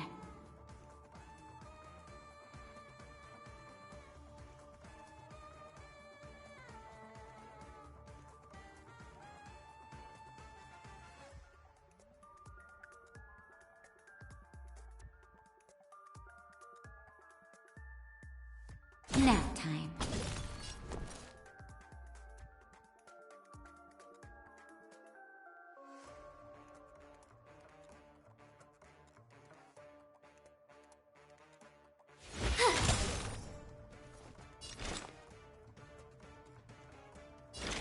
In the still waters of oblivion, I guide the wandering souls.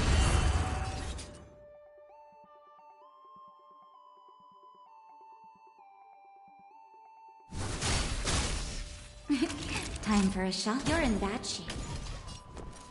Watch this!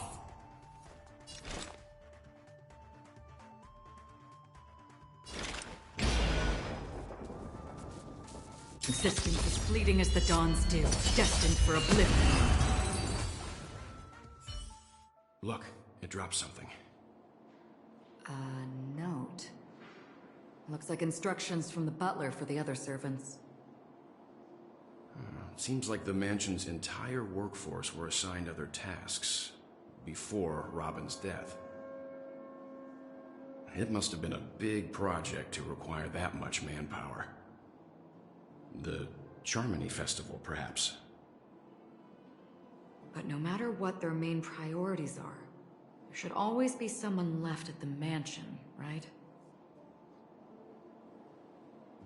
So you're saying someone deliberately cleared the place out? Yeah, but I don't know why.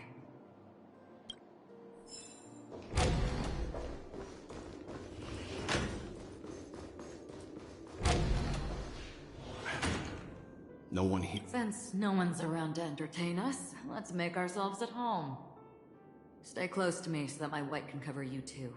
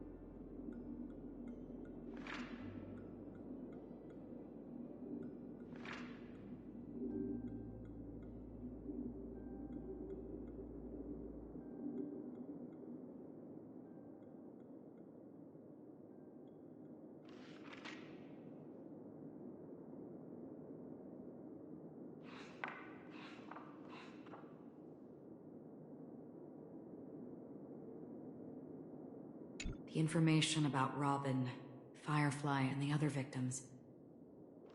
I don't see any commonalities among them. Looks like the rumors were right. Death does seem to be targeting random victims. And based on Sunday's notes, he's no stranger to death. He's just surprised that it has resurfaced. This light cone is securely guarded. It must hold some important memories.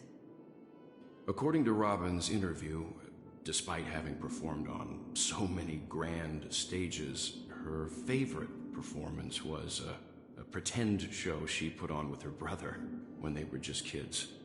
I wonder how their relationship is now. Growing up brings gains, but also... Yeah, time has a way of smoothing things out. The beautiful dreams of youth will eventually fade away. Stream forth the gleam of old blades.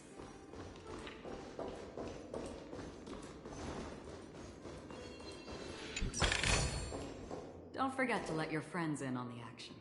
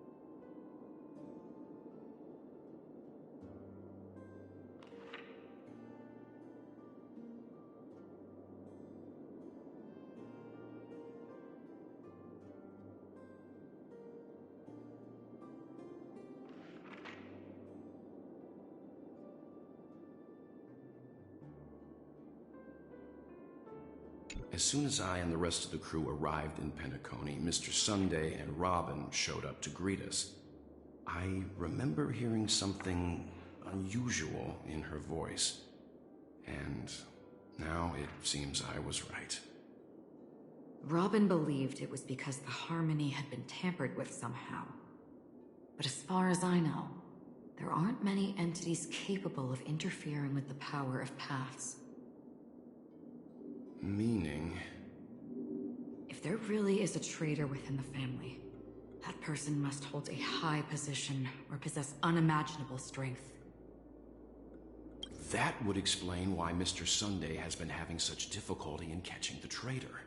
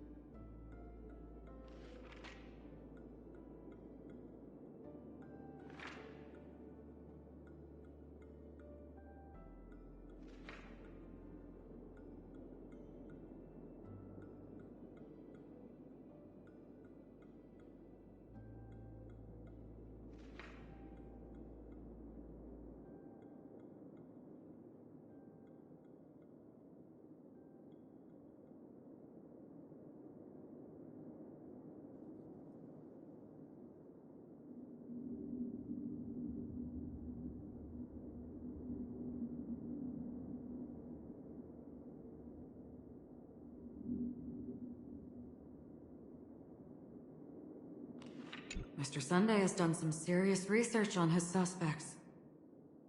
This traitor must have been causing trouble for the family for a long time. They all seem to be insiders, but I haven't met any of them. Huh? Wait, these characteristics... What is it? No, nothing. Maybe I'm just overthinking things. However, if this traitor really exists, could they be responsible for Firefly and Robin's deaths? Perhaps that's why Sunday is taking this matter so seriously.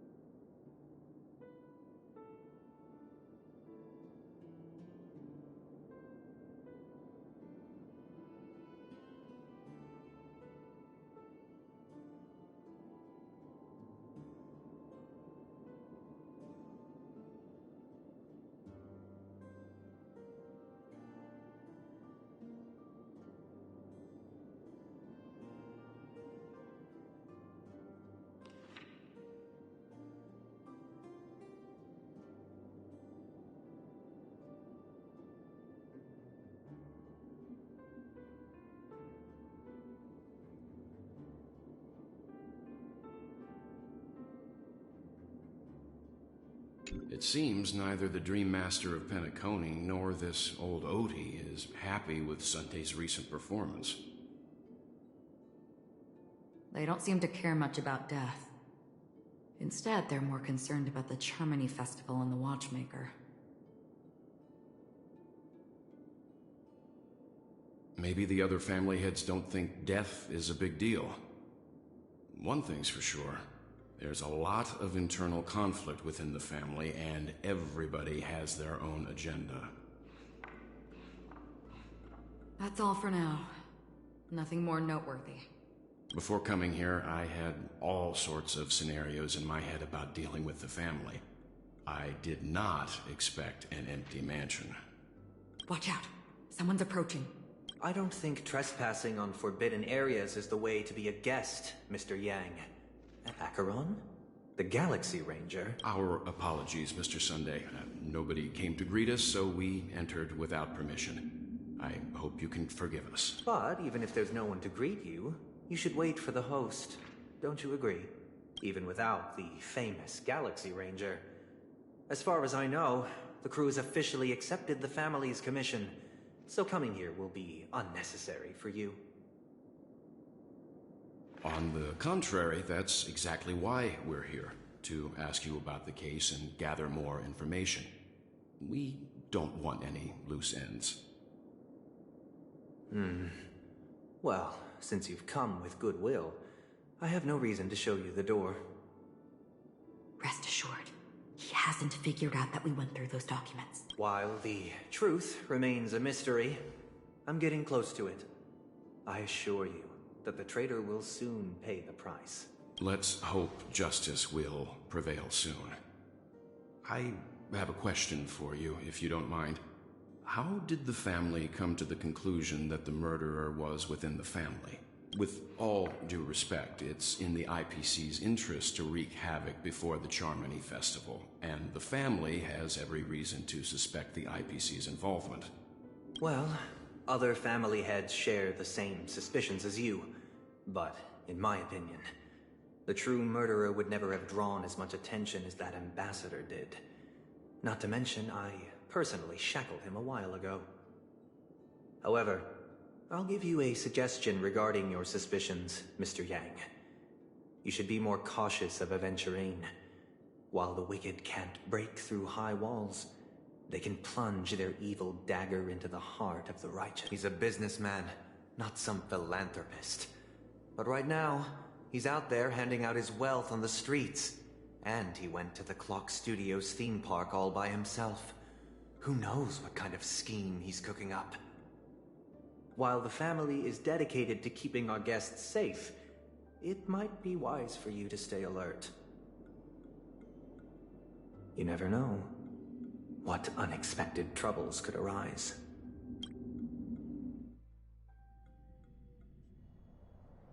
According to a Pierpoint hotline tip, there was a major breakthrough in the shocking Ejhazio Aventurine case. The suspect has been arrested. This fraud case has been linked to many departments within the Interastral Peace Corporation and the Intelligentsia Guild, causing a large drain in manpower and resources, resulting in the IPC taking a massive loss. The case's main suspect originates from Sigonia 4 and is one of the survivors of the second Kataka Abjin extinction event, who does not carry an interstellar refugee travel permit. As per Strategic Investment Department Head Diamond's sentiments, the IPC has appropriately relocated the suspect in the spirit of the Charter and will continue to conduct further investigations as to the motive of the suspect. What pretty eyes. Tell me, do they shine in the dark? Well, if they did, I'd sell them in a heartbeat. You don't know how many people long for your eyes to be closed forever. As a servant, you should not resist your master. Yet, you went and killed that man anyway.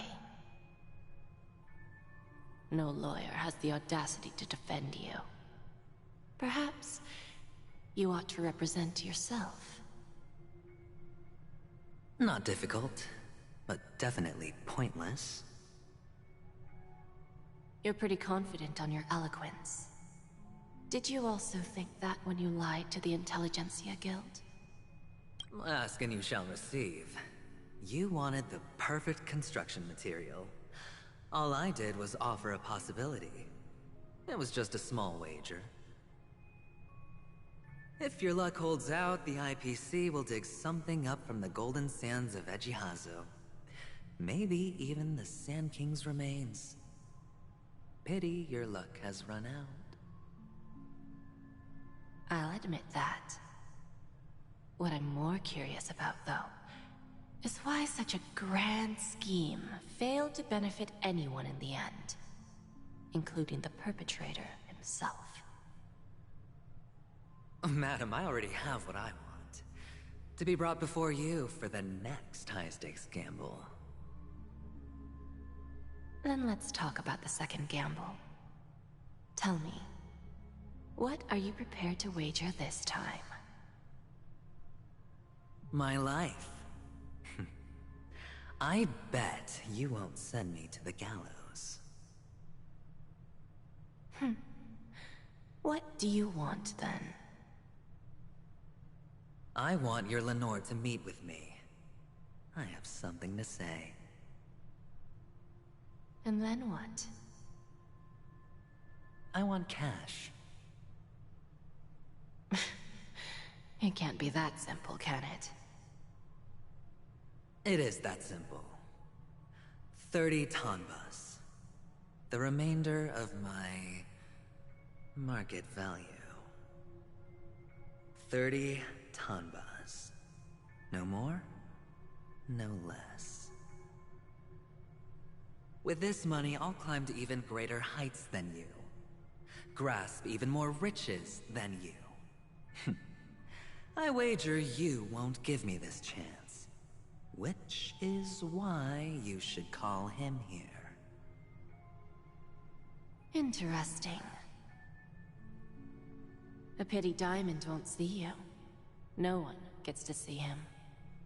From here on out, I am Diamond's representative, and I will decide on his behalf. You're wrong. 30 tanbas. I'll give you that. And much more than that. Wealth, status, power. The IPC will give you whatever you want, even what you don't want. Kakavasha. A good name, but unfortunately destined to be buried in the dirt. You, though, you deserve to live, to create even more wealth for us. Go. Pick the clothes you like, then choose your desired identity. And then, use them well, child.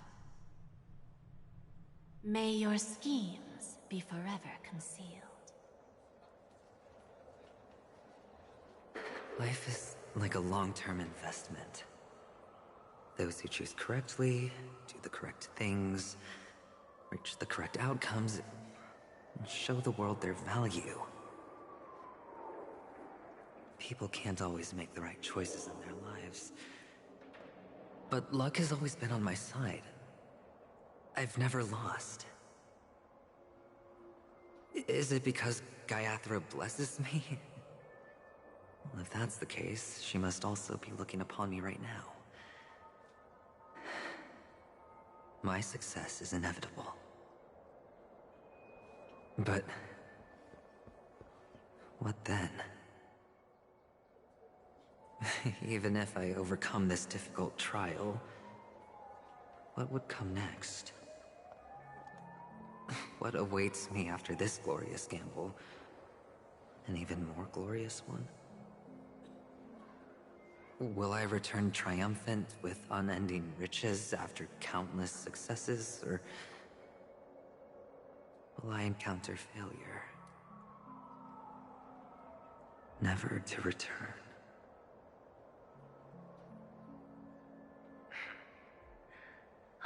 sure you already have some ideas. Lowly gambler.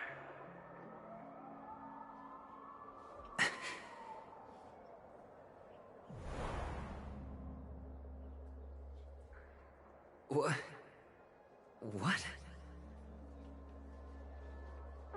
What?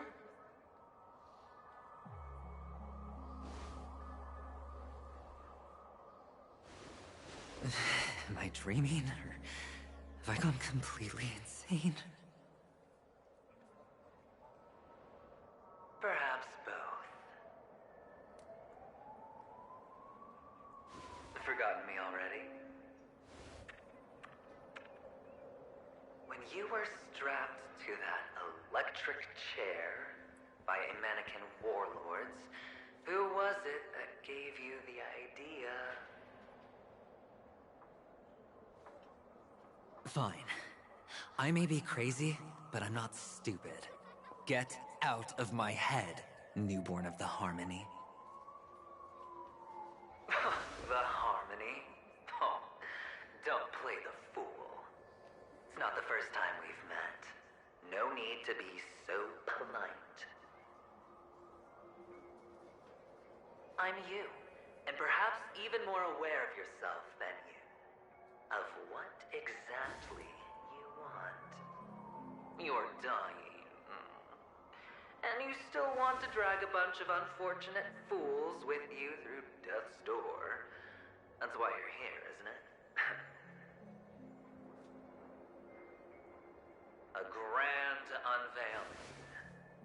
You really think you can pull it off? Why not? Well, you may have fooled everyone, but you can't fool yourself. I can show you. Before you're entirely gone, I'll be with you for the last stretch of your road. Let's have a heart-to-heart while we walk.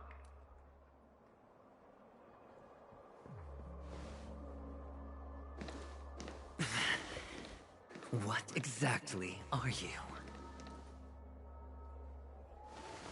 Most people in this world spend their entire lives just to reach one outcome. And I am that outcome.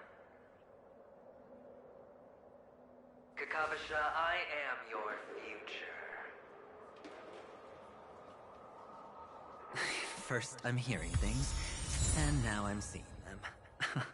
Great. Am I going to be elevated into the Harmony's Emanator next? Oh, why are there no guests here?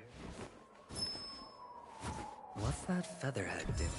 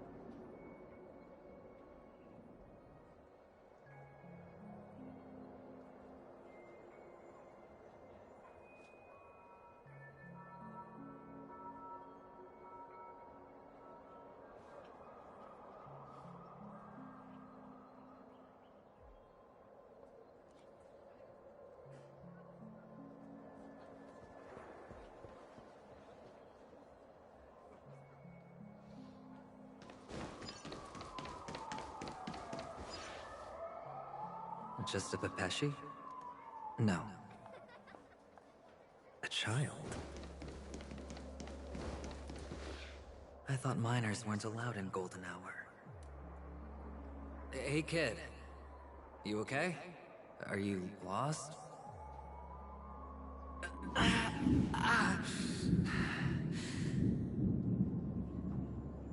What's wrong, mister? You don't look well.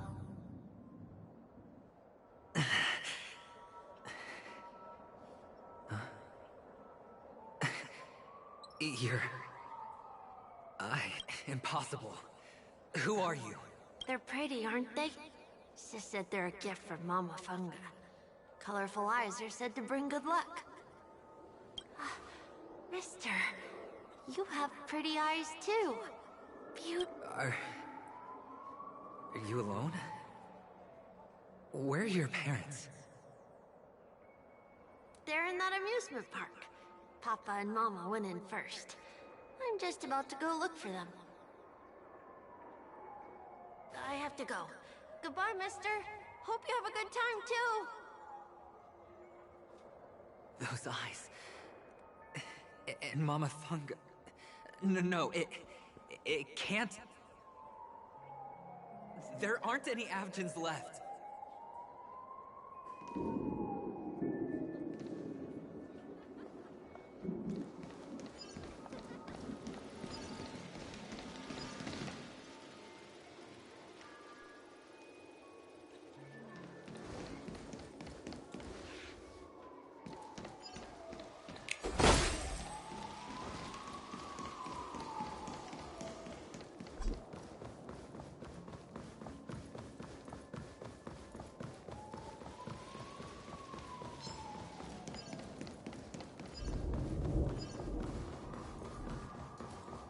Papa, Mama, wait for me. Only on Penacony, am I right? What are you still doing here? Well, you've known all along. The family truly showed leniency to everyone who came seeking help. Why would there be a need for such high walls and deep moats? However, people don't see it like that. Especially since the flavor of the drink syrup is so alluring. You will receive no charity on Penacony. And relying on your own strength alone to topple high walls? Not a likely fate. Which is why, once you step into the hotel, you remove your high hat and beg everyone you come across for help. Like a hyena scavenging for scraps in the desert. Because you know that opportunities are fleeting. Well, when you put it like that, even Ratio's a teeny peacock analogy sounds pleasant. Well, you know how rare it is for me to give you the straight dope, so listen while you can. It's good timing that you mentioned the doctor. I'm especially fond of what you and he have in common. The conspiracies, calculations. Especially the part about the finale, a magnificent act of betrayal. Oh, when everyone thinks this way, who would even suspect that it was another trap you've meticulously devised?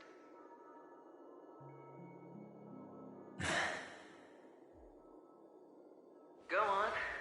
Tell me I'm right. You know who you really are, Mr. Cavalier Gambler. Uptight, overcautious, massive inferiority complex. You want so much, you're still so afraid of losing. They only see your big bets, your bravado, the full house, the straight flush. They don't know the other hand is below the table, clutching your chips for dear life. It's a heck of an act. No wonder the tavern sent you an invite. You're a natural kid. You don't stop at fooling the audience, you fool yourself too. Well, the best way to prevent others from seeing your true colors is first being able to fool yourself.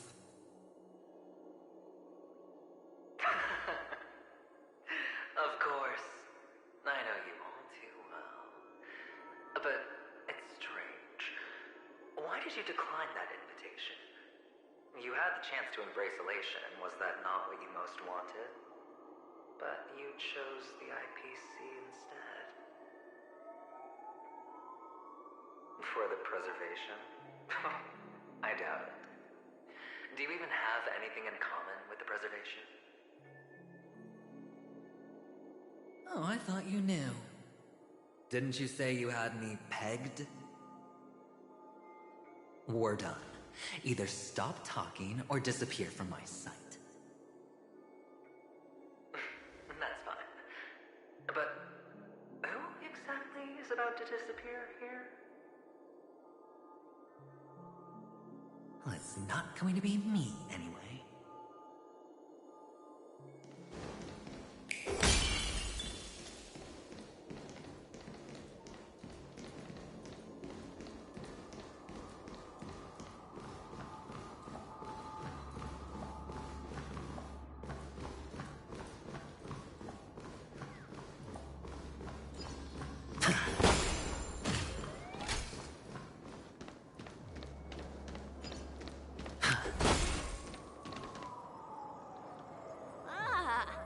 playing hide and seek. I'm really good at this.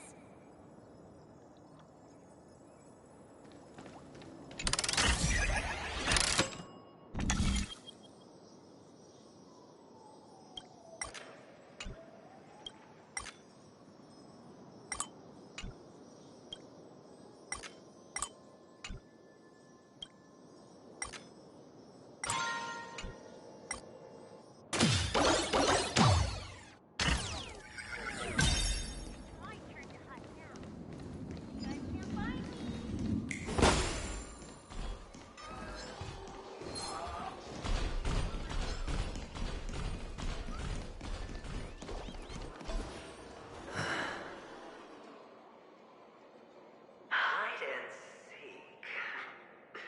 What sweet childhood memories. When Mama said goodbye that day, how many catechins were like jackals hot on your heels? I know you won't forget that sound anytime soon. Those shrill cackles. You had to hide right under the noses of those savages.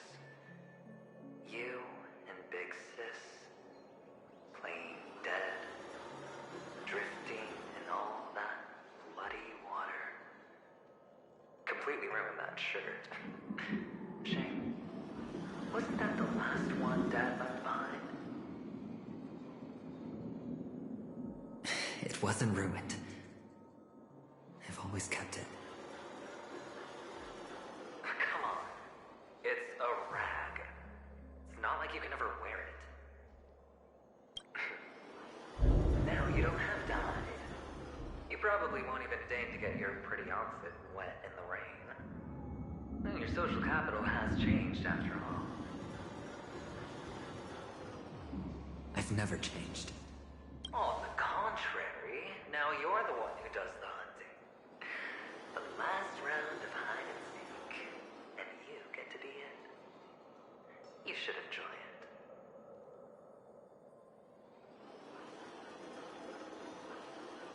That child. Could he be in here?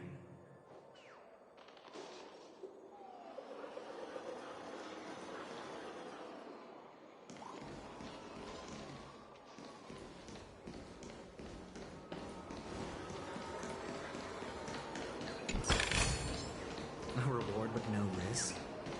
I'll take it.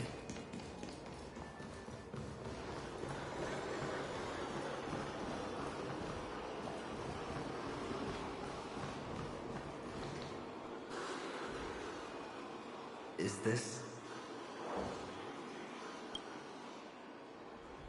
a topaz? What is this doing here? What? Does your cornerstone wrench out your heart, so? I was merely curious at why it was here. Maybe that winged guy put it here. To taunt you. Just to make you realize that your painstakingly arranged magic show is nothing but a death rattle. The cornerstone's hue is the same as the radiance of Clipant's body.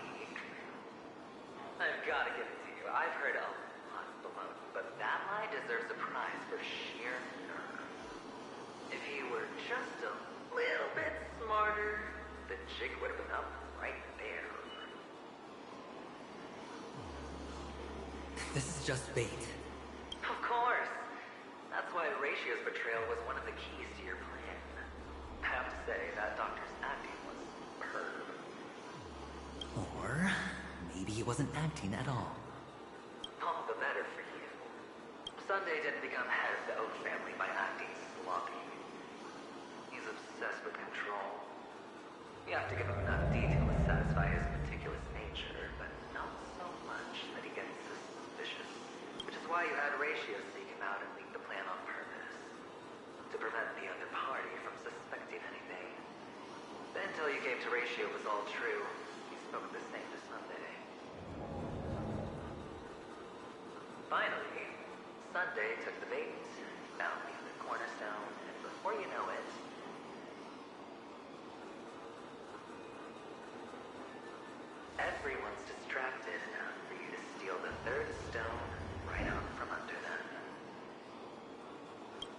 Why don't you stop rummaging through my mind? Your mind. It's our mind. You're me, and I'm you. We're the same. The best way to prevent others from seeing your true colors is to first be able to fool yourself. Really? You can't even fool yourself. You just got lucky this time. This is the other cornerstone in Sunday's hands. Rather beautiful green. Just like you. Smooth. Cunning. Tell me, what's its name? Why are you even asking me? Must I do all the work? Aventurine is the stone of luck and trickery. That's what she said when you received the stone, wasn't it?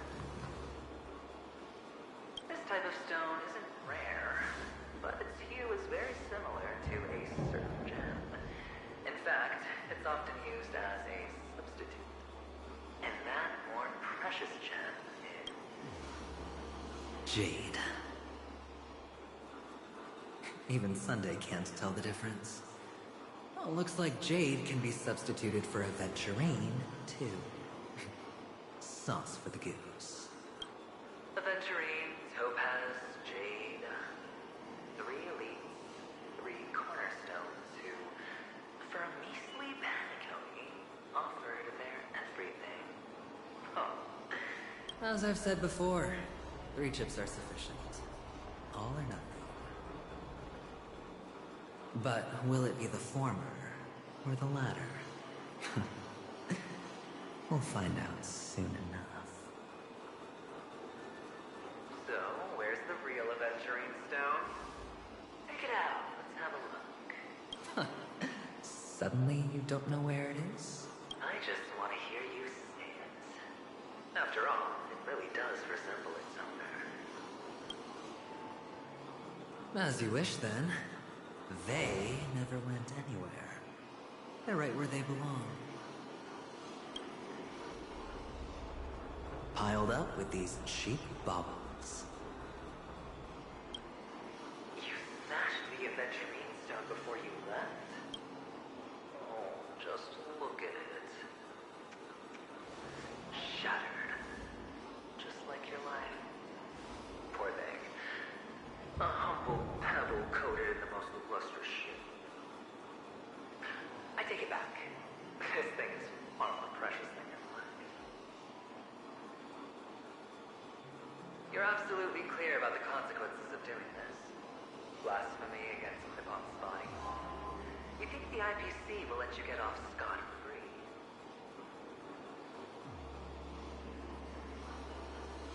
Well, Diamond has always been all about results. As long as I can create value far beyond the cost, the ends justify the means.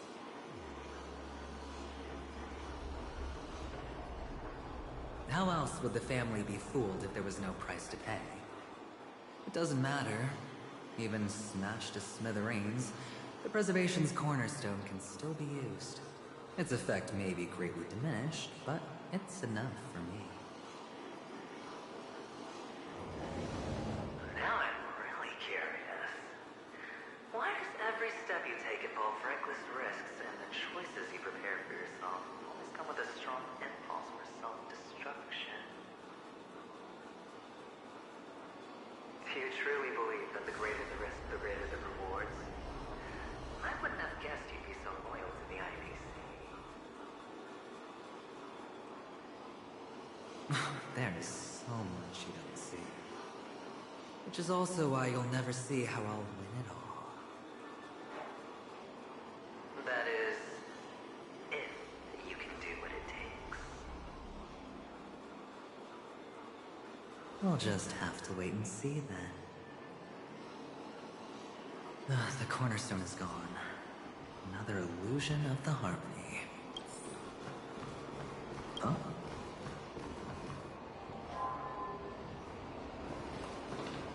Hello. We meet again, Mr. Pretty Eyes. Yes. We meet again. Did you find your mother and father? Of course. there too. The four of us were just playing hide and seek. I'm so happy. On our way here, Papa even brought me to see a blimp. I think you mean Phil. Yes, that's it. Putting many drawings together and turning them into a moving wall painting. They put me, Papa, Mama, and Big Sis together, turning us into one big family.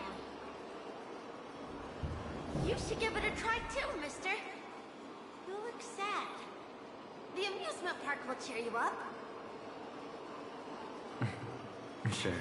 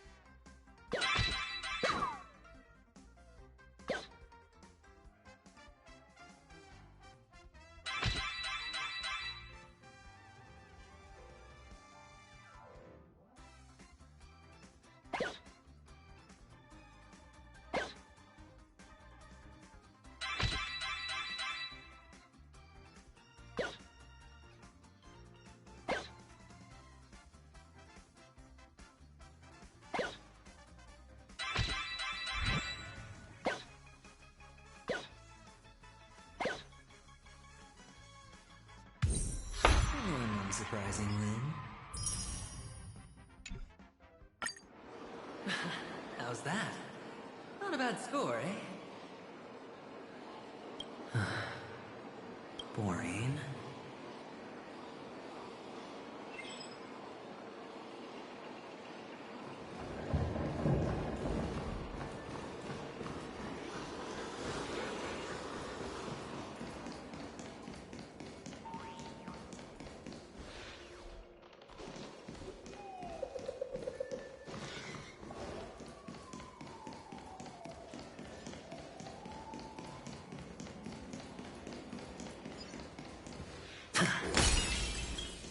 Feeling lucky.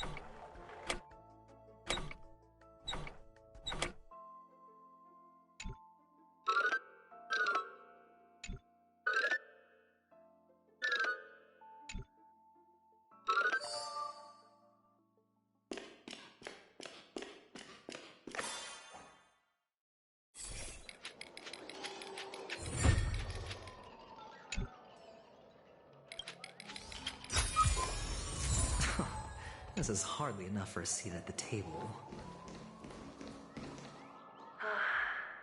Why aren't you talking? You've piqued my interest. I'll admit that there are still aspects of you that I don't completely understand. Well, you sound sincere this time, at least. Well, sincerity is one of my traits that everybody likes. And I have precious few of those. Moving on. See that maze over there? I'll know everything about you before you reach the exit. Our quaint journey through this amusement park still isn't over. And I wouldn't mind stretching this out and...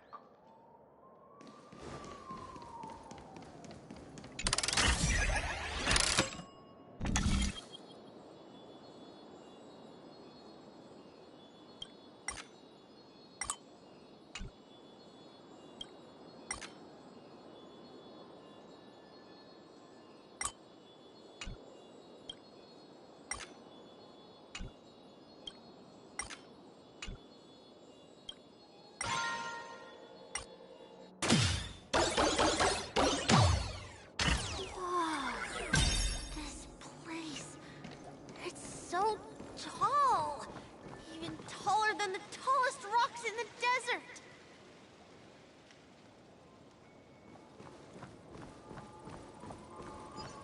And there are so many flowers here! Fix this! This one's for you!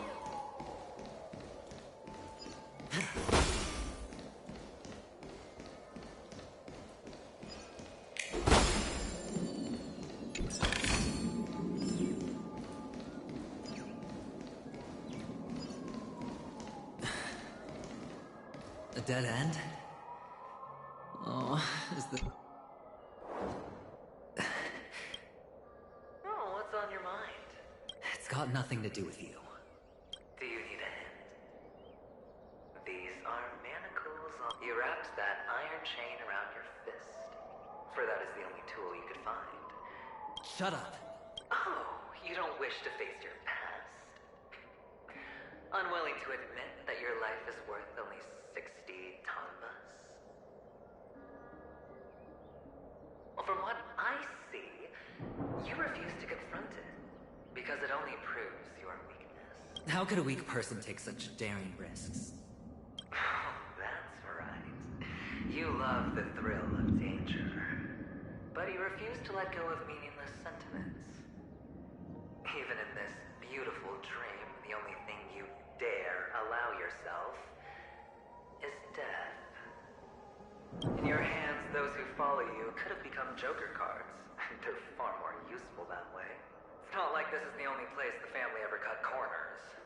You could have had tons of action if you weren't so all or nothing. All it takes is a meager sacrifice. I bet Opal would have resolved this without a fuss. A pity you're not him. Well, you wouldn't be in this state if you could just get with the program. And why couldn't you? Out of professional integrity? Those techniques you mentioned are highly efficient, but it's not that I don't know about them. It's more like I couldn't care less. What fun is it if the fight isn't fair? Fair? You assume your opponents would fight fair in the first place. The odds are obviously not in your favor, so how are you just breezing by? But did that masked fool's words awaken something in you? Well, she gave me an answer that could turn everything ups. Everything? You mean it could make all the cards on the table just disappear? That's cheating. If these leaves could be brought back, would they bloom into new flowers?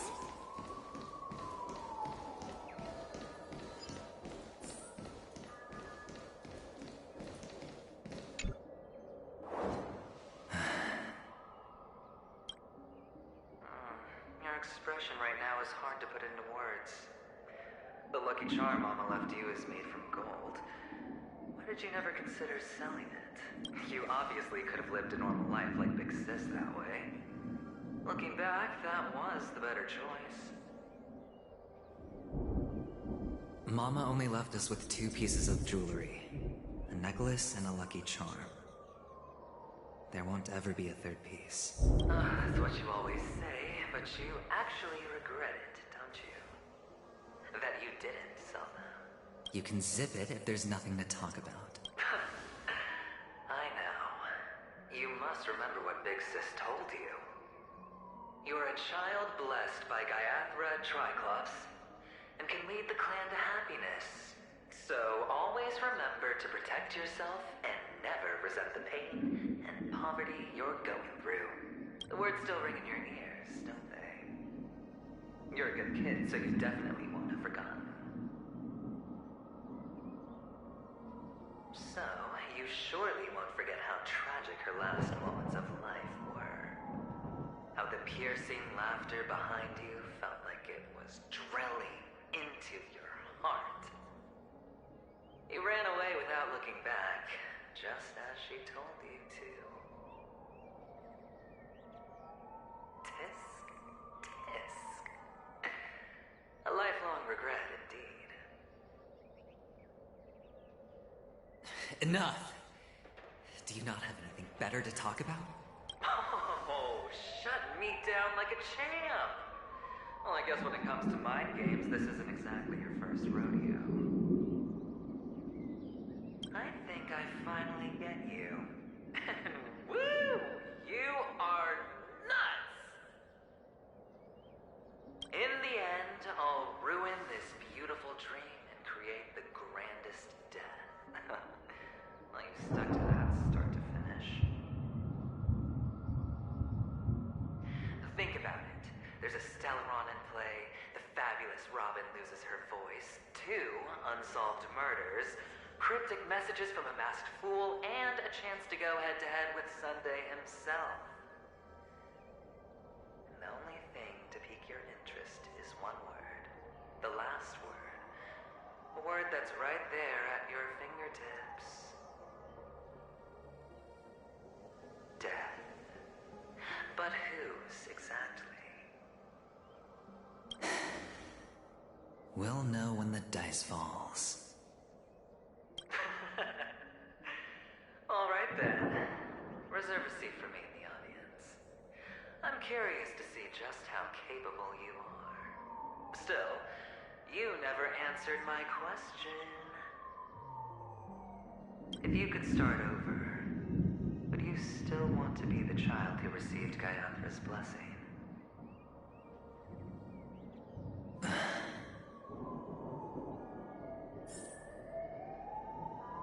It's so quiet this time. Is he finally gone? Or am I the one about to disappear?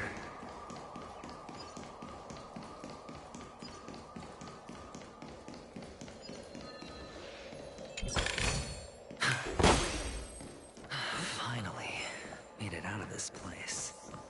We're going home? But I don't want to go back yet.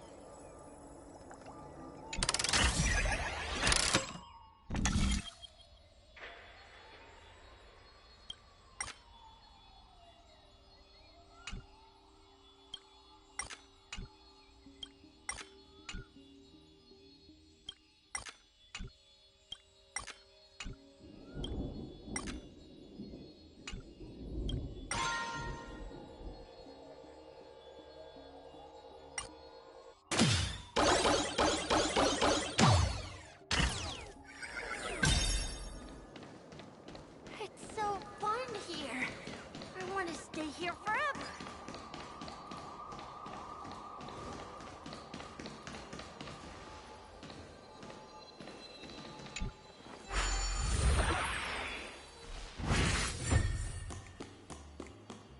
Brother Hanu, where are you going? There's only one place he can be going. Whether it's in the past, present, or future.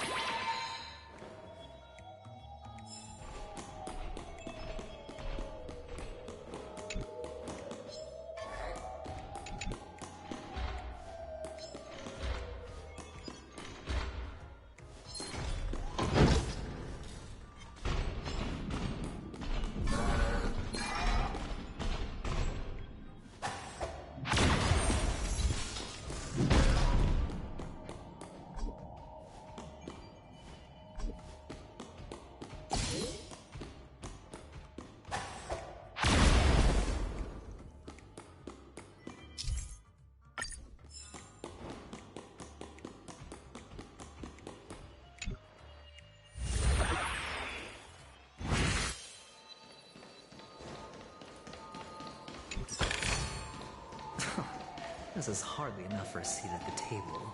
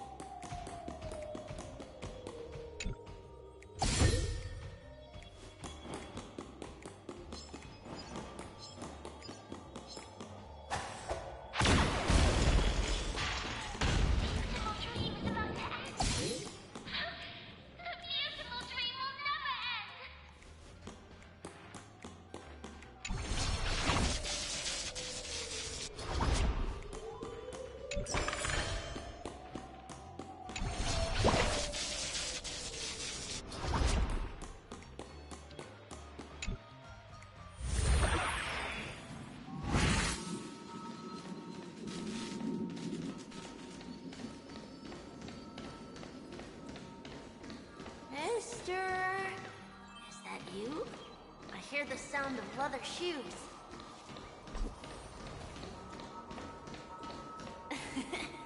Ah, it really is. I don't know why, mister, but you always give me a special feeling that makes me more curious about you. It's sad that I can't get to know you more. We have to say goodbye. Did you have fun? You're going back? Yes, I should go home. The day's getting dark, and it's going to rain. I don't want to worry the others. You're home. Where is it? What a strange question. It's where Papa, Mama, and Big Sis are. In this dream.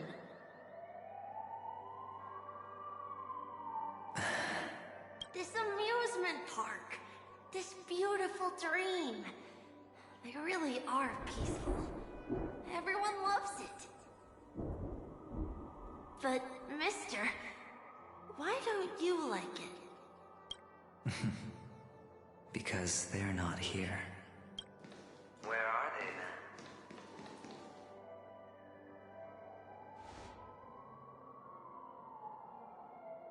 then? I don't know. You do know. But there's no point pressing the issue. Admit it. You're tired.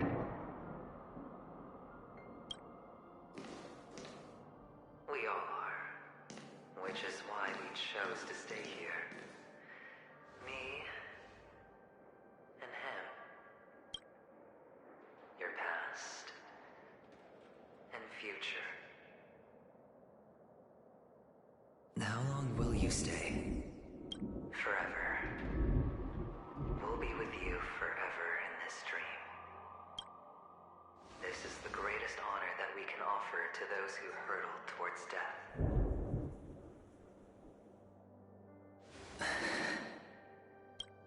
The road less traveled is less traveled for a reason.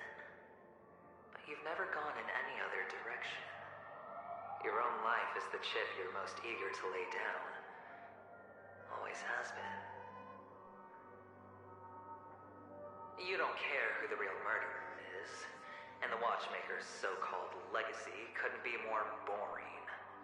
What you want, what you need, is to be the smooth operator, the solid gold deal maker who doesn't waste a drop of sweat, even when he's up to his neck in danger, deep inside family territory. You want to be polished up, cuffed with red-hot chains in spotlit center stage.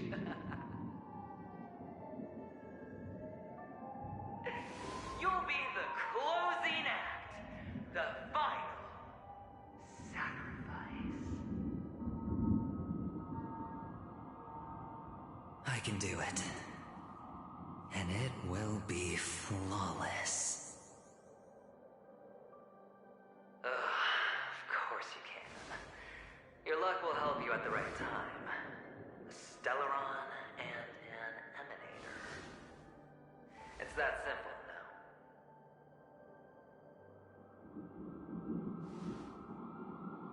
That way, the IPC will earn a place at the table.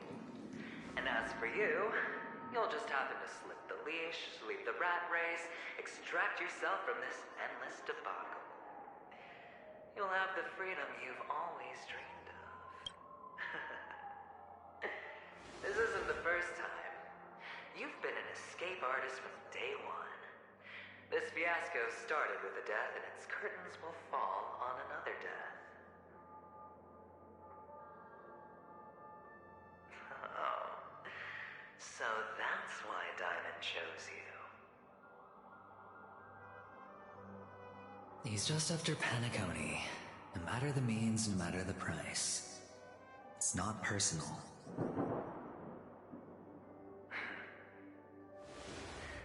It's hard, isn't it? Well, don't get soft on me now. What, did you suddenly grow a conscience? I was born from yourself. I'm well aware that climbing out of the hole you've dug is basically impossible. I can't stop you from doing what you want. We can't change where you want to go. Well, what's done can't be undone. All we can do is play the cards we're dealt and rake in as much time as possible. Yes. Alas, people won't make all the right choices in their lifetime. Though luck always seems like it's on your side. You will keep winning, having never lost before, but why you? Why must it be you? If all your luck is built on the pain of someone you love, on the loss of dozens more, if these windfalls, these jackpots, aren't a gift from Gaianthra, if all they are is a long string of meaningless deaths, then what did we do to deserve living in a world like that?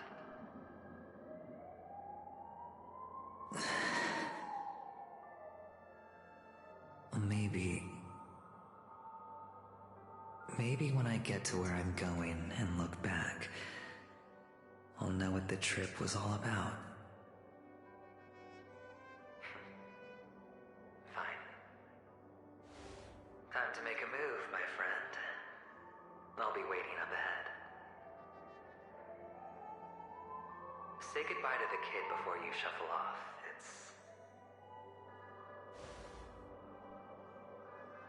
It's best to die without regrets.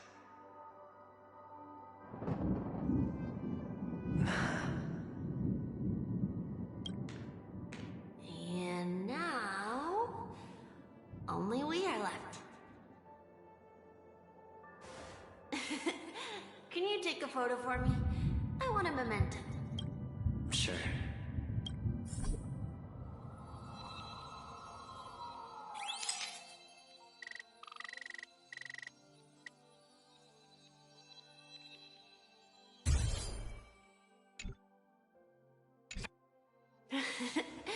How nice. Now I can see what I look like too. Look at the lens when you're taking a photo the next time. Your expression will look more natural. Sure, I will.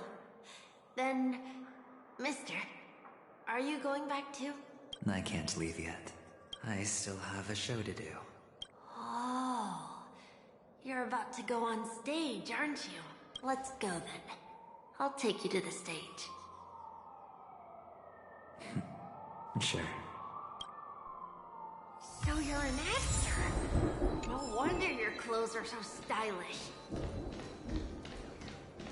I'm actually a merchant. But I do have a show to do. Are you the same as those men in black in the sky? But you're not wearing black. Only ordinary employees have to wear that. My position is much higher than theirs. Awesome! I hope I can become as good looking as you when I grow up. Of course you can.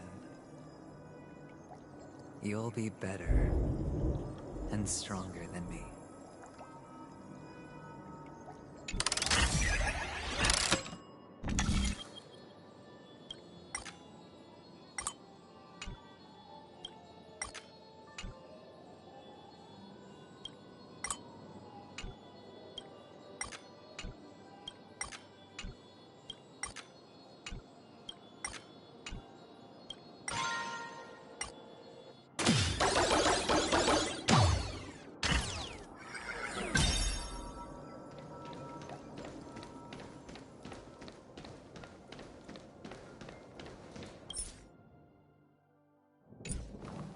Feeling lucky.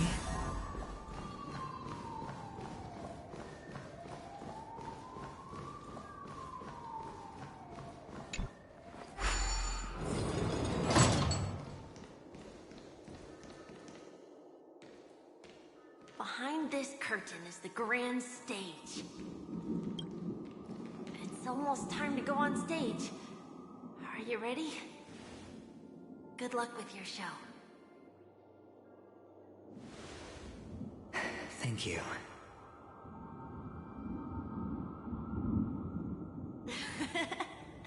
You still seem pretty nervous. Let's put our palms together. If you receive Gaiathra's blessing, you'll feel more relaxed. Putting our palms together is a simple ritual. By putting our palms together and reciting the prayer to Mama Funga, she will bless us. If you're not familiar, I can guide you. It's all right. I know how to do it. Of course I know.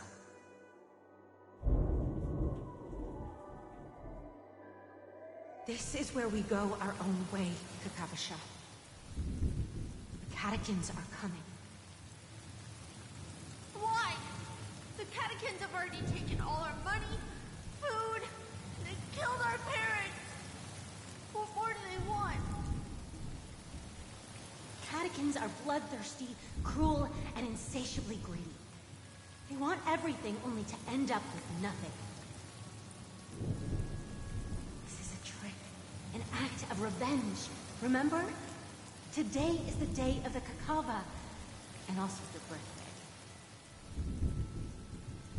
They know the Avgin will surely hold a festival today. With the aid of this rain, they will come to destroy our wagons and take everything they want. Little do the catechins know, this time, we will fight back. The men in black that descend from the skies are on our side. The catechins stand no chance against them, and will surely pay for their arrogance. Without this rain, the catechins would never take action, and we would not have the chance to turn the tide. This is a gift from Gaiathra, and you are Kakavasha, whose good fortune will bless your sister with success. But people will die, and you will be in danger. How is that good fortune? Why are you all doing this? The Avgin always return their blood debts. Gaiathra calls for me, while Papa and Mama are waiting for me. I must answer the call. She will bless you with good fortune and help you survive. As long as you are alive, the blood of the Avgin will never run dry. So run, Kakavasha. Do not be afraid. And do not look back. Go to the other side of the mountain. The rain will accompany you, and the rain will bless you. As for us, we will reunite in Kakava's next aurora. May the goddess Gaiathra close her eyes 3 times, keep your blood eternally pulsing. Let your journey be forever peaceful,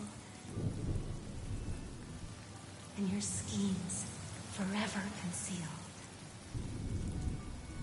Farewell, Kakavasha.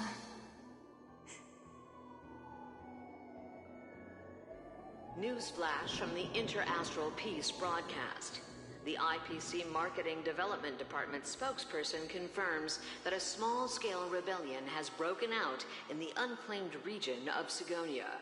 The situation is now under control.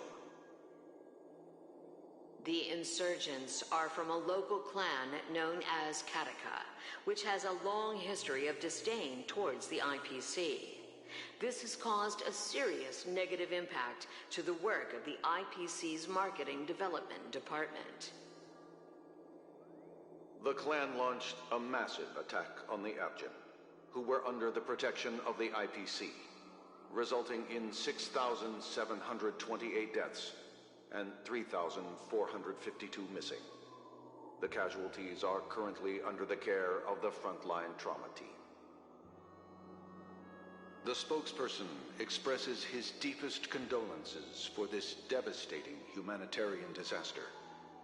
At the same time, delivering an important message on this matter to all interplanetary citizens.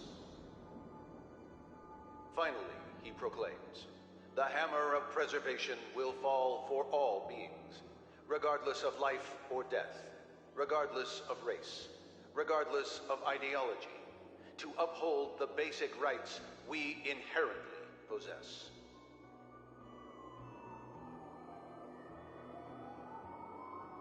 Kakavasha?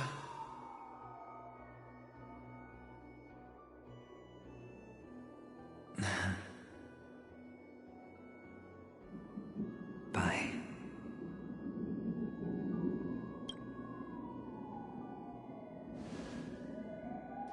Okay. All the actors are in place.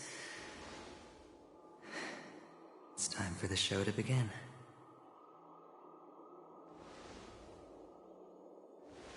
This act is dedicated to you. I hope it'll be an unforgettable memory for you.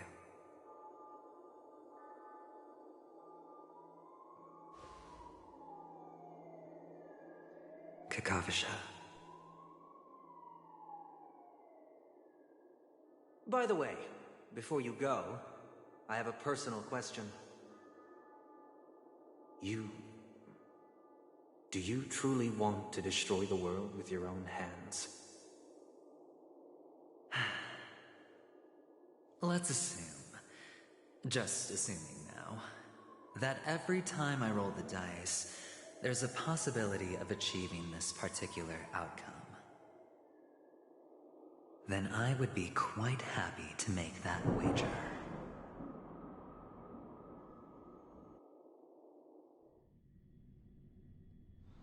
Is this Miss Acheron? Hello, I'm Himigo, the Astral Express's navigator. Hello, I'm Mark 7. I'm sure he needs no introduction, as you definitely know him.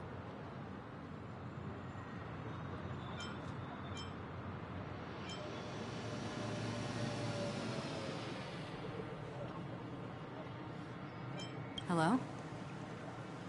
None of you seem surprised by my arrival.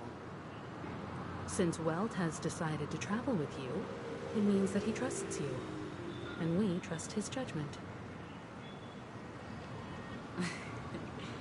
I envy your close friendships. Miss Acheron here doesn't present a danger, and she's of no threat to the Astral Express. Aventurine's prior accusation is based on nothing more than his own subjectivity. Which is why, before we continue working together, he has a duty to explain himself.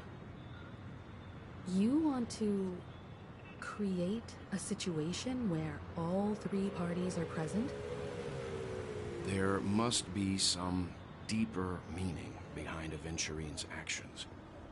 I suspect he's been aware of Penacony's secret from the beginning and has been continuously strategizing to unveil it. In that sense, the Astral Express's role in his plans would be imperative. In worst case scenario, he may use us to do something unexpected. Assuming things do escalate to that stage, having an extra ally is a good insurance policy. Penacony has numerous factions, and the state of affairs is significantly more intricate than that of Bellabog and the Xianzhou.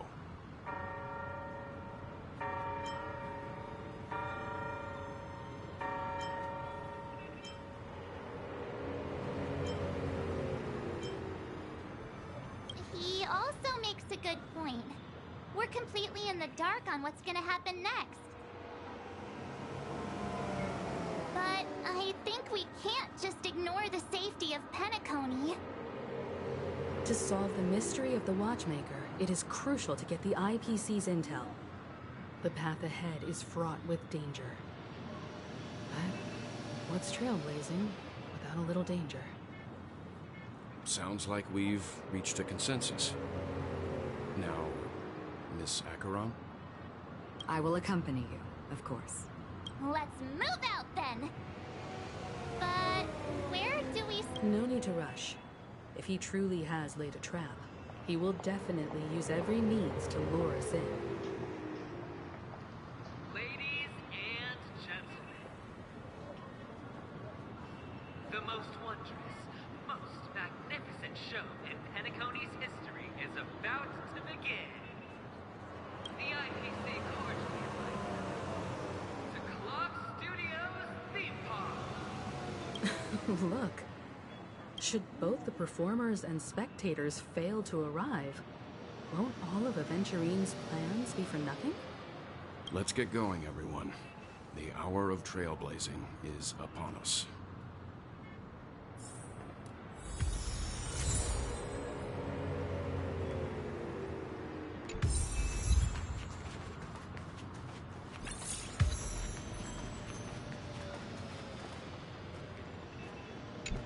I have a bad feeling. Let's waste no time and head to the theme park then. Mr. Yang. Hmm? Why did you not tell your companions about my true identity? It's just like you said, an inability rather than an unwillingness. Plus, it's a long story, not something that can be summed up in a few words. But I chose to believe you, and my trust in you stems more from my own personal judgment. I also believe that if it were their choice to make, they would make the same one. Thank you. I'm grateful. To reciprocate. In the upcoming confrontation, if the odds aren't in the Astral Express's favor, I will stand with you, if my meager strength is required.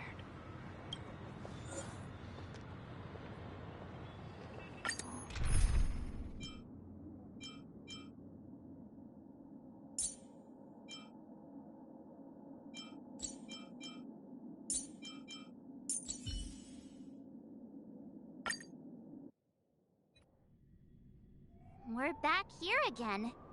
Aventurine actually chose a really conspicuous location. That guy's really taking it to a whole new level. Does he really think he's a superstar or something? Not a soul in sight. The hounds drove out the visitors, and now their whereabouts are unknown too. Everyone, pay attention. The other party has obviously come prepared.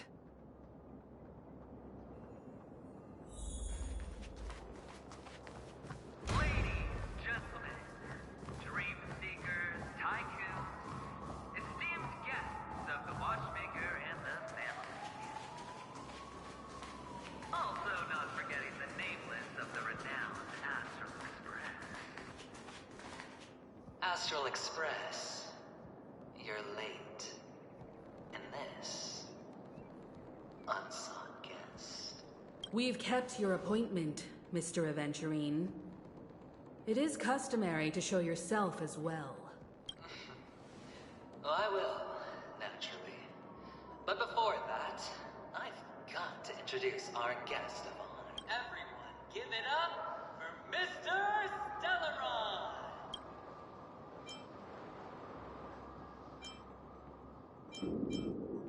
Let me remind you that in all likelihood, this stage and his identity have nothing to do with the wanted murderer. Oh, no, they do. Of course they do. Otherwise, why would I work so hard to gain your trust and then invite you all here? Because he's the only one who saw all 3 homicides.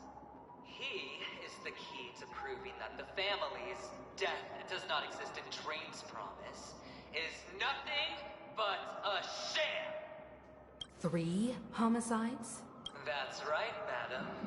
The 3rd one is about to happen right now, right here, in Clock Studios. A truly grand death. You, and you. All of you are going to die. And it's all because of you, Mr. Stellaron.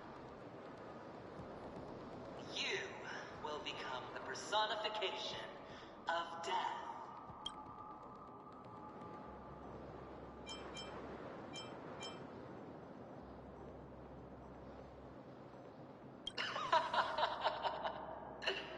I thought my intent was crystal clear.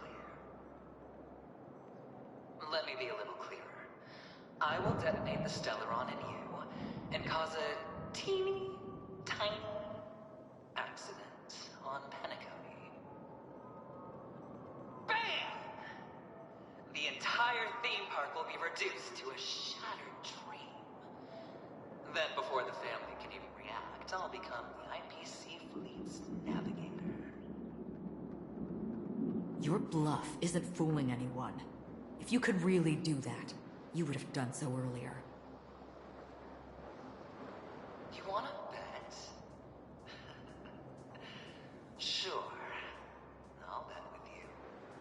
I'm betting that it'll be a sweeping victory for me. By detonating an unprecedented explosion to prove that the vow of harmony is a complete and utter joke. You won't do it. Of course I can. It's just another gamble.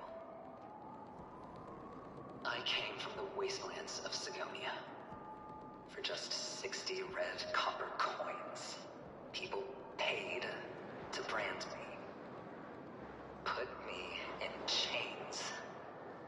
Place me in the gallows and bury me in the golden sands.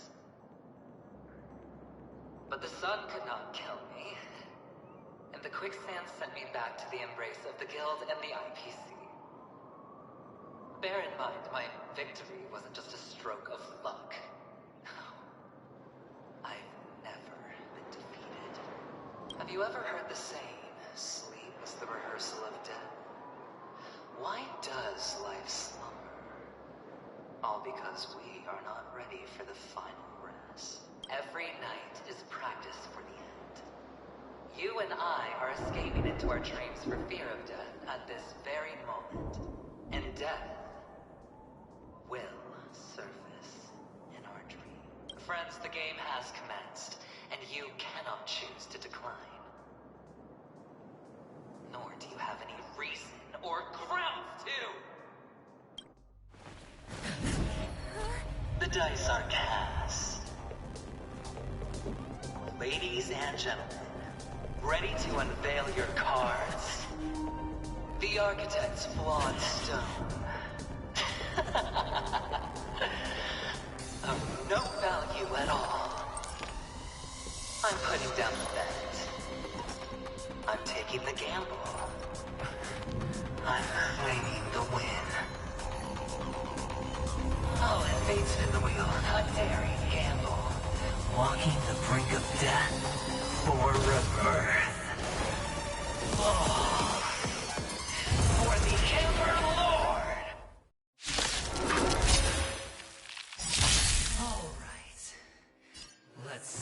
That's the last laugh.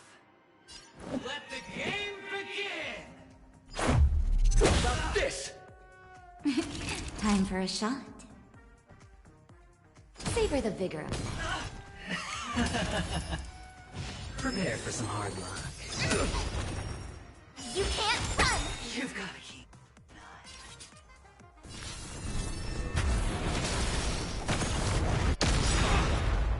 My turn. Watch this! Let's go. Naughty children, don't listen. All better now? Going all in. Take everything I You have the worst luck running into me.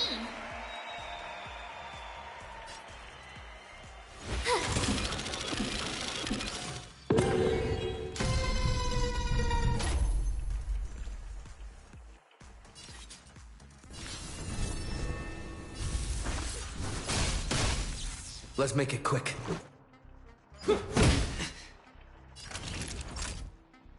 You're in bad shape. Final play. They coming down from above.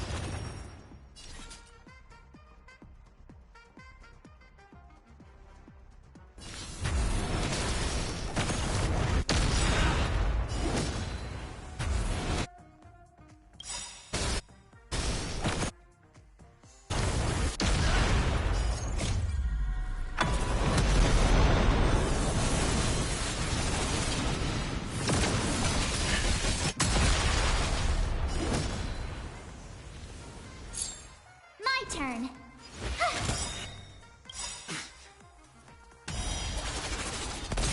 Gotta try hard sometimes. Check out this awesome move.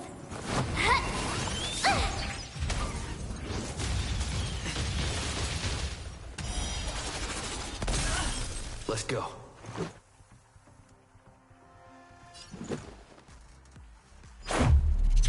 You're riding a lucky. Time for a shot. Here comes the medicine. Time to double down. All or nothing.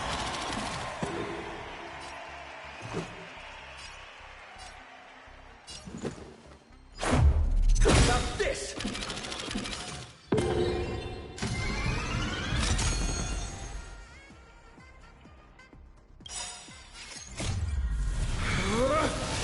Rules are made to be broken!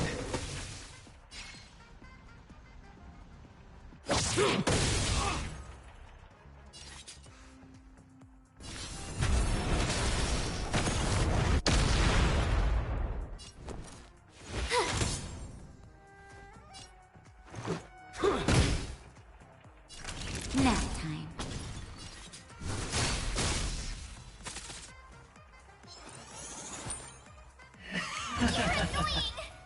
Prepare for some hard luck. Go away! Stay right there while I give you a present! Let's make it quick.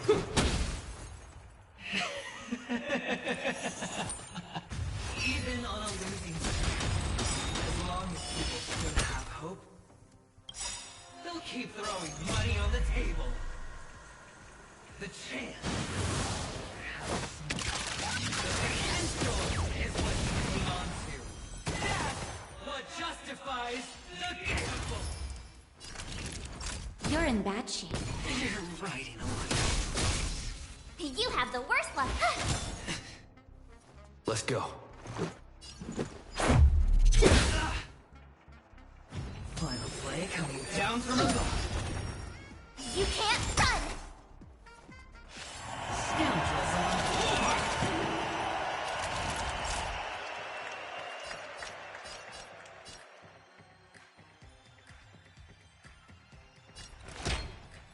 All better now?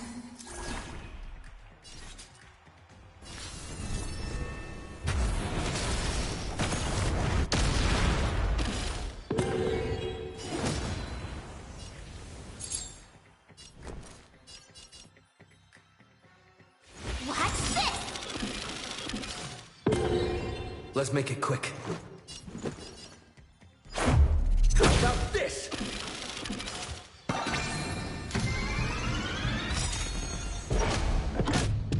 The dice are cast. All or nothing! Time to double dip! Scratch.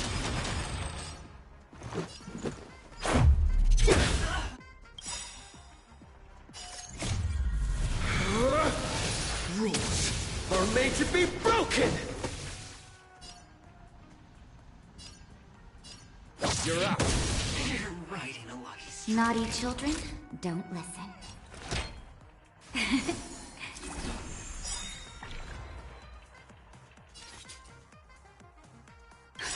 Just in time. Just a little something.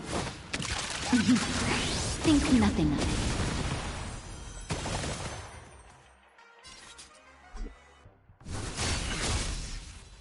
Prepare for some hard luck. It'll take more than that. Everlasting. Serendipity! My turn.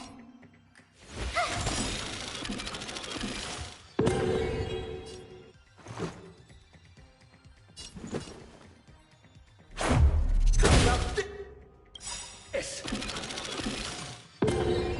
Gotta try hard sometimes. Check out this awesome move.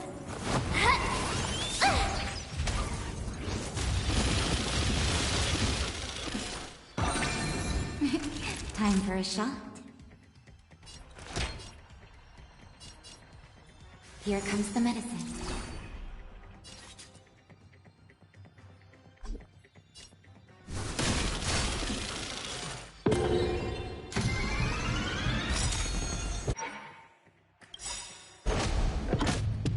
The dice are cast.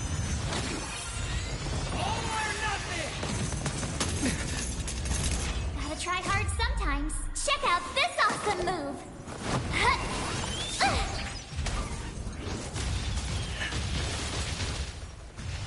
Let's up the ante this one. Stay right there while I give you a present.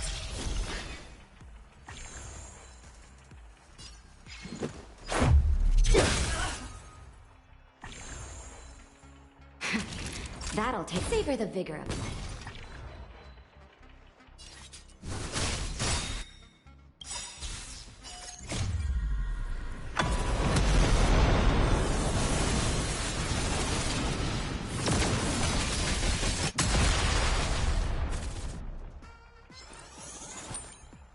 Final play coming down from above. Try that again. You've got a keen eye. You're right. Scoundrels are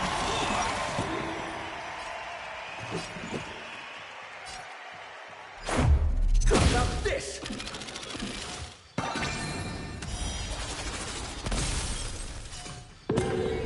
My turn.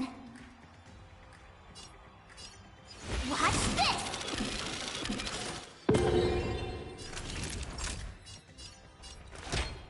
All better now? Just in time. Just a little something. Think nothing of it. Thanks a lot.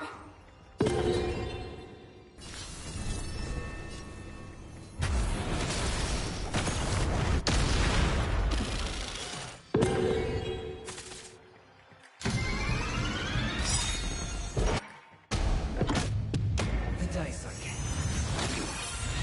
All or nothing! I'm okay. Going all in.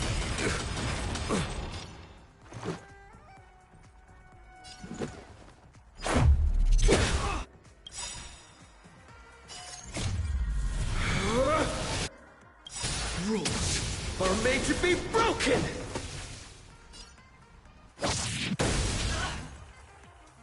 Everybody's like that, down to the last player. So why can't I be happy too? Why can't I feel that free?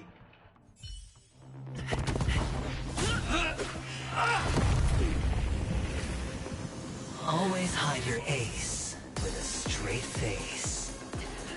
I'm starting to get a little impatient with you all.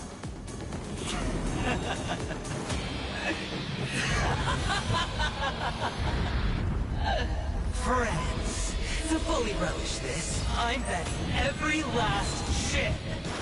Only by casting aside reason does one truly gamble.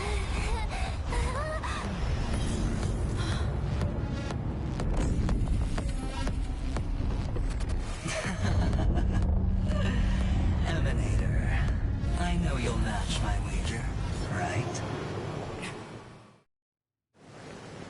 You're leaving?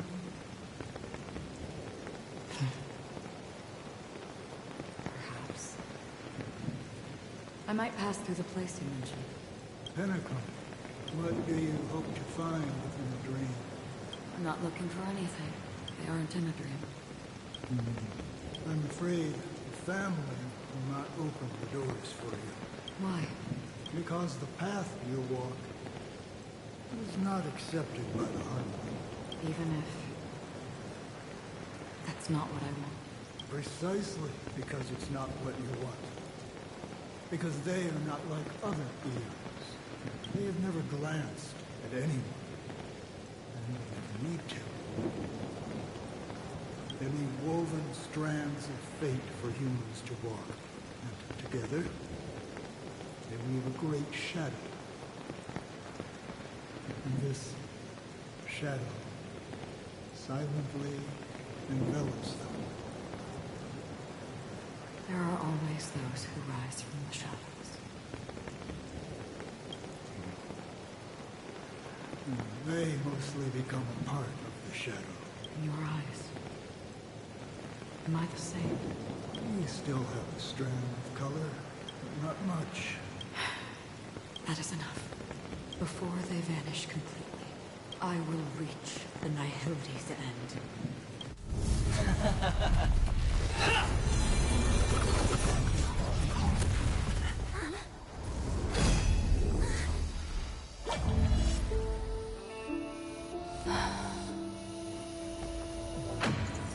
I wish to mourn the departed, weeping like rain, to swell the crossing stream.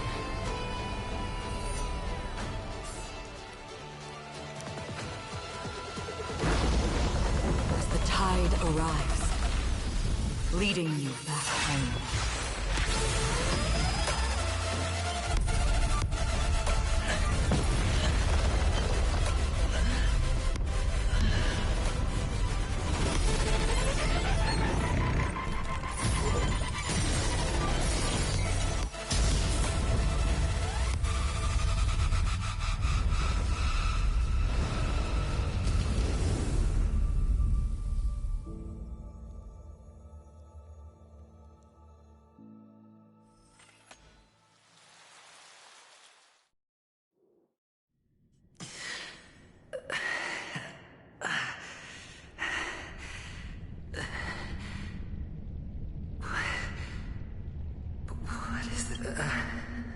A gigantic black hole.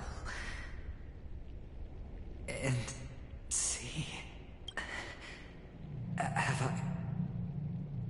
Have I succeeded? Welcome to this sad world, Kakavasha. Your good luck is the most precious wealth we all Avgin have. You come out alive after 2 days. It proves that you're the real deal. Wealth, status, power. The IPC will give you whatever you ask for us. We will reunite in Kakava's next aurora. It's a pity this is not the place you were expecting.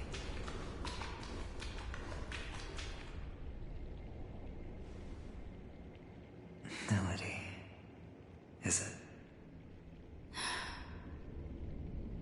Perhaps to you, I am just an emanator who's hiding her identity. But the sleeping and shapeless never glance at anyone. They have no face, no form, and even less of a will to speak. The nihility envelops everyone equally. Only some who have gone under their shadow can go farther, tainting themselves with more nihility. That's all. That's all. My friend, you really leave me at a loss for words. So, is this my final destination? The land of the dead? This is all but a fleeting dream. One of the thousands of manifestations of IX. Under the watchful eye of nihility, we momentarily linger here before moving on to our own paths. It seems that my death has already been determined. Even if you wish for it, I can't promise you anything. Now that you've accomplished your goal, I think you can be a little more forthcoming. What do you mean? Your performance at the theme park was wonderful and grandiose. A simple yet practical technique that fooled almost everyone. No one would have ever thought that you would have gone to such lengths, even staking your life just to prove a fact that had seemingly been disproved long ago. Real death does not exist in Penacony's dreamscape. Why would I do this? Because this is the only way you can uncover a secret that is even more unspeakable than the serial murders. To use this dream death to get there. To that promised land people constantly seek in this grand gathering. Penacony. The legacy of the Watchmaker. The true land of exile. How did you find out? I never imagined that something I learned about unexpectedly would become the key to connecting everything. It's that person's identity, isn't it? I see you're in the know. Let's just say I put money on the possibility. The murder isn't nearly enough to disrupt business as usual. Even if there were 1 or 2 murders on Penacony, most people wouldn't be personally affected. And that won't create any waves. This dream of theirs isn't a boundless sea. It's a lonely island. The family used the Harmony to build a high wall and isolate them from the vast and treacherous ocean of the outside world. That barrier they built keeps death out. But it also keeps the secrets that are lost in that watery abyss from floating to the surface. In a beautiful dream, free of suffering, who would want to go fishing for those secrets? No one. Unless someone goes to the other side of the barrier and lives to tell the tale. Someone already has. I got the idea early on, chewing on that masked fool's little hint. If a mute isn't someone who cannot make a sound, then it has to be someone who cannot speak. Someone who survived the treacherous depths, but is unable to take the stage and speak the truth. Well, I'm happy to know she's safe and sound, and still on Penacony. Hint? Is that not proof? Well, proof is the one thing I don't have. The only thing that can prove these conjectures is for the family to come clean. And with the way they buttered up these outsiders, it seems pretty clear they're intent on covering their tracks. But you don't need proof to have a suspicion. And for me, suspicion is enough. I didn't need to find the memory zone meme. I just needed for someone to kill me like it killed that silver-haired girl. You don't sound very confident to me. Going out of your way to make citywide broadcasts in an attempt to involve more people. You are simply betting on the possibility of someone being able to break down the barrier.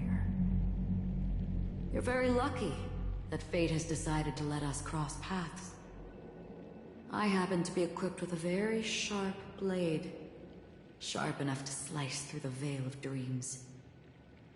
I can also carve the Harmony's brand off of you.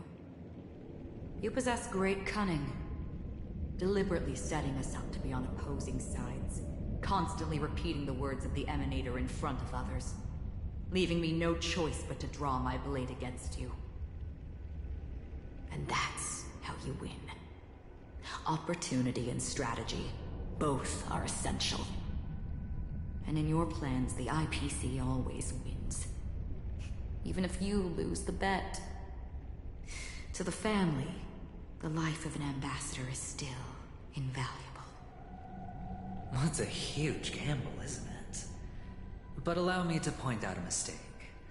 The IPC's success is not guaranteed. I, unfortunately, have no contingencies for such an important matter. Detonating a Stellron. I can't do it. The Aventurine Stone is too broken to even safeguard my escape from the stage. If, at the end of the day, you did not unsheath your blade, I would have lost the bet. It is pointless to discuss what-ifs. You have won. Your prize is an entry ticket into that deep sea.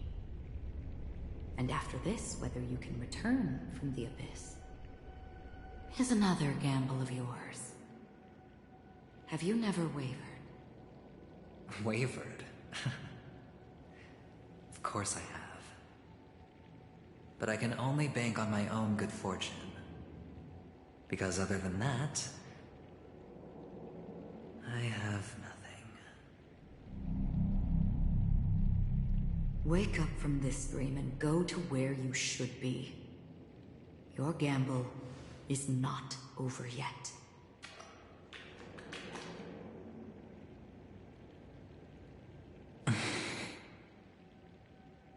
Before we part, can you answer one more question?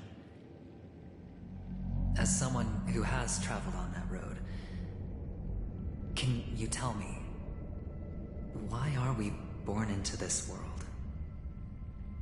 If it's just to die. I don't think this and never have. Nor do you. But the nihility envelops you and I. And everyone. And because of that, it's pointless.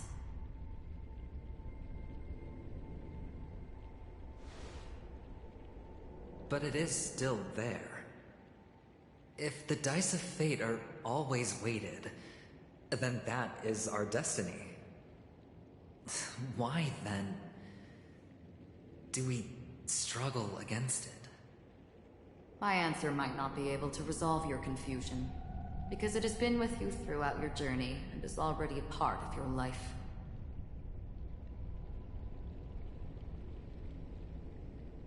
But you said, sleep is the rehearsal of death.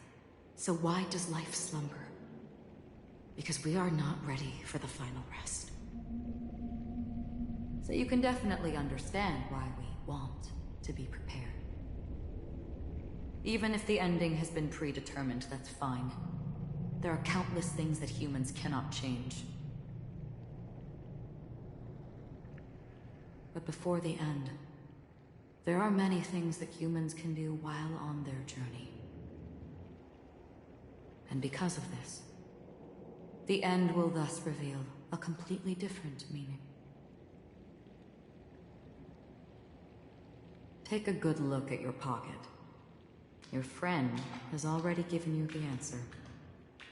Good luck.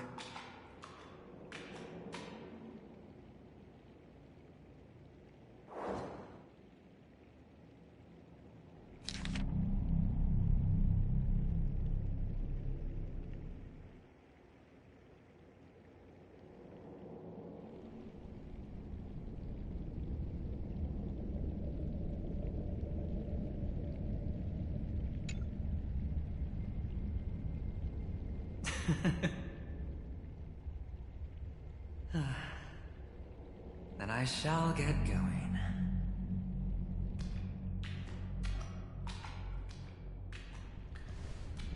Mister? You're leaving? You ultimately chose to leave this dreamscape? Yes. Because they are not here. My papa, mama, and big sis. Then where are they? They are in a place where everyone will go. A very, very distant place. Then are you going to? I'll get there one day. But not now. There will come a day when the sky will drizzle, and I will hear the call of Gaiathra Triclops, and know that it is time for me to go, and be reunited with my family. So, until that time comes, I should be preparing. Preparing? For what? Well, preparing to face them, Kakavasha. And to make them proud. I know you'll be able to do it. Good luck. Well, of course. For I am the child who received the blessing of Gaiathra Triclops. But you still seem nervous. Well, I seem that way because I am nervous. You know what? Maybe you can help. What do you say? One last time? Put our palms together?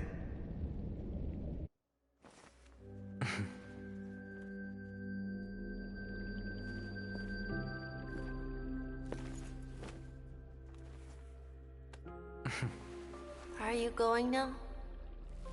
Yes.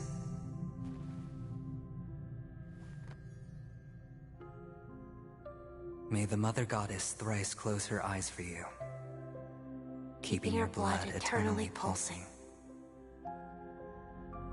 May your journey be forever peaceful, and your schemes forever concealed. Our paths will cross again beneath Kakava's shimmering auroras. Farewell, Kakavasha.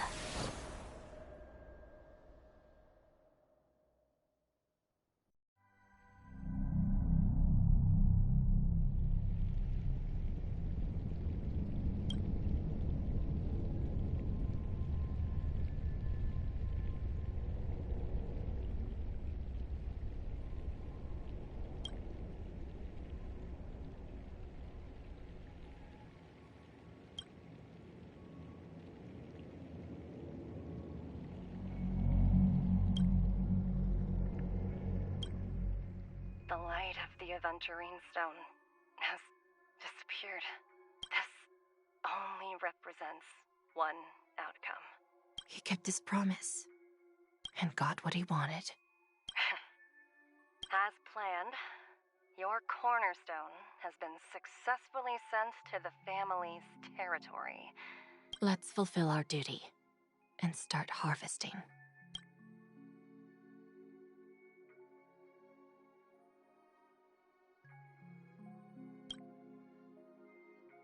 I come for an audience.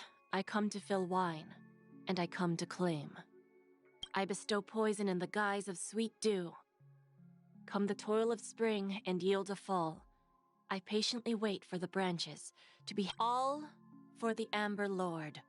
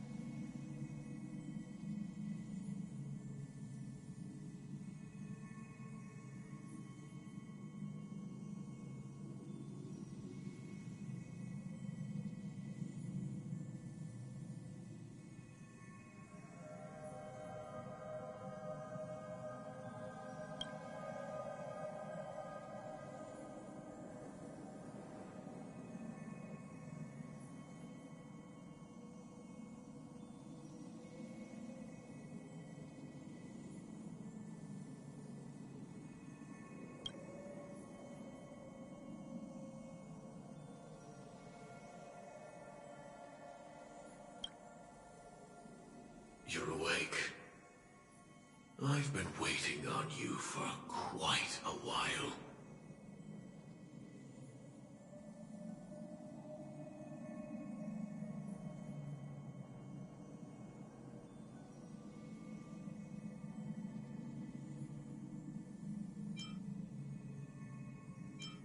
You've met me before.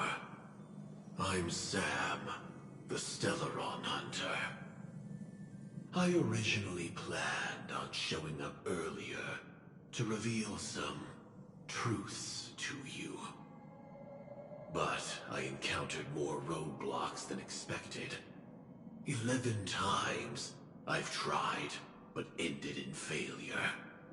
Before I knew it, this world and I became too intertwined, and it became too difficult to escape the constraints of the script. Elio is right. In this land of the dreams, you and I will reap unforgettable gains. I don't know people's hearts as well as he and Kafka do. Nor do I have a specialty like Silverwolf and Blade. Most of the things that I'm good at only apply to villains who need no mercy. So, there is only one method that I use. This is to show you.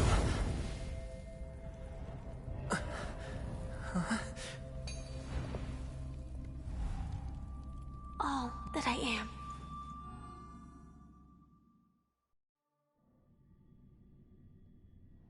Labyrinth-like corridors and halls?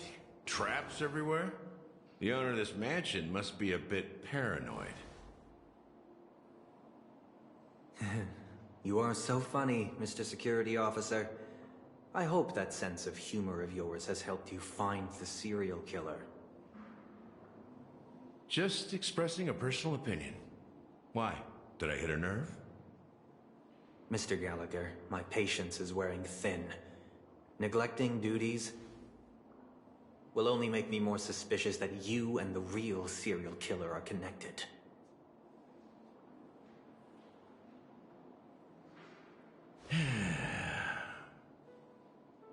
Scoundrel, punk, drunk, hooligan. I have heard this trash talk all too often. But I have never once thought that I'd be treated as an accomplice to a murderer. I take back what I said. Your problem isn't paranoia.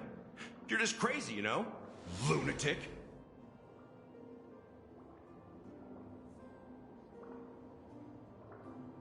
You, the family, you broke my spine and pulled out my fangs, and now you want to accuse me of murder?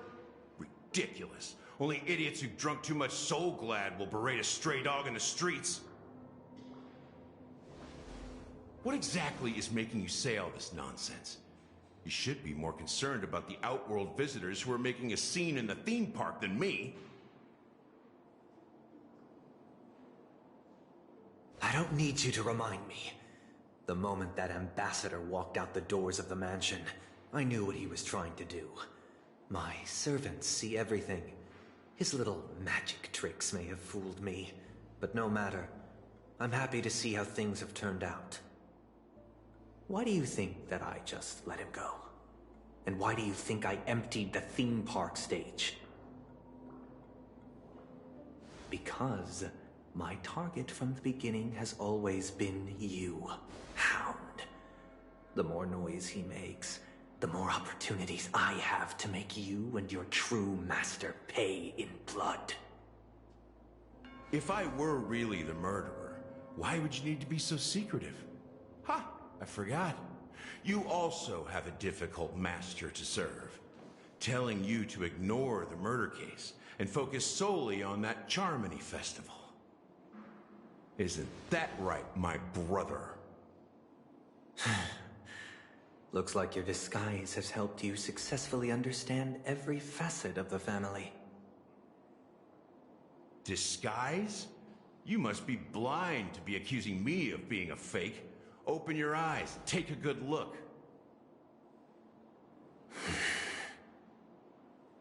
Indeed, every part of you is real.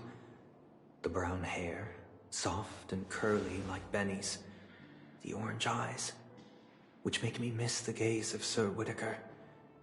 That odd scar, the mark of Wolsey.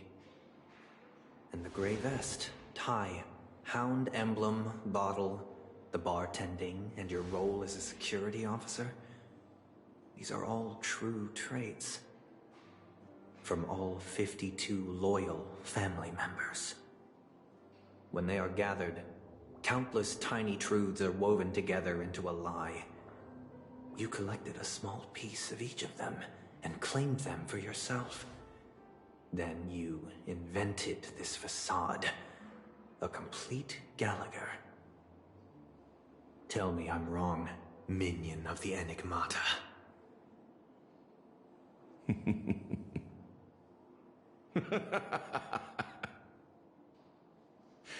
You have guts, I'll give you that. Not bad. I severely underestimated you. Admirable. But so what? Can this prove that I murdered your sister and that stowaway?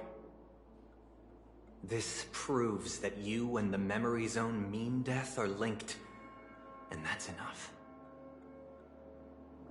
Listen up. I don't care how you did it. I only care about one thing. The answer to a question.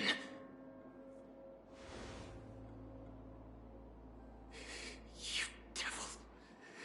You wretched, despicable dog.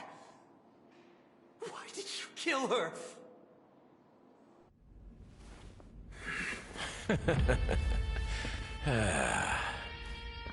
You know, in the thick of things, people are blind to the grit in their eyes. Yet they can always feel it scratch. Want the answer? I'll give it to you. The whole thing is just fate playing a cruel joke on us.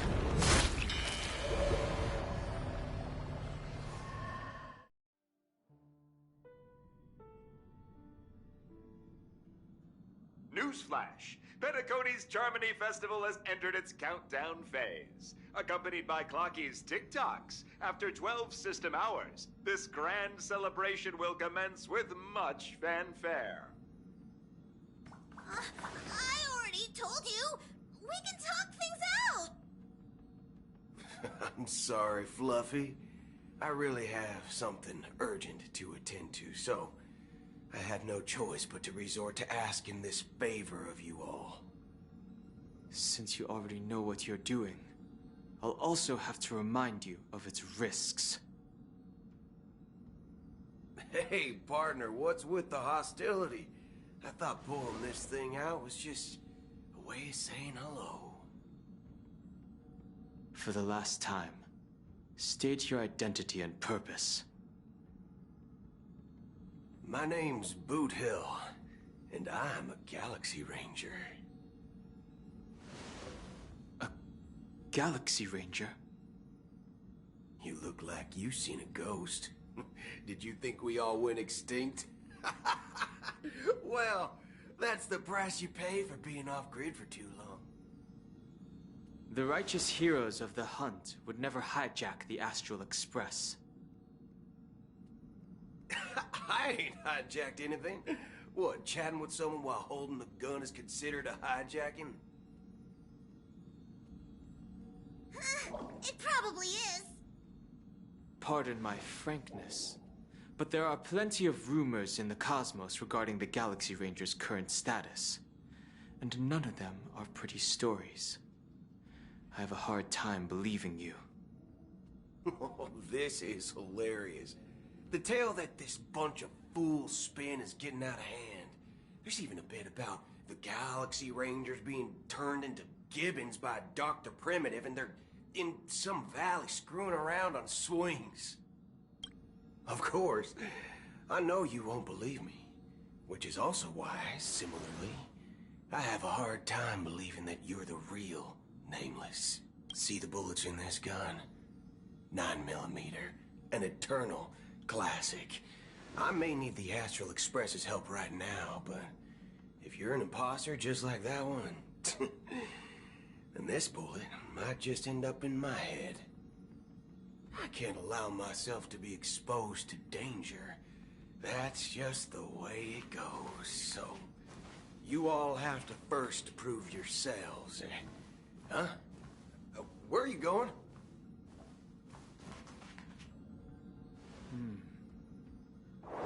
Recognize this? It's a model fudger.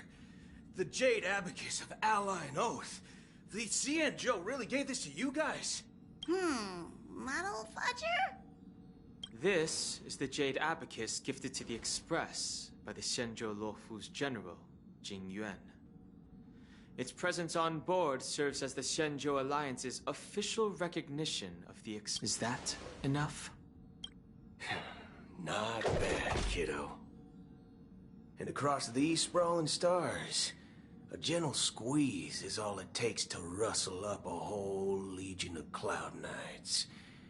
Now, I reckon that'd be one fudging sight to behold.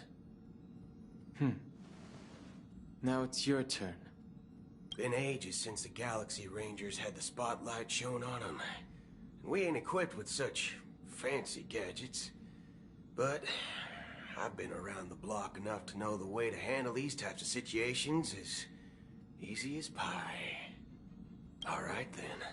Feel free to toss any questions my way. Let's see if my answers can't turn your trust. And why would I play along?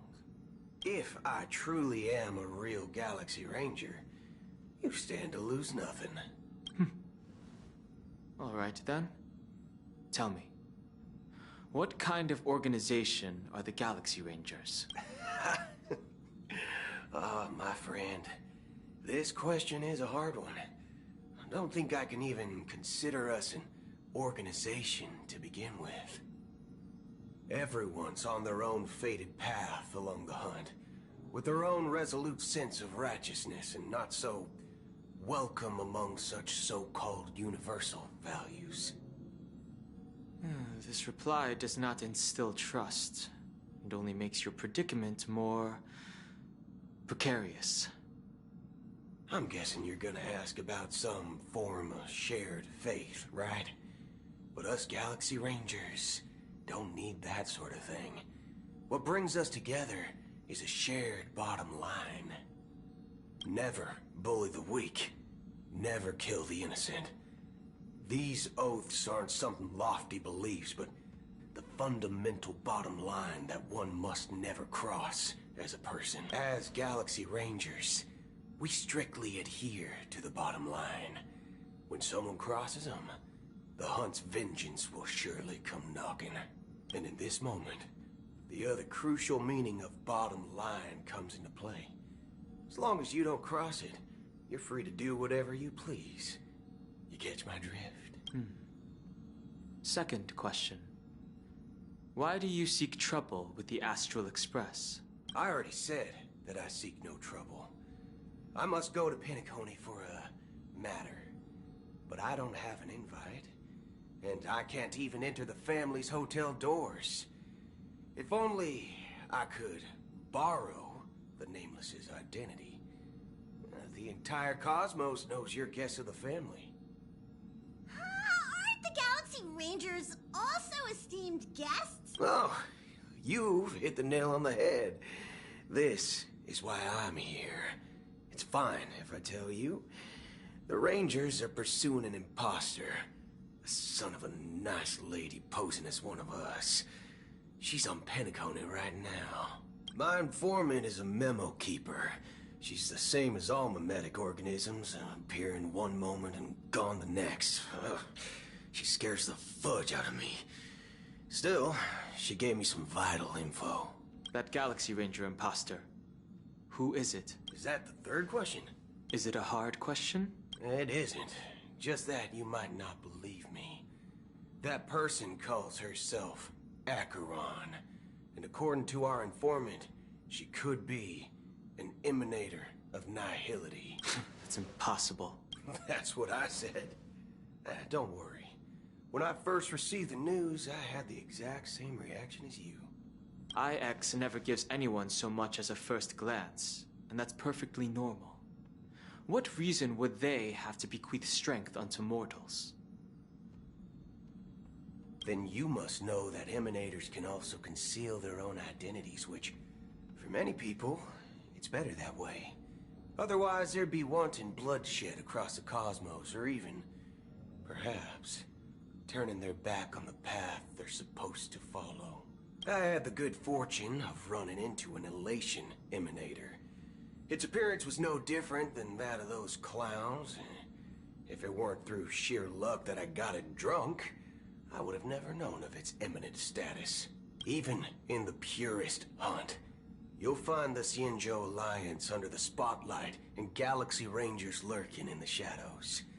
Paths are inevitably concepts created by people and exist in planes beyond our understanding. To reckon that nihility emanators don't exist, well, maybe we just ain't nihilistic enough. So, do you understand now?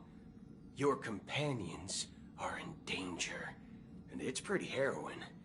If you don't want to believe me, you'd best send a message to them, but I'd advise you to move fast. We don't know what's happening in the dreamscape or how much of what the memo keeper said is true. And that Acheron, who knows what she intends to do?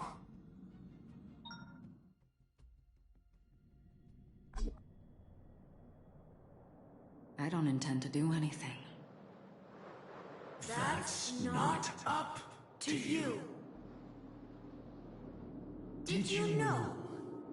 People who come to the land of dreams for the first time, they'll subconsciously stop to reaffirm that they're still walking on solid ground. And then they will unanimously raise their heads to gaze at the sky. Be it reality or dream, staring at the sky is instinctual for humanity. Since the day that the golden hour was completed, it's always been there, watching over every single night of decadence. But now this night sky has been mercilessly severed, dyed with the mist of nihility. And this whole event happened within the course of a single slash of a blade. A single slash of a blade isn't really accurate. It was actually 2 blades, just that the second one was faster. That's not the point. Many guests who weren't supposed to be invited have gathered at this banquet. Even if the harmony is all-embracing, I have no choice but to show some of them the door. For the sake of Penacony and the peace. The planet of festivities has no place for you, a puppet of nihility. Those who live in the shadows do not bear the right to tread the illuminated stage. Speaking of living in the shadows, there's probably not much difference between us. It's only polite to reveal your true self, at least when speaking to others. Penacony's Dream Master.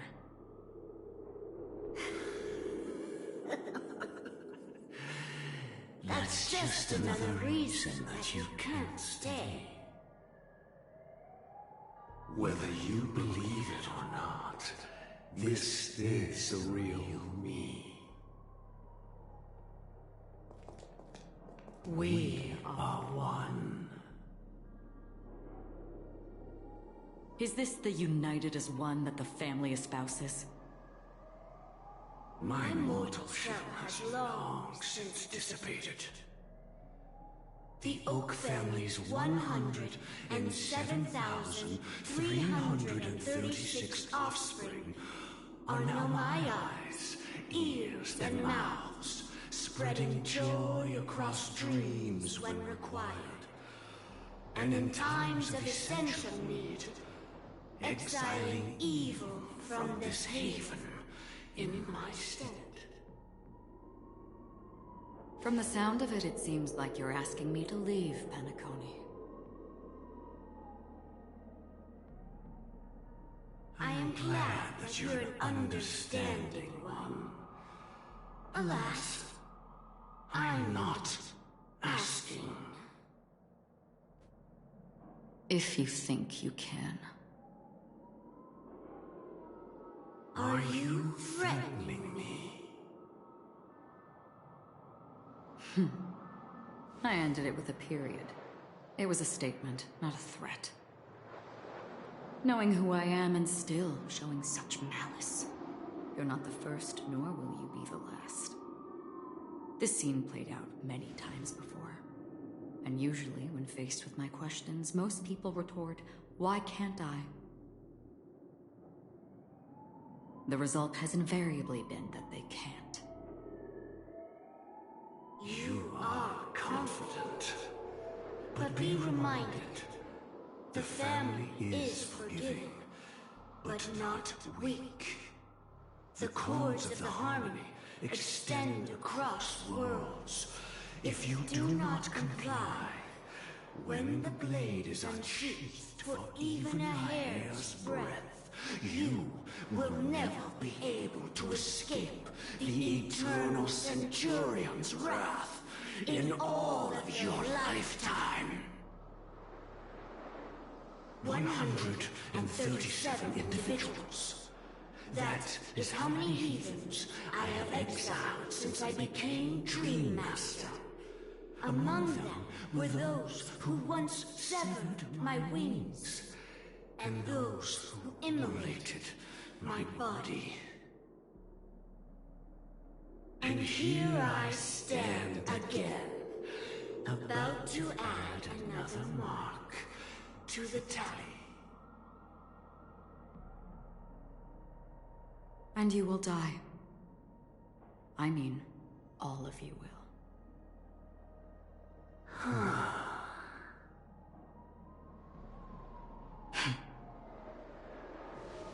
But that won't come to pass. I'll do as you ask. I'll leave. A wise choice. I wasn't aware there was a choice. To you, that surely is the only option. Please bear in mind, you and Penacony are of different worlds. Those born on the far bank cannot seek solace across the river. Leave and never return. The radiance of the planet of festivities is overwhelmingly bright, luring in tricksters, wrongdoers, and criminals. But even the harmony itself will never welcome the self-annihilator of nihility. And even more so, when this self-annihilator heralds the destruction of everything. Your strength is obviously a gift of the sleeping and shapeless, immeasurable and fathomless, like a tributary spawned from the abyss that brings death and sin to all. Acheron, a befitting name. Take it from someone on the other side of your so-called river. You know better than I do that Penacony has already deviated from the harmony. Whatever your intentions may be, I foresee only one outcome. Its future holds nothing but nihility. Just like all the worlds that have drowned in their shadow.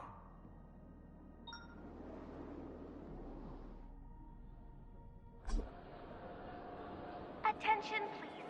The unusual event that occurred moments ago was due to a technical malfunction at Clock Studios theme park. The family has promptly responded to secure the area, and we're happy to report that there have been no injuries. Oh, I swear that was no movie shoot. So many chips fell from the sky, and I even caught one of them. But it vanished in an instant before my very eyes. Excuse me. Are you talking about the Clock Studios theme park incident? Yeah, what about it? Oh, Miss Robin, am I seeing things right? No need to worry. I apologize for any inconvenience caused to your delightful dream journey. What you just mentioned about the chips really piqued my interest. Would you mind providing more details about the incident? Oh, it was just those chips you normally see everywhere. The green ones? They fell from the sky as if it were raining. And then those chips simply disappeared. It appears to be the Dream Sim tech the Iris family has been developing. Huh? Miss Robin, you mean those chips were all part of a performance? Shh. This technology hasn't been made public yet. It was originally planned to debut at the Charmony Festival, but it seems it's been leaked. Can you help me keep this secret? The raining chips were supposed to be part of my act. Oh, I see. Then it all makes sense now. I'll do anything to help make the Charmony Festival a success. Thank you. As appreciation, I'd like to give you a token gift. Oh, this button is... Press it at just the right moment in the celebration. There could be an unexpected treat in store for you. All right. It looks like there are other guests who are also confused. I'll have to excuse myself. Please, enjoy the dreamscape. So many people talking about it. This commotion at the theme park definitely made waves.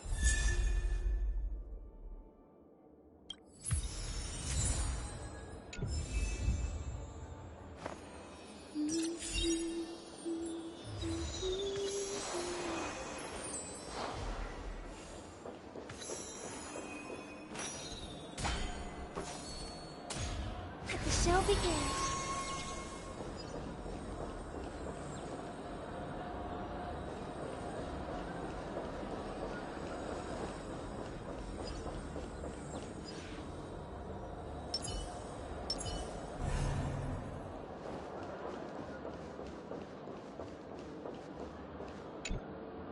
The family promised they would protect the guests within the dreamscape, but I witnessed a group of organic life forms making their way to the theme park. And soon after, a rip tore through the sky, and black rain started leaking out of the void. The family needs to provide a reasonable explanation, or I'll take my loved ones and return to reality. I thought the dreamscape was supposed to be a paradise. If it's not, then there's no point staying here. It appears the good sir has seen many great events. And it's true that an uninvited guest has unexpectedly entered the dreamscape. However, their target is not the ordinary guests, but the ambassadors of the IPC. The family will certainly ensure that the safety of the guests is of the highest importance. Miss Robin, I know the Bloodhound family has already sealed off the theme park and has control over the situation, but it won't resolve the problem. The family can try their best to protect their reputation, but as a guest, I don't wish to gamble with my life. But as you can see, sir, no innocent bystanders were affected in this incident. Perhaps the dreamscape is not as perfect as promised, but there's no place safer than dreams under the family's rule. I believe you know this better than I do. If this incident... I could stay here, but keep in mind, guests come to Penacony to enjoy the dreamscapes. They do not wish to be entangled in a conflict between the family and the IPC, so Let's not have any more unnecessary incidents. Of course. With the Charmony Festival about to commence, we will spare no effort in our preparations. Rest assured. To express our apologies, the family has arranged this gift for the guests.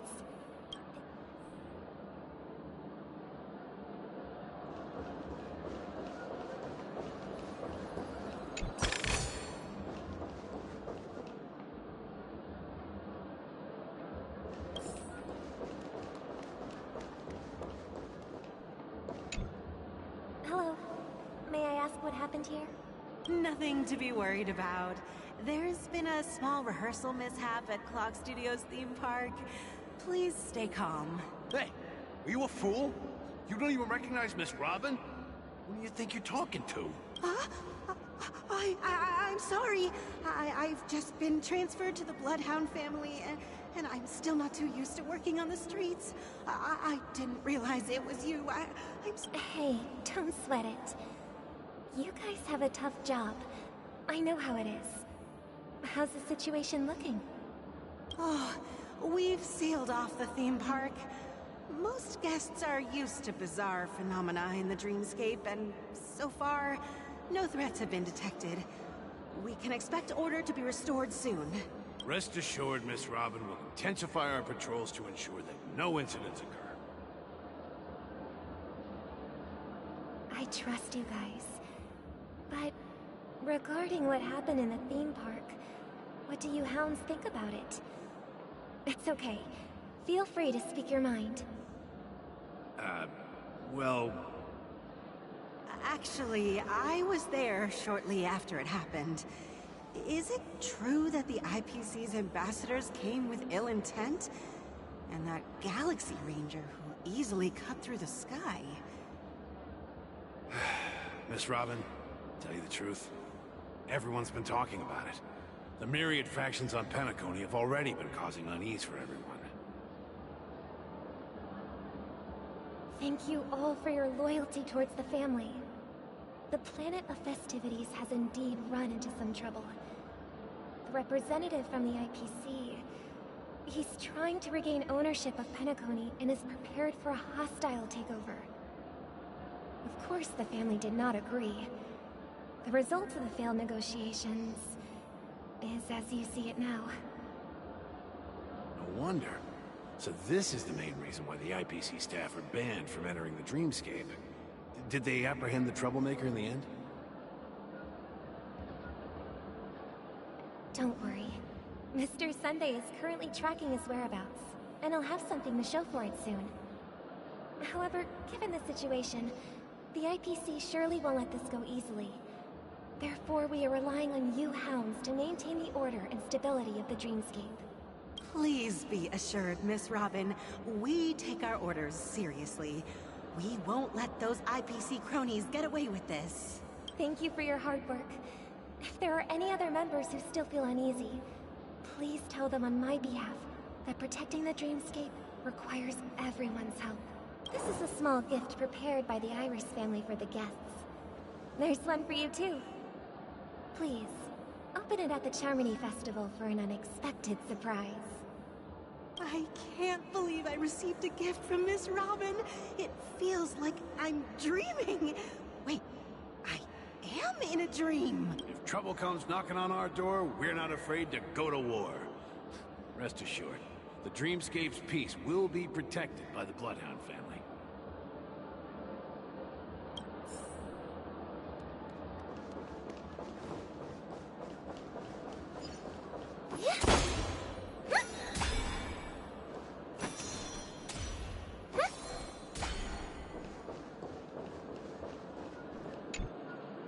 Miss Robin?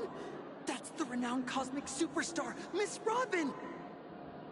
I didn't expect to meet a fan here. I'm honored. Welcome to Penacony, a world filled with wonderful dreams. I can't believe I'm actually meeting the real Robin! Shouldn't you be preparing for the Charmony Festival? Preparation is important, but the ceremony is fundamentally about sharing the Great One's harmony with everyone. If there's a chance to sing with everyone, I will not refuse. Regarding the recent mishap, I understand it negatively impacted some of our guests. As a member of the family, it's only right for me to come forward and offer my apologies to everyone. But, are you sure it was actually a mishap? Everyone saw those chips descending like rain and the red light tearing through the sky. Claiming it was merely special effects seems a bit far-fetched. Plus, I met that generous gentleman. He looked really out of it and kept talking to himself. Is this also part of the performance? Everyone, please do not panic. I believe that the family will give everyone a satisfactory answer in due time. Even if you say so, Miss Robin, it's hard to believe. Some people just never listen, do they?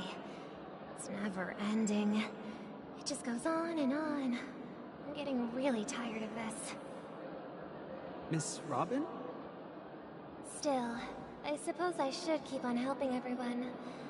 I am the epitome of joy, kindness, and goodness, after all. Huh? What was I just doing? And, who might you be, miss? Here, take this, little guest.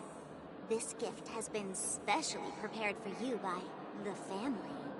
Make sure to take good care of it until the opening of the Charmony Festival. Then, when the show reaches its climax, you never know. Something very exciting might happen.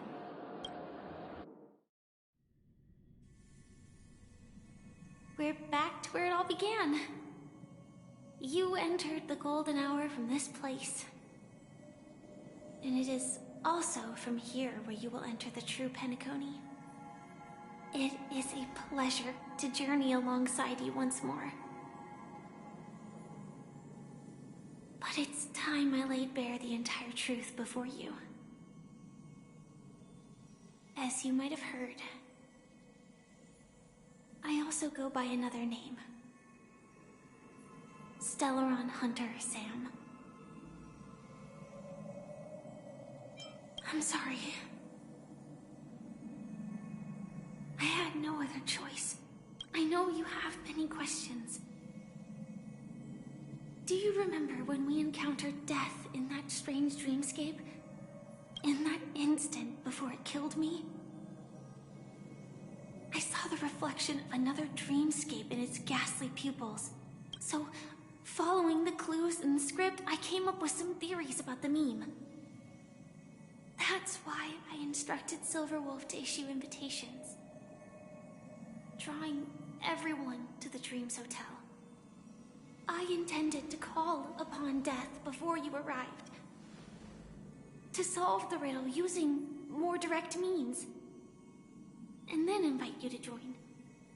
However, contrary to my wishes, I couldn't defy the script, and I didn't get a chance to explain it to you.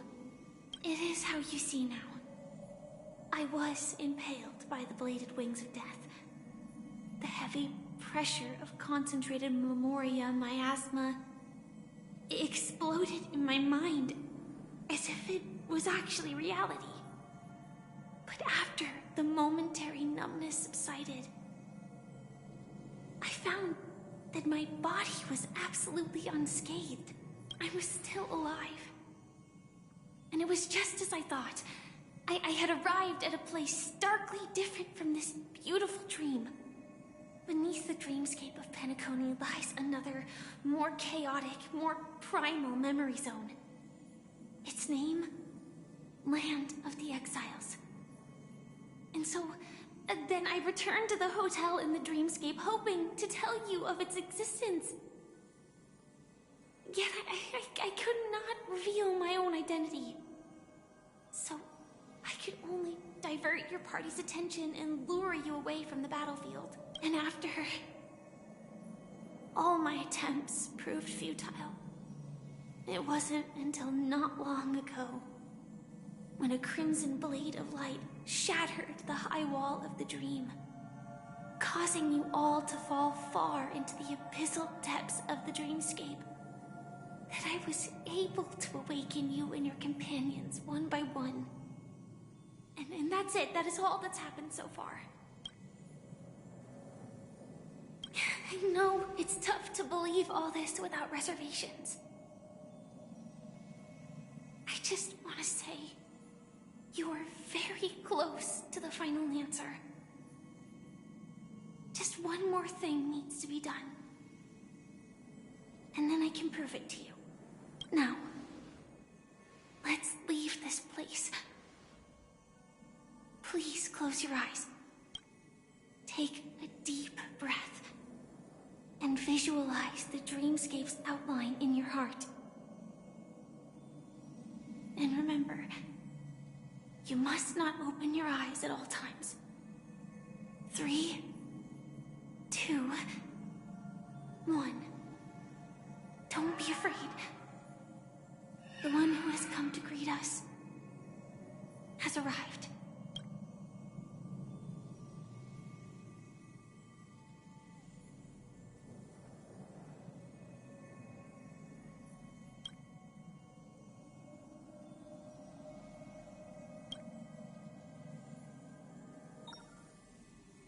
I never knew you could do this.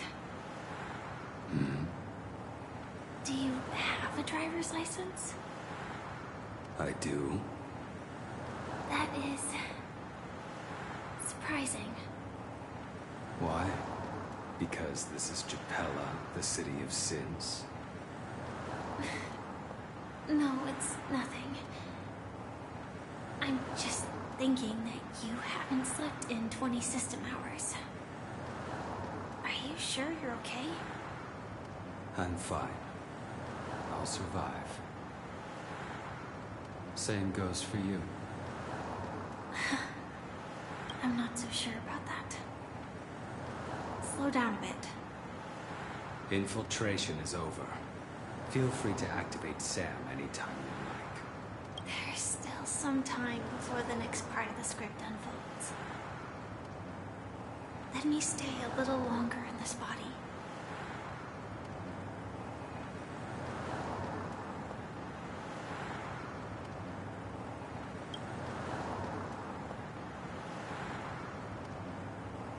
Such a long tunnel. Didn't feel this long when I set off. In half a system hour, it will lead us to Kafka. And then comes the downfall of the Japella Brotherhood. Is that also part of the script? It's in your script, too. Sorry. I didn't notice. Their destiny won't change just because of your selective ignorance. I told you before. It's a bad habit. What about you, then? Is this the moment you finally find the death you've been looking for? As always, it's a blank slate. It's not on this planet. Why the sudden inquiry? Because I'm currently in a car with a sleep-deprived driver. I just want to get there in one piece. This car has full self-driving capabilities. I'll just put my hand on the steering wheel. Will that do? Hey, don't take everything so seriously. Elio would always say there's only one type of destiny. The inescapable type. He can see the future, and we, likewise, are aware of our predetermined end. But before that moment arrives, we can still choose what we do. We all have this right, don't we?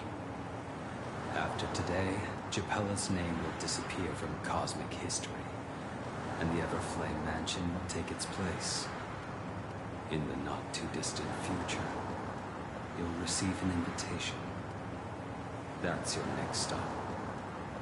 Land of the Dreams. Penacony. I hope you find whatever you seek there. Be it answers or salvation.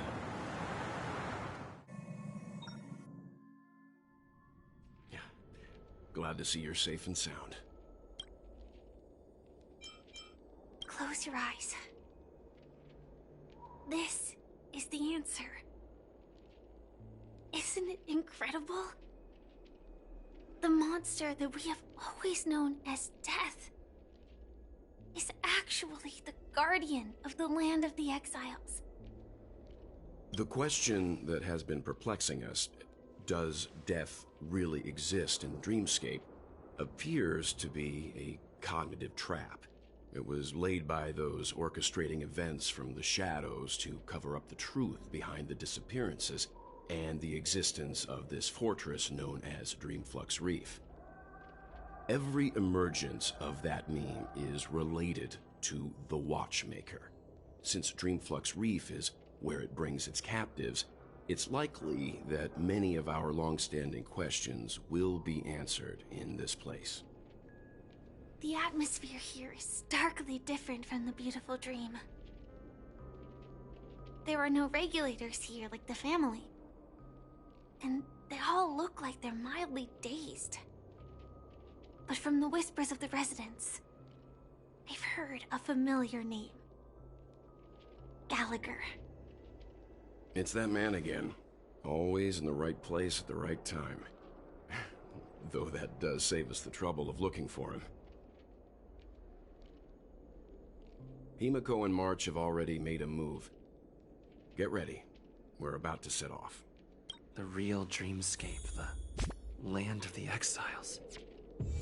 Before we go, should we speak to everyone first?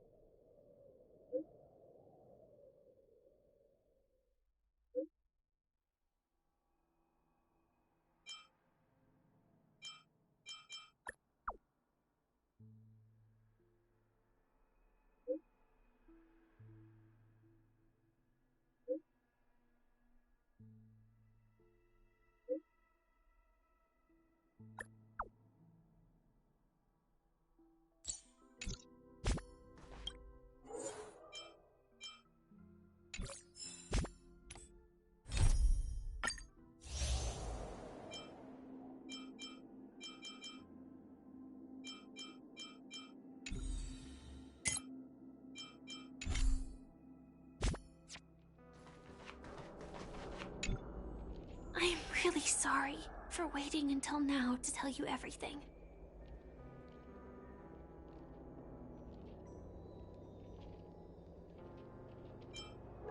Elio only gave me one instruction. Allow the Astral Express to pursue the Grand Legacy. It means that the Watchmaker's legacy holds great significance to trailblazing. And to you. Elio's scripts used to revolve and expand around certain specific Stellarons. But with your appearance, this condition has apparently ceased to be appropriate. Perhaps he also saw the impossible in the future.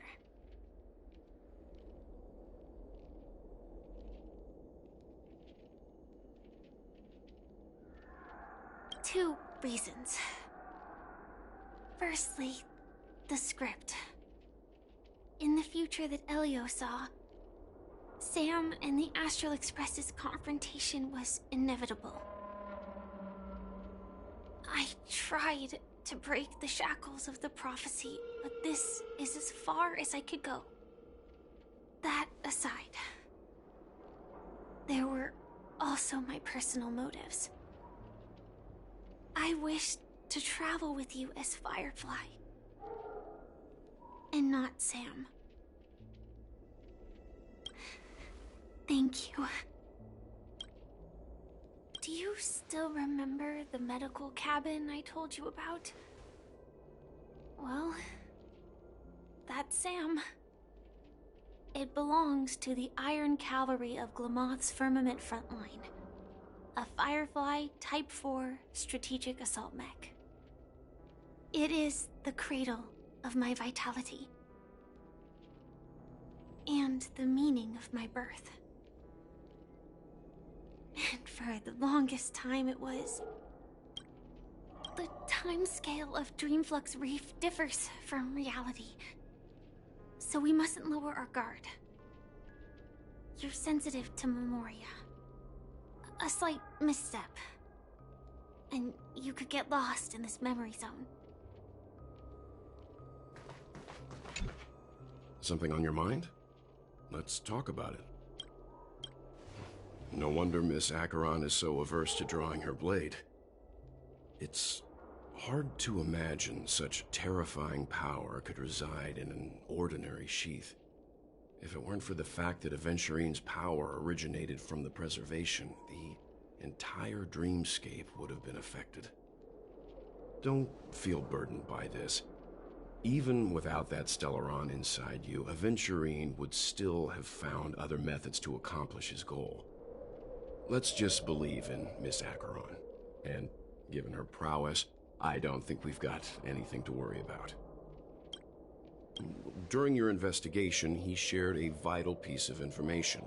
Mikhail, the former watchmaker who collaborated with the family to construct the Penacony we're familiar with today, had a falling out with the family for specific reasons. But this is precisely where the problem lies. You were clearly investigating a murder, so then why, as a security officer, is he changing the subject to talk about his past with the watchmaker? And now, with Firefly mentioning his name again, it's hard not to be suspicious. Before we found you, she'd already revealed her Stellaron Hunter identity and shared a lot of information. Who would have thought that the Molten Knight's true identity was actually a young girl? For her, this is a secret that she cannot allow others to know. That being the case, I think we can believe she's willing to cooperate. But she didn't reveal all her secrets.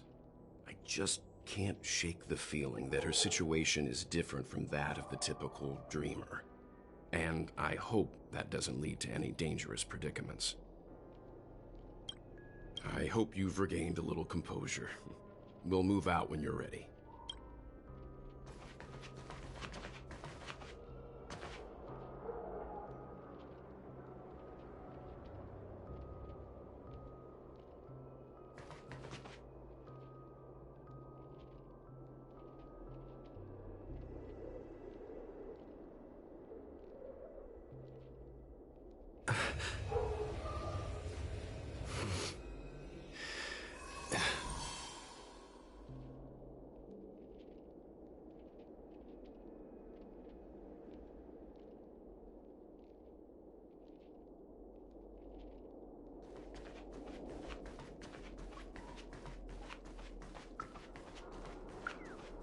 Keep going straight down this alley, and it'll lead to an elevator. It'll take us to the center of the land of the exiles.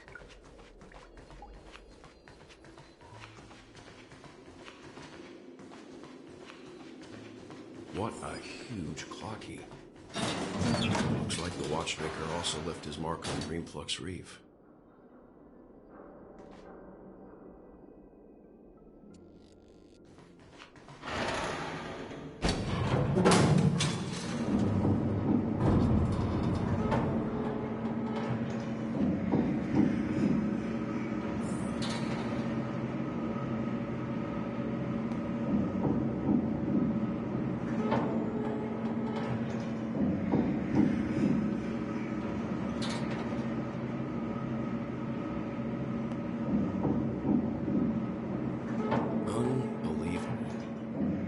there's a settlement of this size within the dreamscape, and all beyond the family's reach.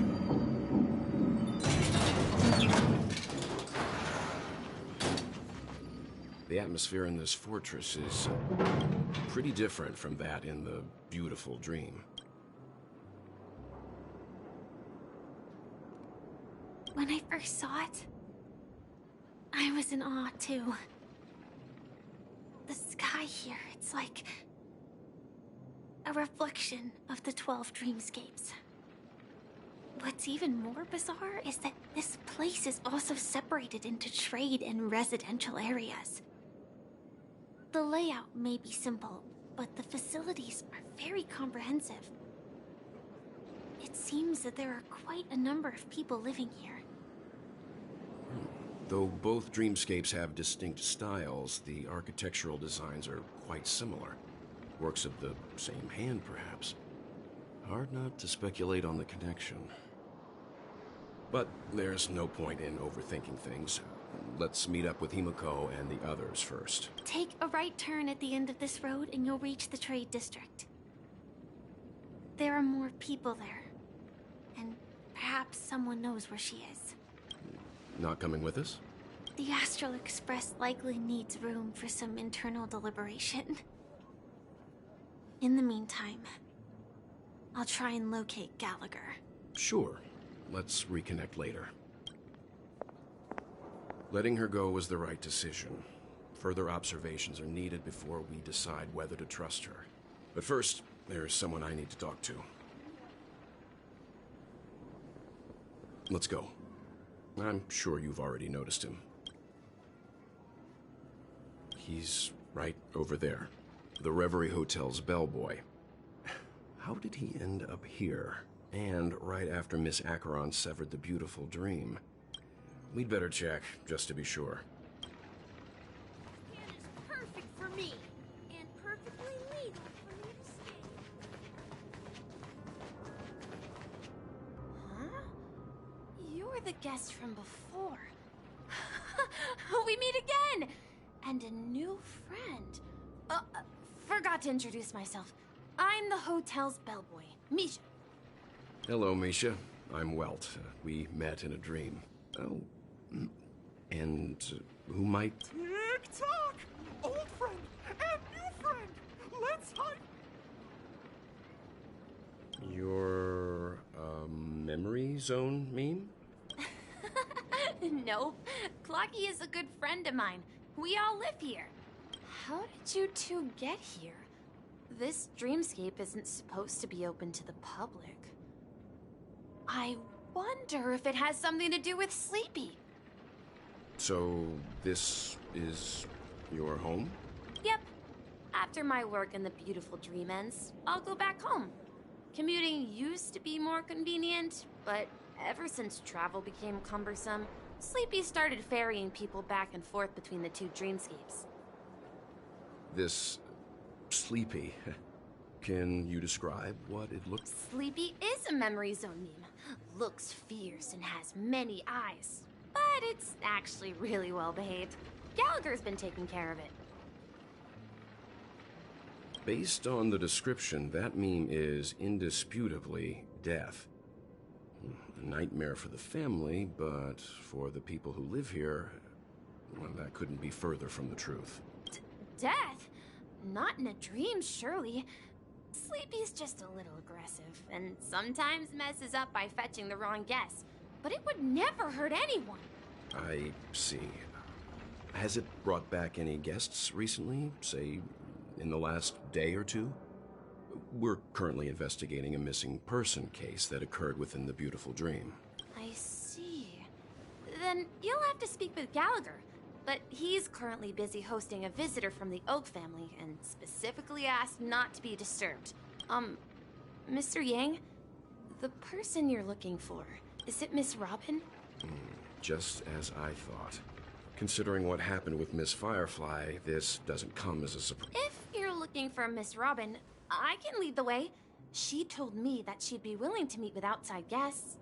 If it's not too much trouble. Also, we're looking for our missing companions. A woman with red hair accompanied by a girl with pink hair. Oh, I haven't. But please, rest assured. Dreamflux Reef is a small place, and it's not as bustling as the beautiful Dream. But it's... how about this? Since it's your first time here in Dreamflux Reef, I'll be your guide and help you find your companions. And then we can all go visit Miss Robin together. She's gone to Mrs. Grace's to visit the children. She won't be leaving anytime soon, so there should be enough time. All right, then. We'll follow your plan. Well, we now know the answer to both murder cases that have caused such commotion in Penacony. As for the intentions of the mastermind behind it all, we're still none the wiser. Yes, that's my thinking as well.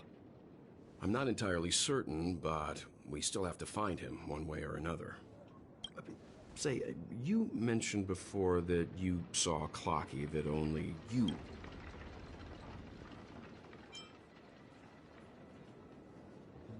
I can't shake off this strange feeling. Am I really still so young at heart? Forget it. It's not important. We'd better just follow Misha.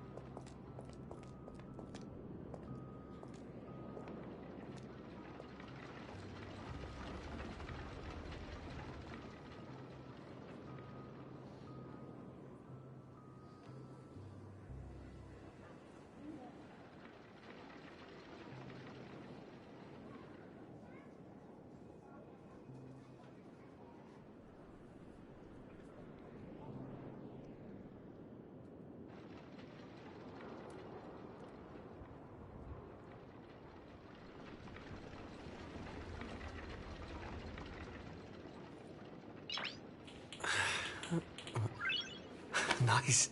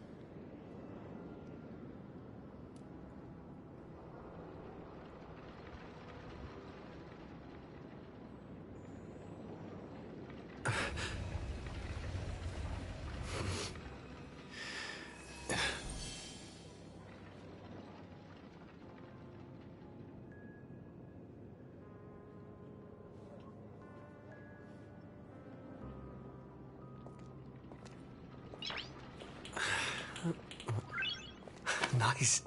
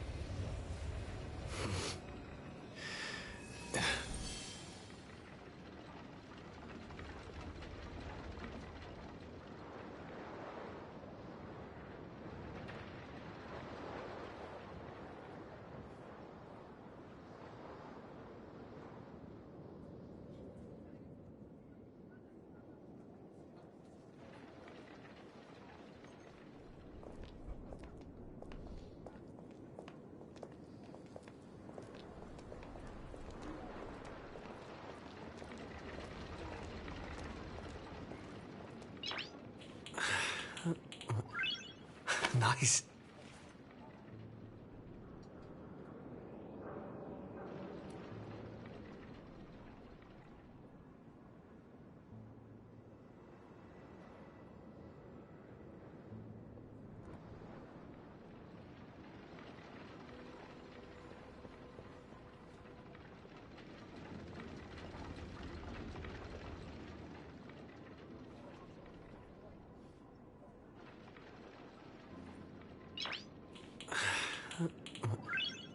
Nice.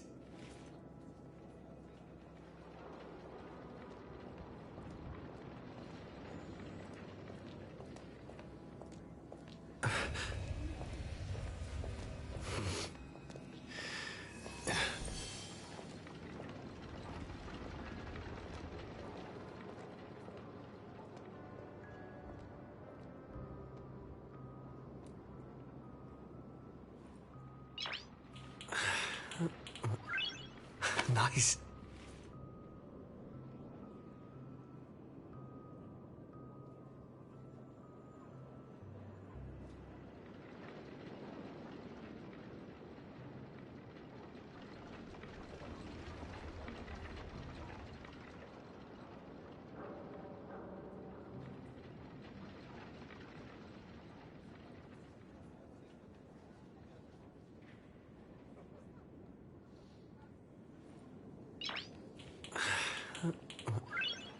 Nice.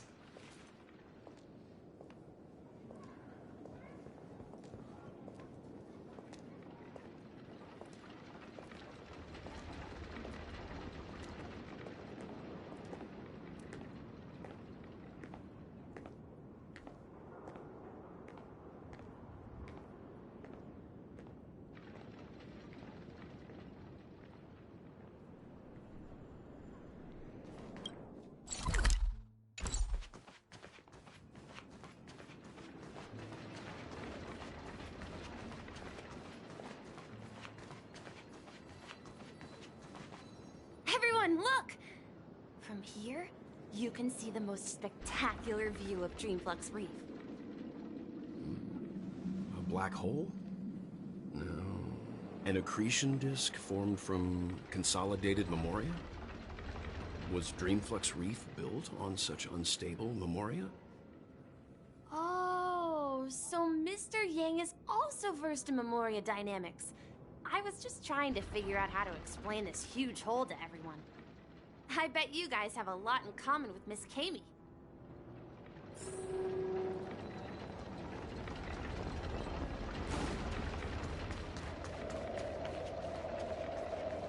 Look! There she is! My calculations are finally done. In another 10 system hours, the above dream will swallow the dream below. My hypothesis was correct. This place will cease to exist as the dream devours everything. Who are you all, and why haven't you left yet? This place is about to disappear.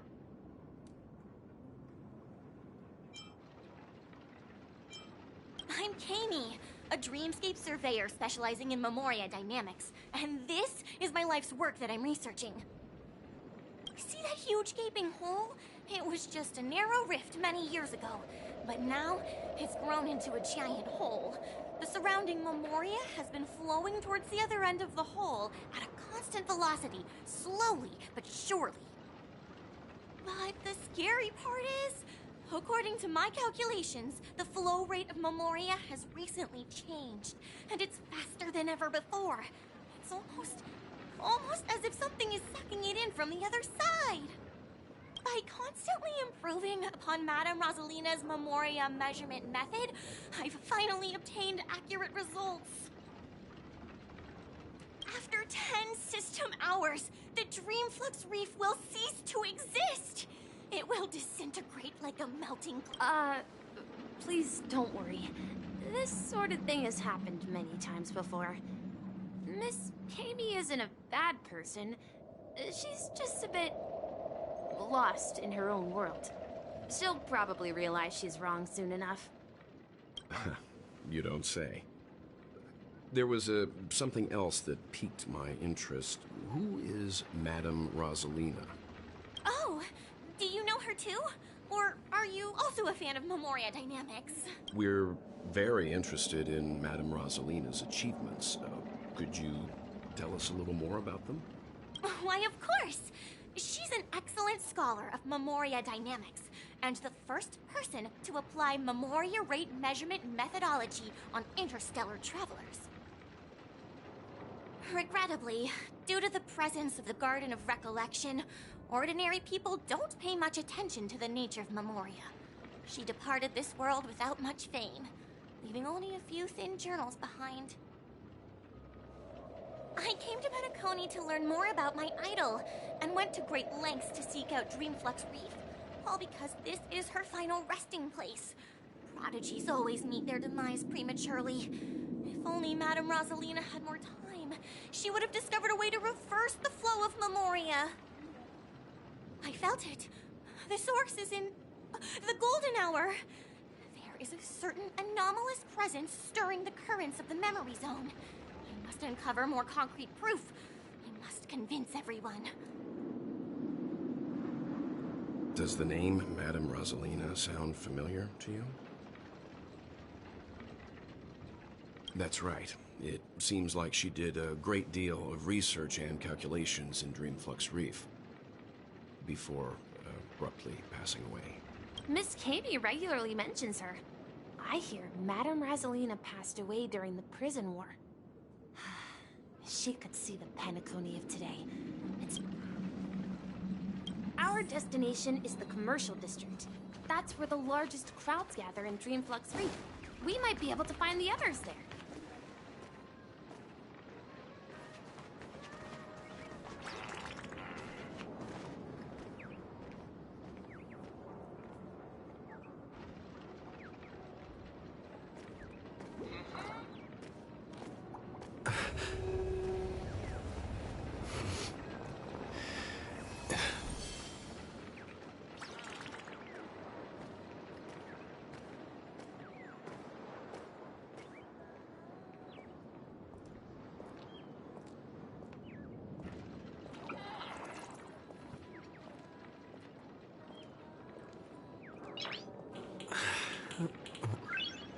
Nice.